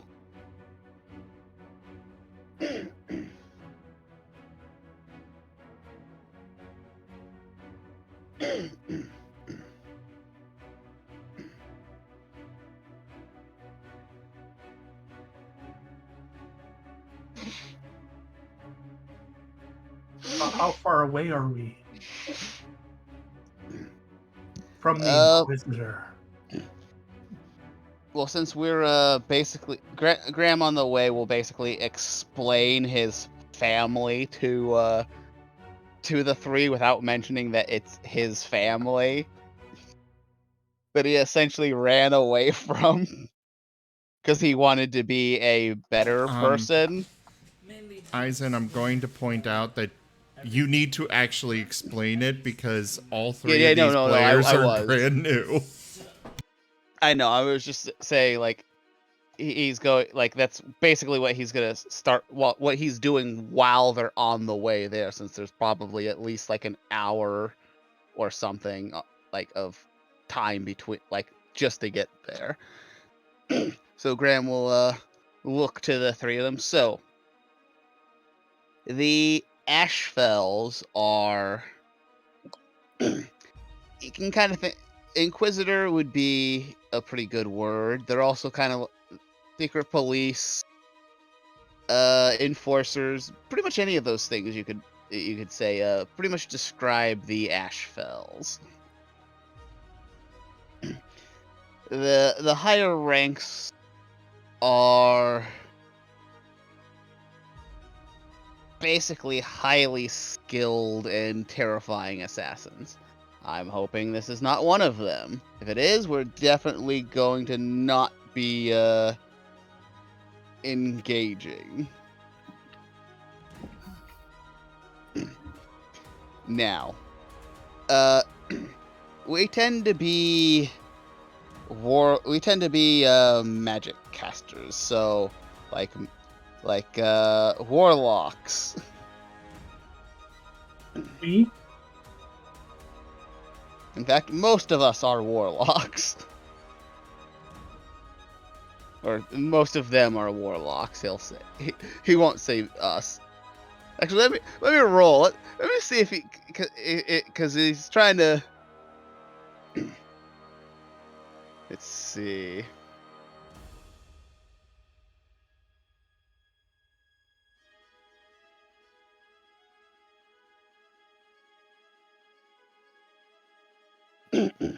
You know, he'll accidentally say us. Loot. You know Ashfell. Oh, yay!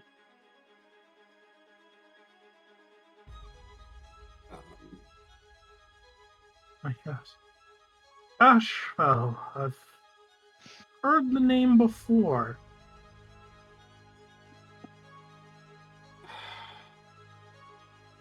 The family lines run deep to the higher echelons of the guild, don't they? This is correct.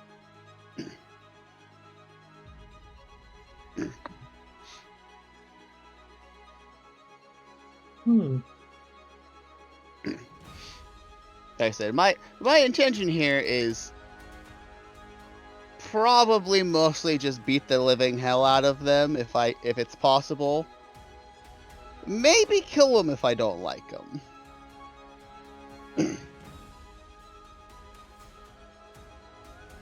But definitely want to send a message one way or another.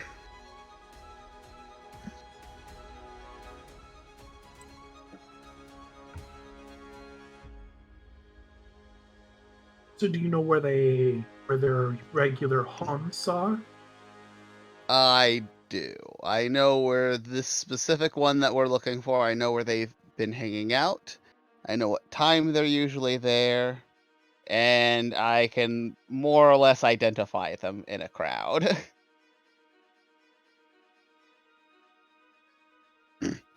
Actually, since Loot would know the Ashfells, you know what?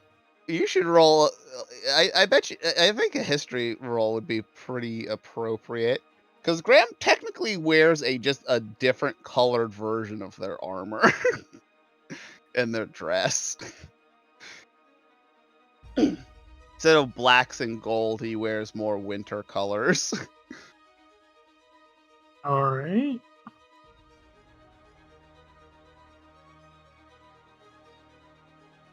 Yeah, you'd probably recognize that Graham is indeed, in fact, dressed like an Ashfell would. Yes. Interesting. And the owl has made note of the slip-up.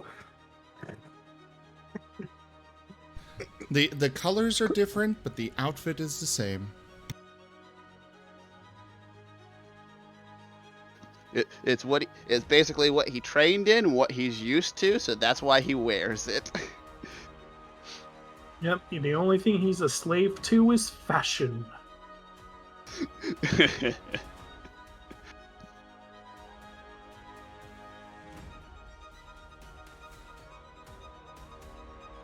Would it be better just to gather information to see if he's, as you would call it, an ass-kicking assassin? I said potentially. They don't start off as ass kickers. Lots of them start off as basically thugs to collect money. And trust me, I'll know if they're bad or not.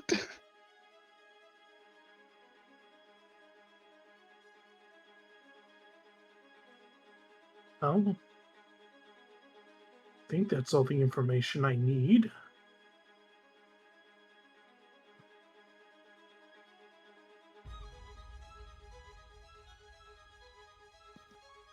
I have history with them, and it's not a pleasant one.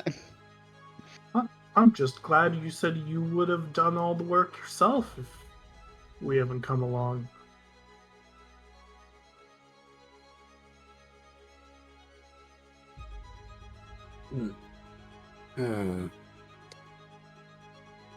So, what exact extent are you aiming for then?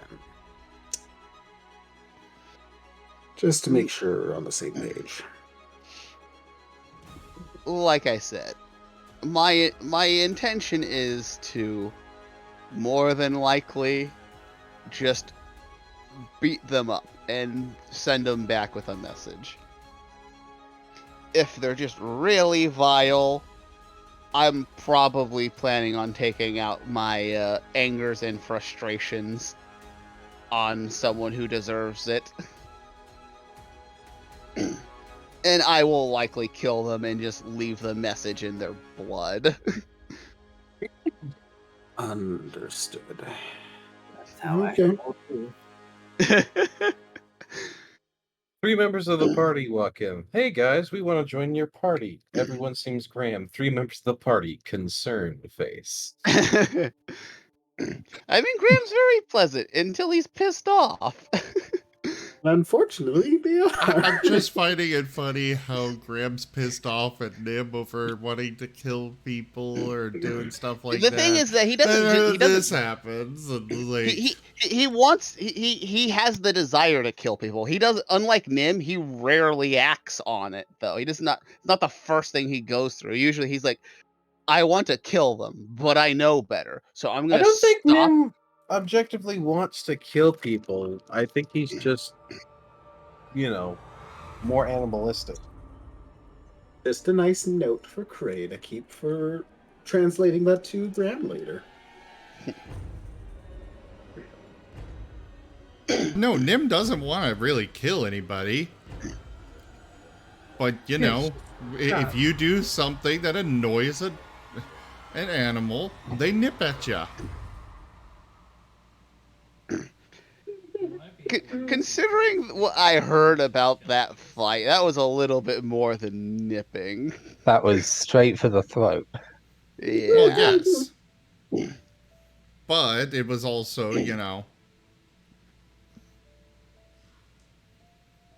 It was straight for the throat that made sense, though, because he was like, oh, you want to kill me. Better protect my life. Die. See, that doesn't work when the person's first reaction is to run. That no longer becomes like a viable excuse. Hey, you're using conventional logic. We got to use Nim logic.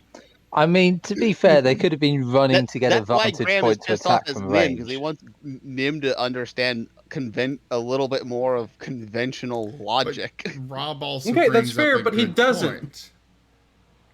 Rob brings up a good point. He could have been running to get range. Not to Behind a mention wall. they openly flaunted their many connections. He did have dancing swords, which literally he would just have the sword do all the work. Except Cray was not going to let that stand. All is well. All right. Despite how often Graham talks about killing people, which is just Constantly. mostly a holdover from being an Ashfell, that's rarely his first move. It's almost never to just kill.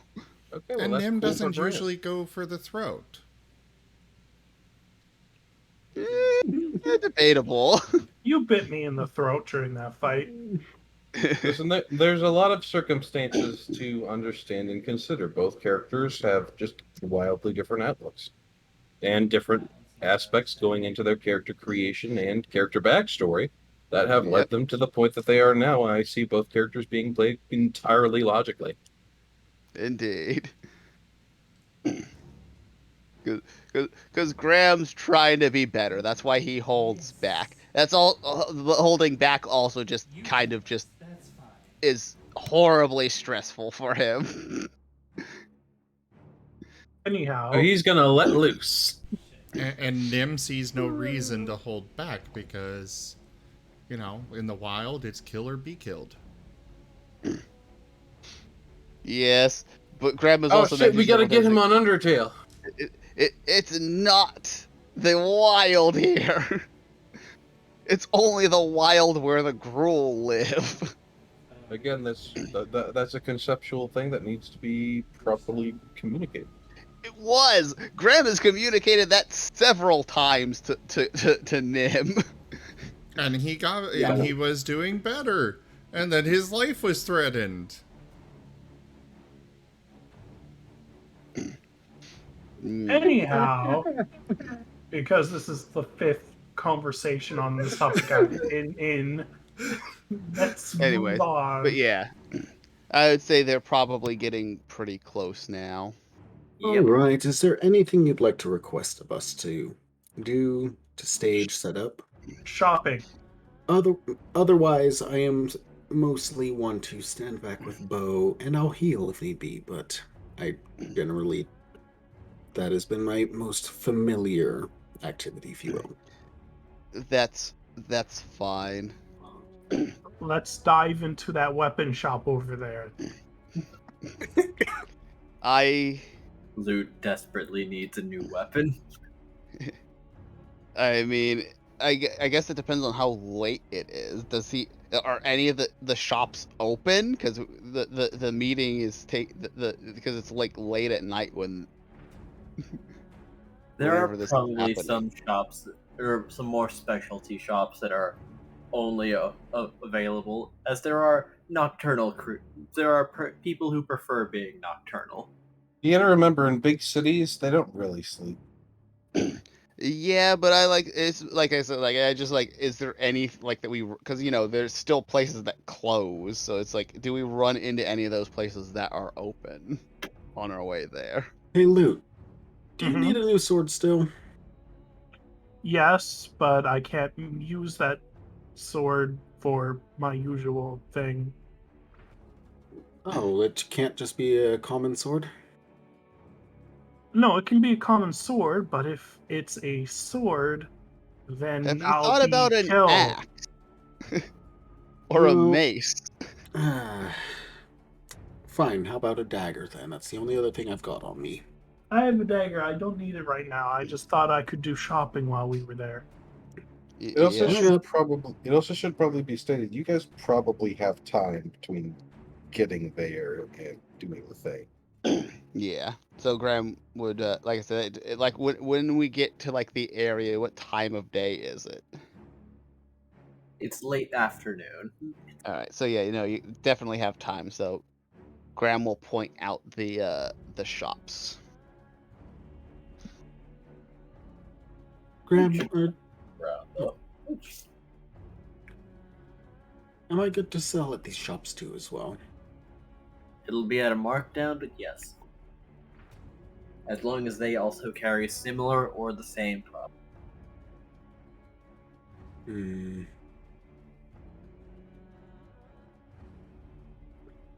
Well, y'all still better get their hands off this item before Craig kills them, so properly gonna go and attempt to sell the dancing short sword still in possession.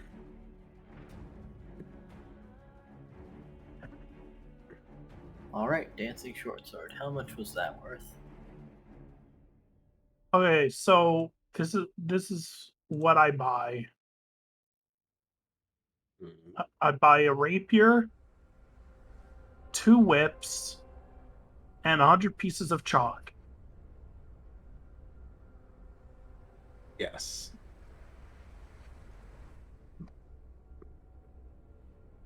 I see.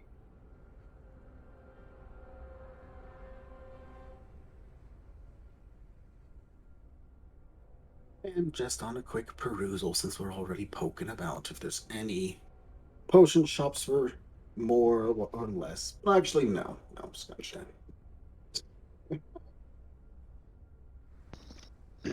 Graham shall take a short rest and get his spell slot that he used to cast Curse on himself back.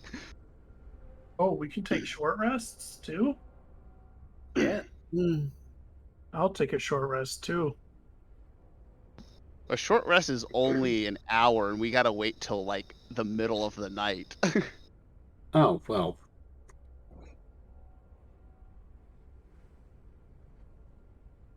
Hopefully the sale of the short dancing sword goes well enough.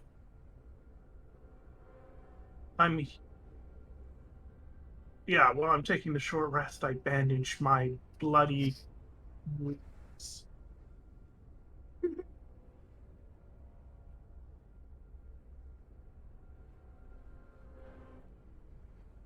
You will get offered 3,000 gold pieces for it.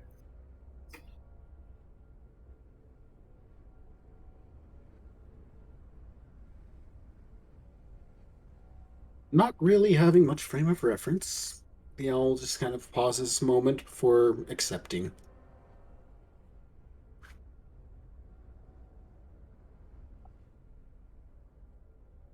Thank you very much. I will also say that Graham's anger is never directed at any of you. His anger is very directional. That's good Oh, to know. no worries. So whenever he's like speaking to you, he is, you know, he's speaking in like a normal, pleasant tone. The only time it drifts into murderous, bloodthirsty rabbit is when he's talking about someone he's basically going to attack. All right, Luke. Another rapier would be 25 gold. Yep. And the whips. Ah, have you already done the shopping? I know. I've already done the calculations, yes. All right. And you have your chalk also. Yes, you do. All right, good stuff. Would you ask? Well, Graham seems like an experienced person, so I suppose it depends on you if you would ask if there were any superior shops, because highly enchanted magic armor are it's like an exclusive weapon shop. Sure, why not? Like, I can't afford it, but I might as well know where it is. Graham would be, oh yeah, no, I know a place. That's where I got my armor and weapon from.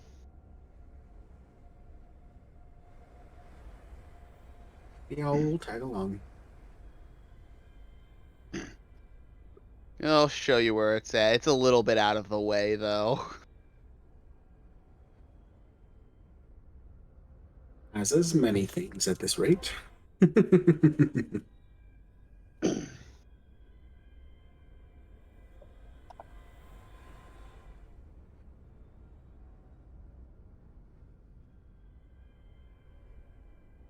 No harm in showing him.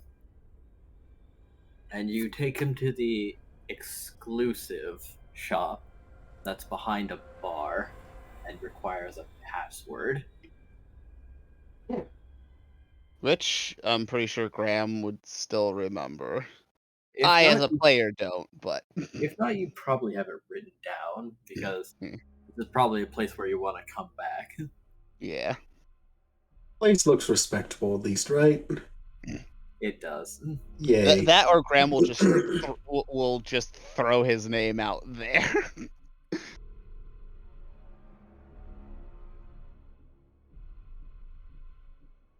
Graham is not afraid to basically throw to wield his family's name for a good cause. Sometimes intimidation is good. Graham would more likely play up the fact that they are a family with that clearly has money. But you know what? Graham has some money right now, so you know what? He's gonna see what they got too in the fancy place. Cyrus and Corridor, and you're being taken to a very high-end weapon shop full of magic things. Ooh. Seeing as it's weapons and armor and the like, the owl is going to look for any bows or the swords at this point. Longbow, preferably. Graham would most likely be looking for like magical accessories, I guess would be the appropriate word. And Luke will be looking for anything cloth. Just like silken cloth. They offer you a shift weave. Ooh. What's that? Why, if we put this upon a piece of armor, you could control its appearance to be however you wish it to be. Perfect. How much is it?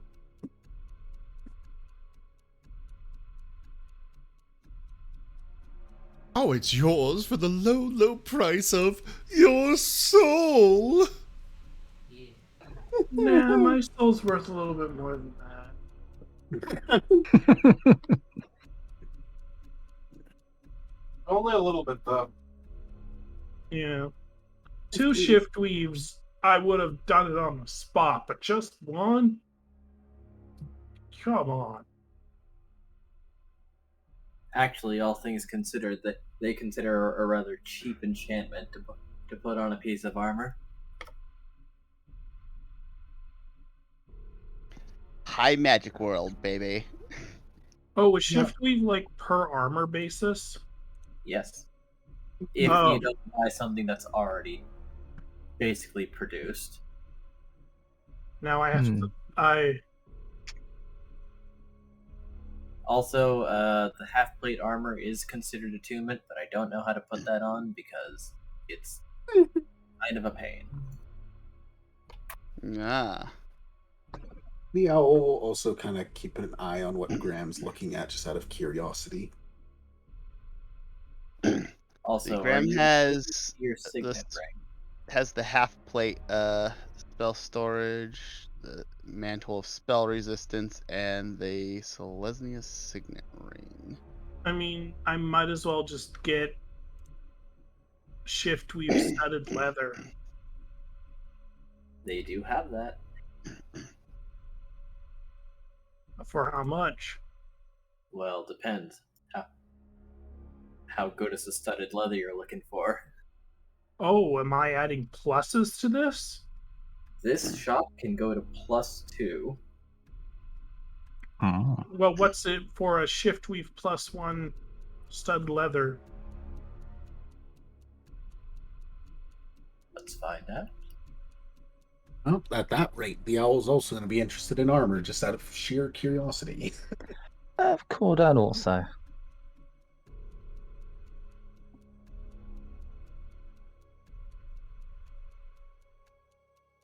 Let's see. The +2 variant is worth almost 20,000 gold. So the +1 variant, let's see if I've got that named. Graham would probably be looking for something either to up his AC a little bit or just reduce the damage when he gets hit by either magical or physical things. Yeah, sounds like the +1 might be too expensive for me as well. Let's see. Same. Studded leather. Just keep in mind that like magical items tend to be cheaper in high magic world. So whatever they are, whatever you're seeing like in a book or whatever or online, it's gonna be a little bit cheaper than that because it's made more easily in this world. Yes. It's Still the expensive, price but would still be possibly very accurate for the sake of balance. yeah. Cordan might take a look at shields if there are any. I'll trade you There are 100 shields. pieces of chalk.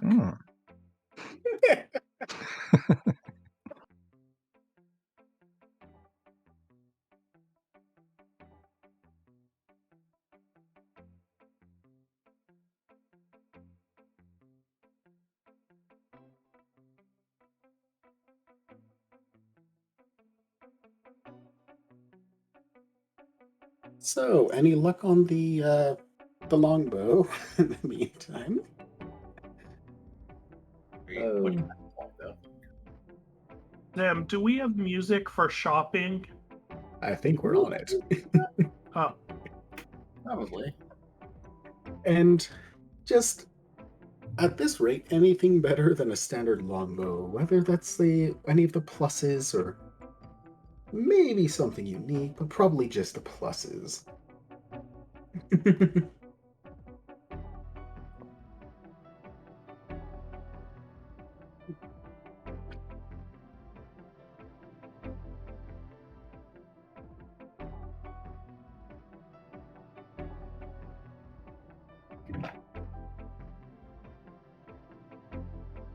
Let's see. There's a longbow of warning. Oh God. I warned you. I warned you. You need to aim higher. The owl is not interested. Nothing that creates excessive noise.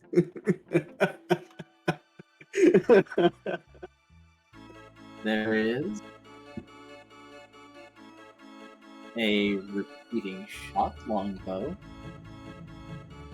Sorry, what? A repeating shot longbow. If you load no ammunition to this weapon, it produces its own, automatically creating one piece of magical ammunition when you make a ranged attack with it. It vanishes after it hits or misses the target. The ammunition, I mean.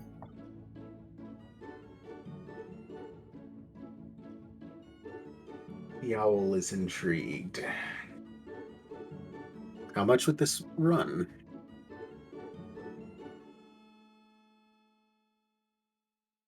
This one would run Yes. you about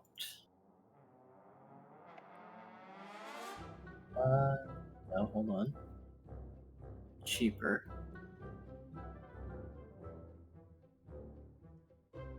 Now, don't get me wrong, it probably wouldn't be significantly cheaper, but it would be just like a smidge cheaper. Is it a crossbow or a hand crossbow? Regular. Huh? No, it's longbow. Oh, long. Longbow that I don't have to load. This Theoretically. one will Hold on. be Kind of glances over it and just goes, "Oh, like my crossbow." this one will be 3,900 gold. Alrighty. And dismissing for the moment to seek another one in case there's any quality longbows with perhaps a little more accuracy and punch, if you will. The pluses. Just taking another look. Well, there is also a vicious longbow.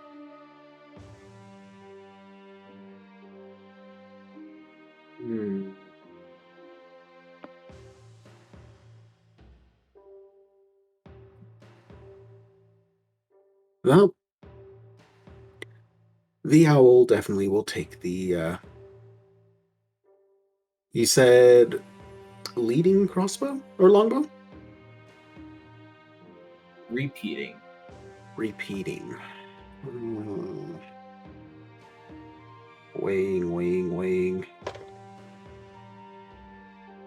However, it is also an attunement weapon. Yes.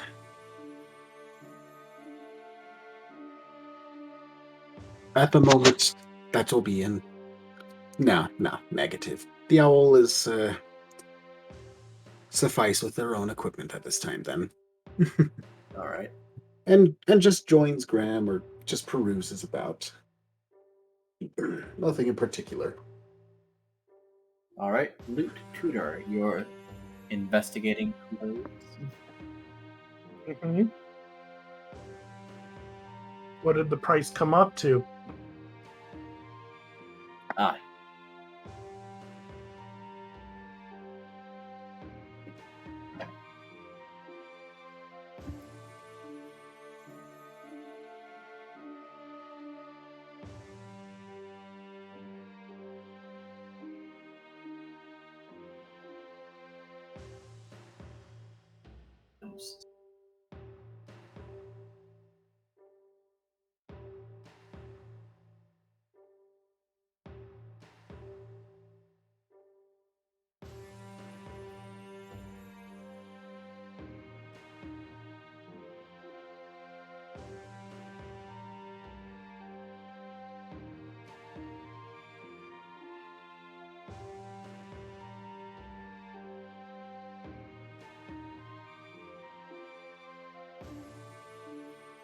Popping.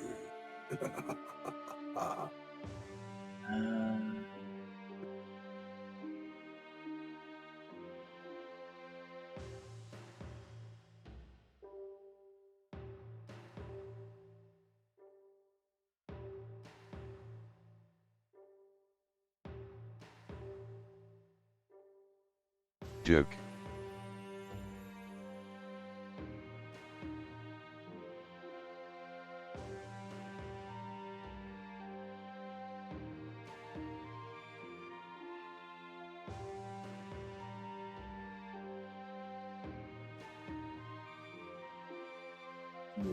What rate?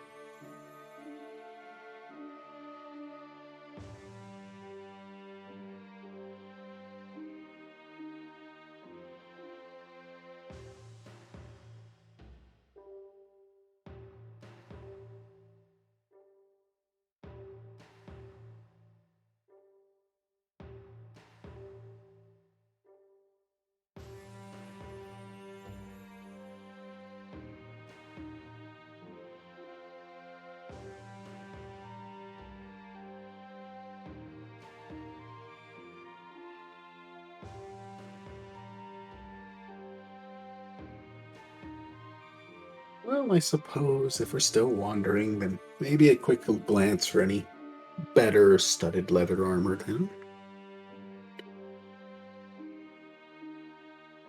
Well, if I can't afford the +1 shift weave studded leather armor, then I'll just buy the shift weave version. Sans the +1.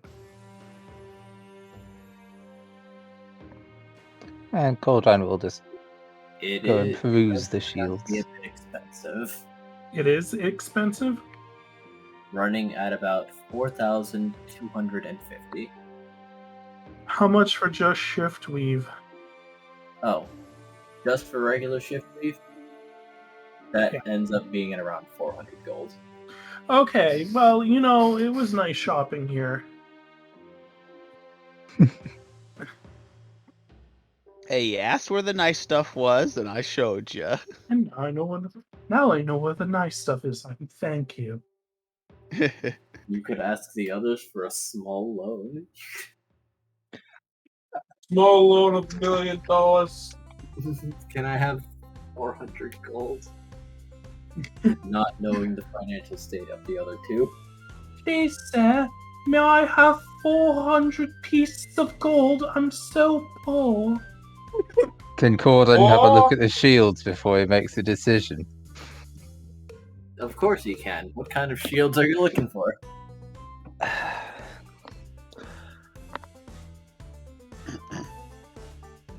Check I say I have about 645 gold. I would like a shield that just raises my AC a bit. A regular shield? A regular shield. Well, they do carry them. One regular shield for 10 gold. Perfectly normal, unenchanted shield. And they're like, "What's your poor ass doing in here?" Is there anything? Is there anything higher within the 600-ish range? There are ones with minor enchantments on them. Ooh. Like, let's see.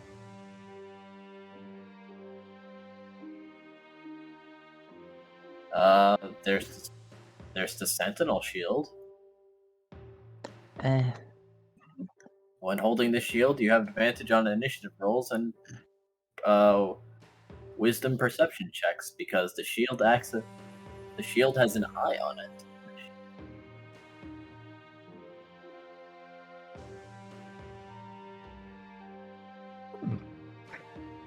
I'll quickly look it up. There's the no, not that one.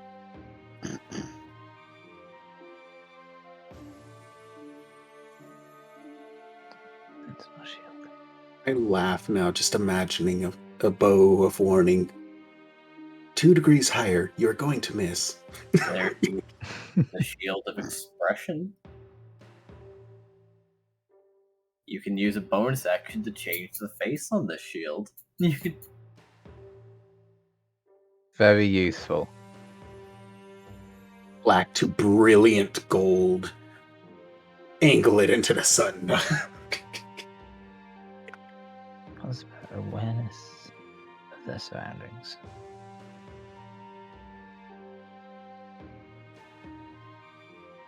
Now that's what I call a face shield.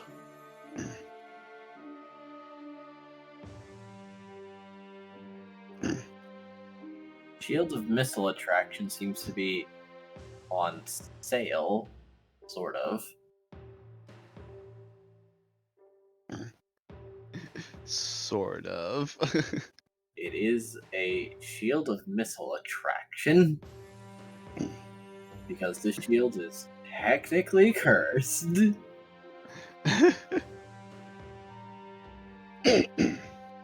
We have a. Would you like a slightly cursed object? It's as good as a normal shield, but any ranged attack that would have attacked someone within 10 feet of you hits you instead, or rather targets you instead. So, in other words, you'd want to have a good, a good AC to begin with. Yeah. Honestly, Sentinel Shield sounds quite good. Especially out of the selection thus far. Well, the selection of cheap shields. There's the selection of cheap shit that I can afford. The Sentinel Shield is 350 gold. Oh. So I'm trying to find the page. Oh, I can put it in your sheet.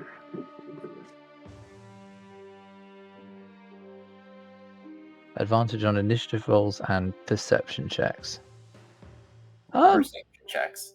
Yeah, perception checks.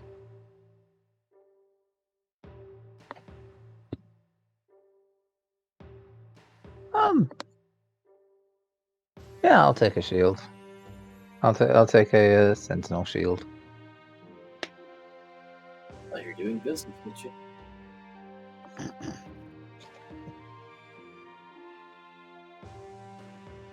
So while he's additional advantage on initiative. Well, you can only ever have one advantage. Well, yeah. And no matter how many times you have advantage on something, the instant that you get disadvantage, it's just a normal roll. I have deducted the money, and you have a Sentinel Shield now. Thank you very much.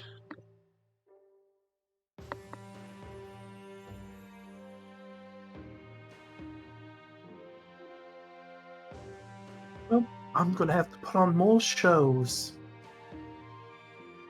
Does it require attunement? Doesn't say.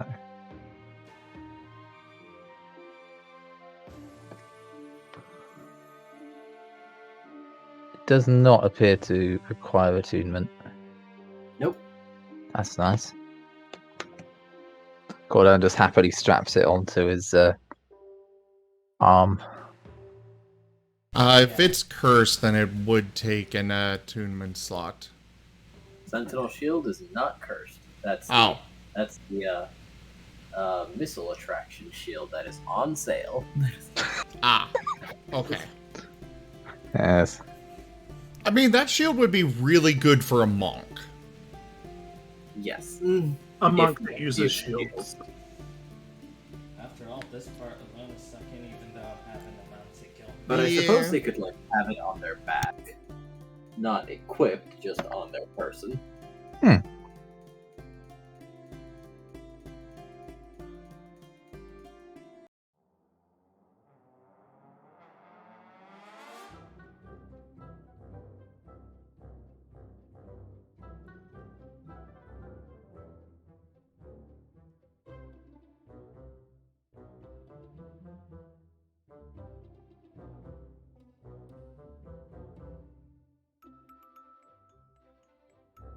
So I suppose shopping is done then? I was about to ask again if the studded armor, if they're studded leather armor, something better than my own at this time. Oh, yes. I believe I mentioned that it was 4,300 gold? 400 was it? For plus one studded plus shift weave.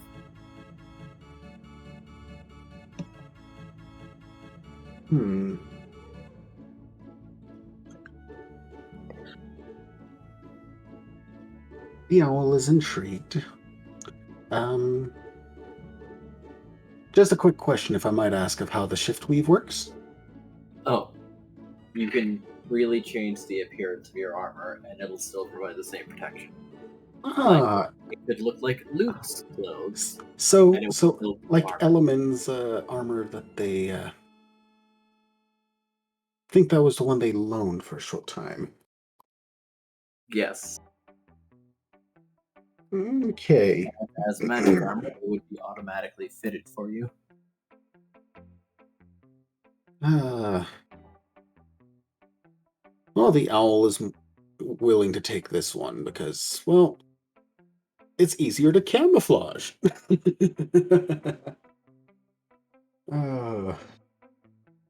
So with that, the owl will purchase the. You said glamour weave +1. Oh, they call it shift weave, but it's basically glamour weave if you're just getting the +1 version. I have no idea, but I assume it is the +1 sledish armor that I can change appearance of. Yes. Then yes. How much shall that be? That will be 4,300. 4,300. You may have to dip into your platinum a little bit. And the owl. And the adjustment is made. Enjoy yon armor. That sneaky stealth armor. Yes, the owl has already been adding cloth and dye to the previous armor. This just streamlines the process. It streamlines the process, yes. Now, Grab like, so you guys all ready now? We could go to a restaurant.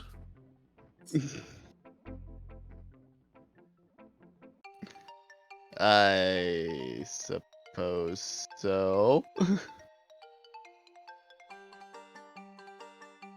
I'd kind of like to scope out the area beforehand, though. Good. I choose the restaurant nearby. Wait, are you from Ravnica? Do they not have restaurants in Ravnica? They do, but I mean, if you're not from Ravnica, you know what? Never mind. Just get You're just like, you don't know where any of the restaurants are, but you want to choose. Oh, okay. Oh, okay. Whatever. It's like you haven't been here for long. Oh, okay.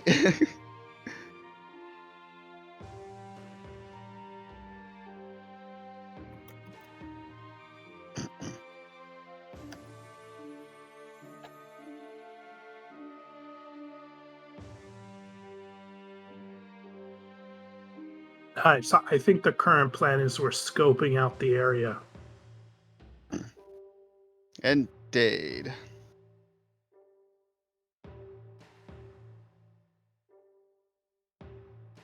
There's probably not going to be a restaurant there. Well, No, this is the center. There's a No. very good chance that there's one nearby. yeah, and I forgot Alright. in medieval times you were never more than like 10 minutes from a restaurant. Well, you are in luck.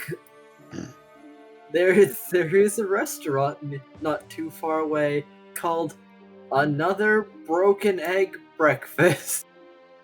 And They're- ironic. They're basically a 24-hour breakfast restaurant.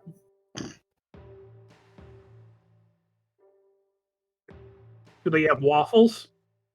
Yes. No, I'll also while I'm there, I'll get some waffles to go. Would you Yeah, like well- syrup?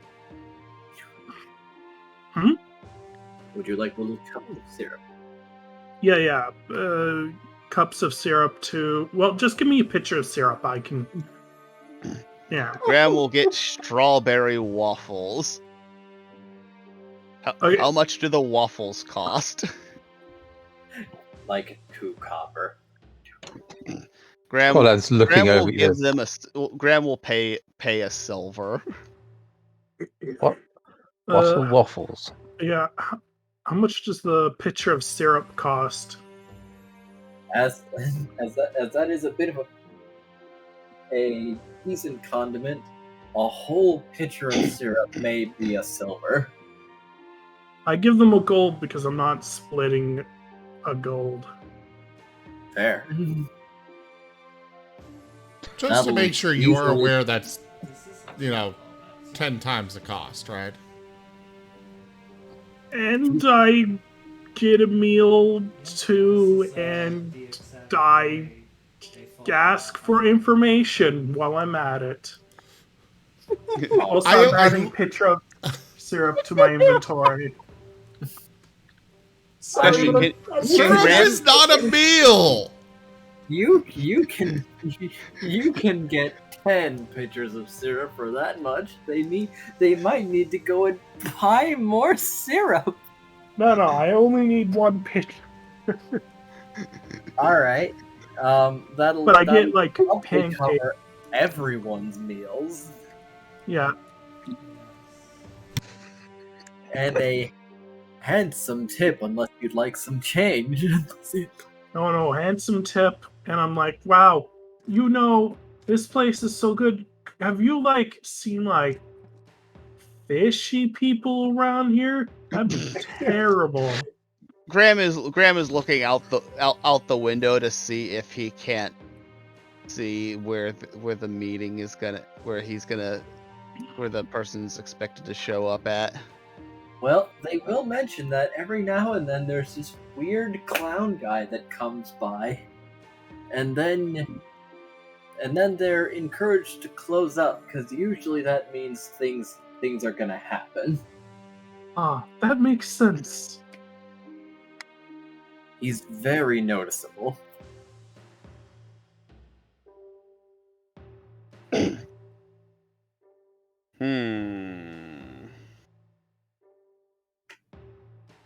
hope the assassin isn't clown buddy Oscar. No.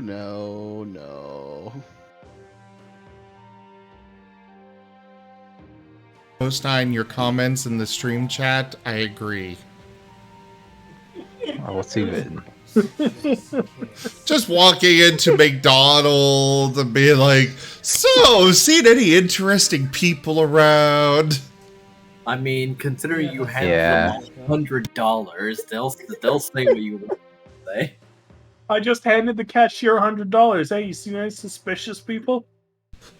Well, what are you now gonna that you say? mention it, there was definitely somebody that was purple.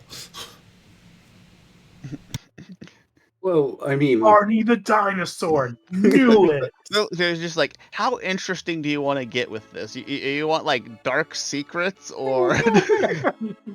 Like, I can probably give you some blackmail level quality stuff with some of the people we've seen around here. So yeah, do these places have a sausage in an English muffin? it's a 24-hour breakfast place. They need to have any kinds of breakfast to stay relevant. Okay, I definitely order some of those too, because that's my favorite.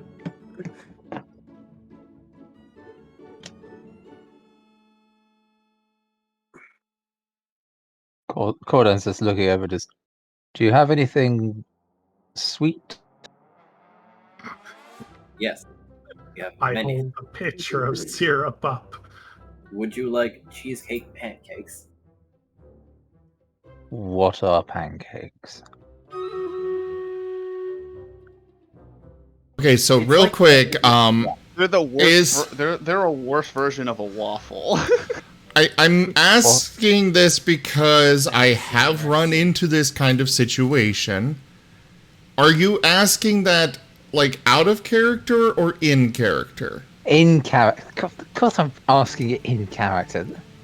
We have This- Pancake Day is it a is a national fair- holiday over here. It is a I- fair Make question. pancake. I don't know. I just know that there are different cultures across the world. And like I thought Pop-Tarts were a international thing. And then I was talking those to aren't a the thing over here. Yeah, then I find out people. I had a friend in Britain that did not even. He had never even heard of Pop-Tarts. I'm like, wait, what? And I then- only know of them as a concept from American shows. I don't know what one looks like.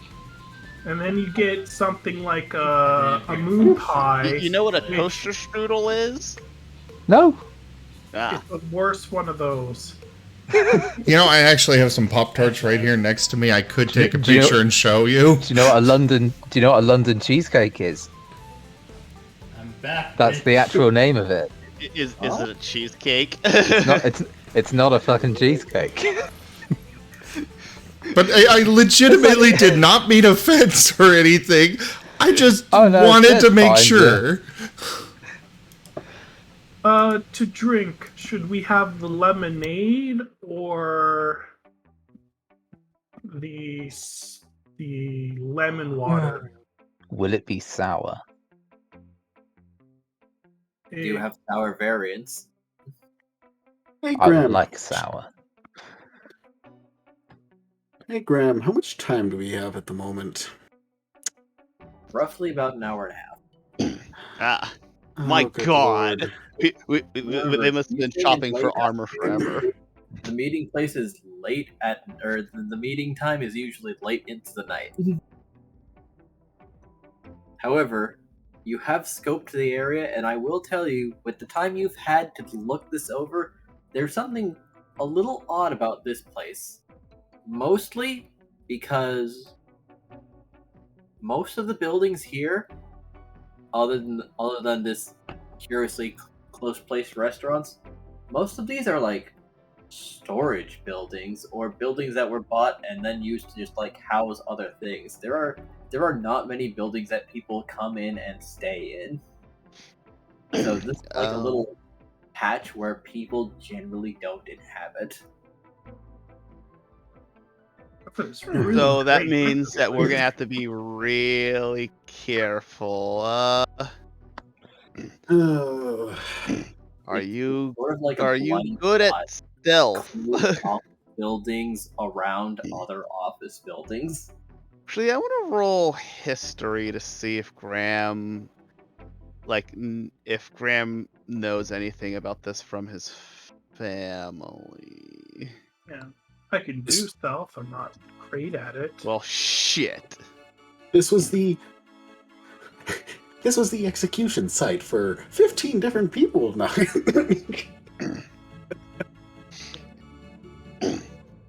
You've rolled Nah, a every one of these storage buildings is just a different person they've killed, and they just built a storage building on top of them.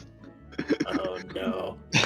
They'll Cor- never Coran- find the body, well, with a whole building over it.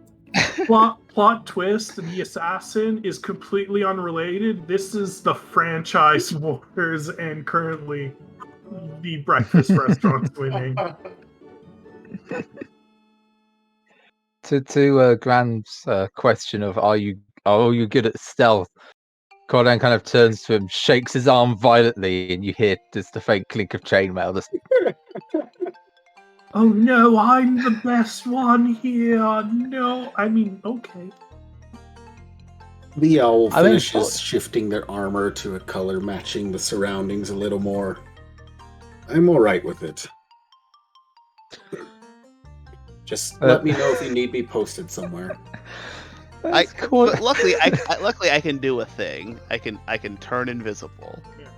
Luke sees it's That- getting dark outside, so he puts on Wait, some was that in sunglasses. character or was that? That was in character.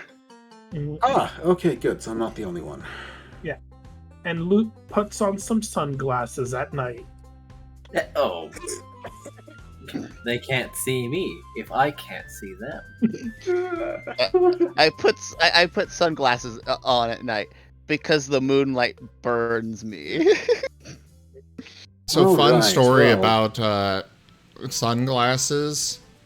I was traveling with my grandma at one point, and we're sitting. It's a road trip, and we're just sitting in the back seat, and I'm hearing my grandma making calls to a hotel and making reservations, and we're just like, huh, she's making those rather early. And then she gets off the phone with them, and it's like, okay, you need to... It was like 3 in the afternoon at this point. And she's like, okay, you need to get off here so we could go stop at our hotel. My grandpa's like, it's only about 3 o'clock. And she's like, what? No, it isn't. It's dark out. She forgot she was wearing her sunglasses and thought it was much later than it was. Oh my god. We wound up staying there anyways, and we had a good time adventuring through this small town, but... I see. Yeah. And then Lou, knowing that people are going to look, seeing people look at him like he's an idiot, turns the sunglasses around, and when you look through them, the outside is completely, well, not completely lit. It's like looking into night vision goggles. Oh, I like that. Blocks the sun one way and night vision the other way. I actually kind of like that. No, he's saying like they look like sunglasses, but whenever you look through the lenses of them, it's like night vision. Oh, even better. Is the item he picks for himself. So, Also- Graham, do you want me in any particular spot with the bow at the ready, or any signals you'd like to work One on? quick question. How Oh, late are sure, we sure. planning to go? Oh, I can go as late as you guys need to. Preferably not more than 3 more hours, but we'll see. I have no schedule because I am still recovering, so I'm fine. Well, if we're gonna get Leon? this battle done in 3 hours, we might as well kick it off now. I can go as long as you guys go. Craig? I can keep going. Okay.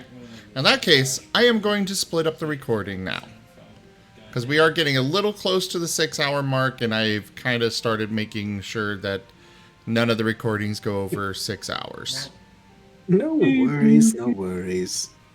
Admittedly, I'll probably change this as things did not go the way I thought they would. I will be just doing part 1 and part 2 for this, for the record. But... I mean, the fact that we're not at the trial yet? Well, Oh, hey. Unless this is you the know trial. why that didn't happen, Neon. Yes. So, anyways, thank you everybody for joining us so far on this stream of Guild Tales Dungeons and Dragons. As was just stated, we are going to continue going. However, we are splitting up the recording at this point for YouTube. Just taking a small break here. Thank you everybody so much for joining. Check out our website, zgfgaming.com. We've got links for our Discord, Telegram, Twitter, Patreon, and more there on the website, as well as down in the description below through our link tree. Thank you to my patrons, donators, and subscribers. It is because of your support that I'm able to continue bringing these streams to you all. I really cannot do this without your guys' help and support, so thank you. Consider becoming a patron yourself over at patreon.com/zgfgaming. It is one of the best ways to support the channel, though you can also do so by simply sharing the streams around. But for now, I bid you all the most fundest adieu. Bye, guys. Bye bye. Bye, YouTube.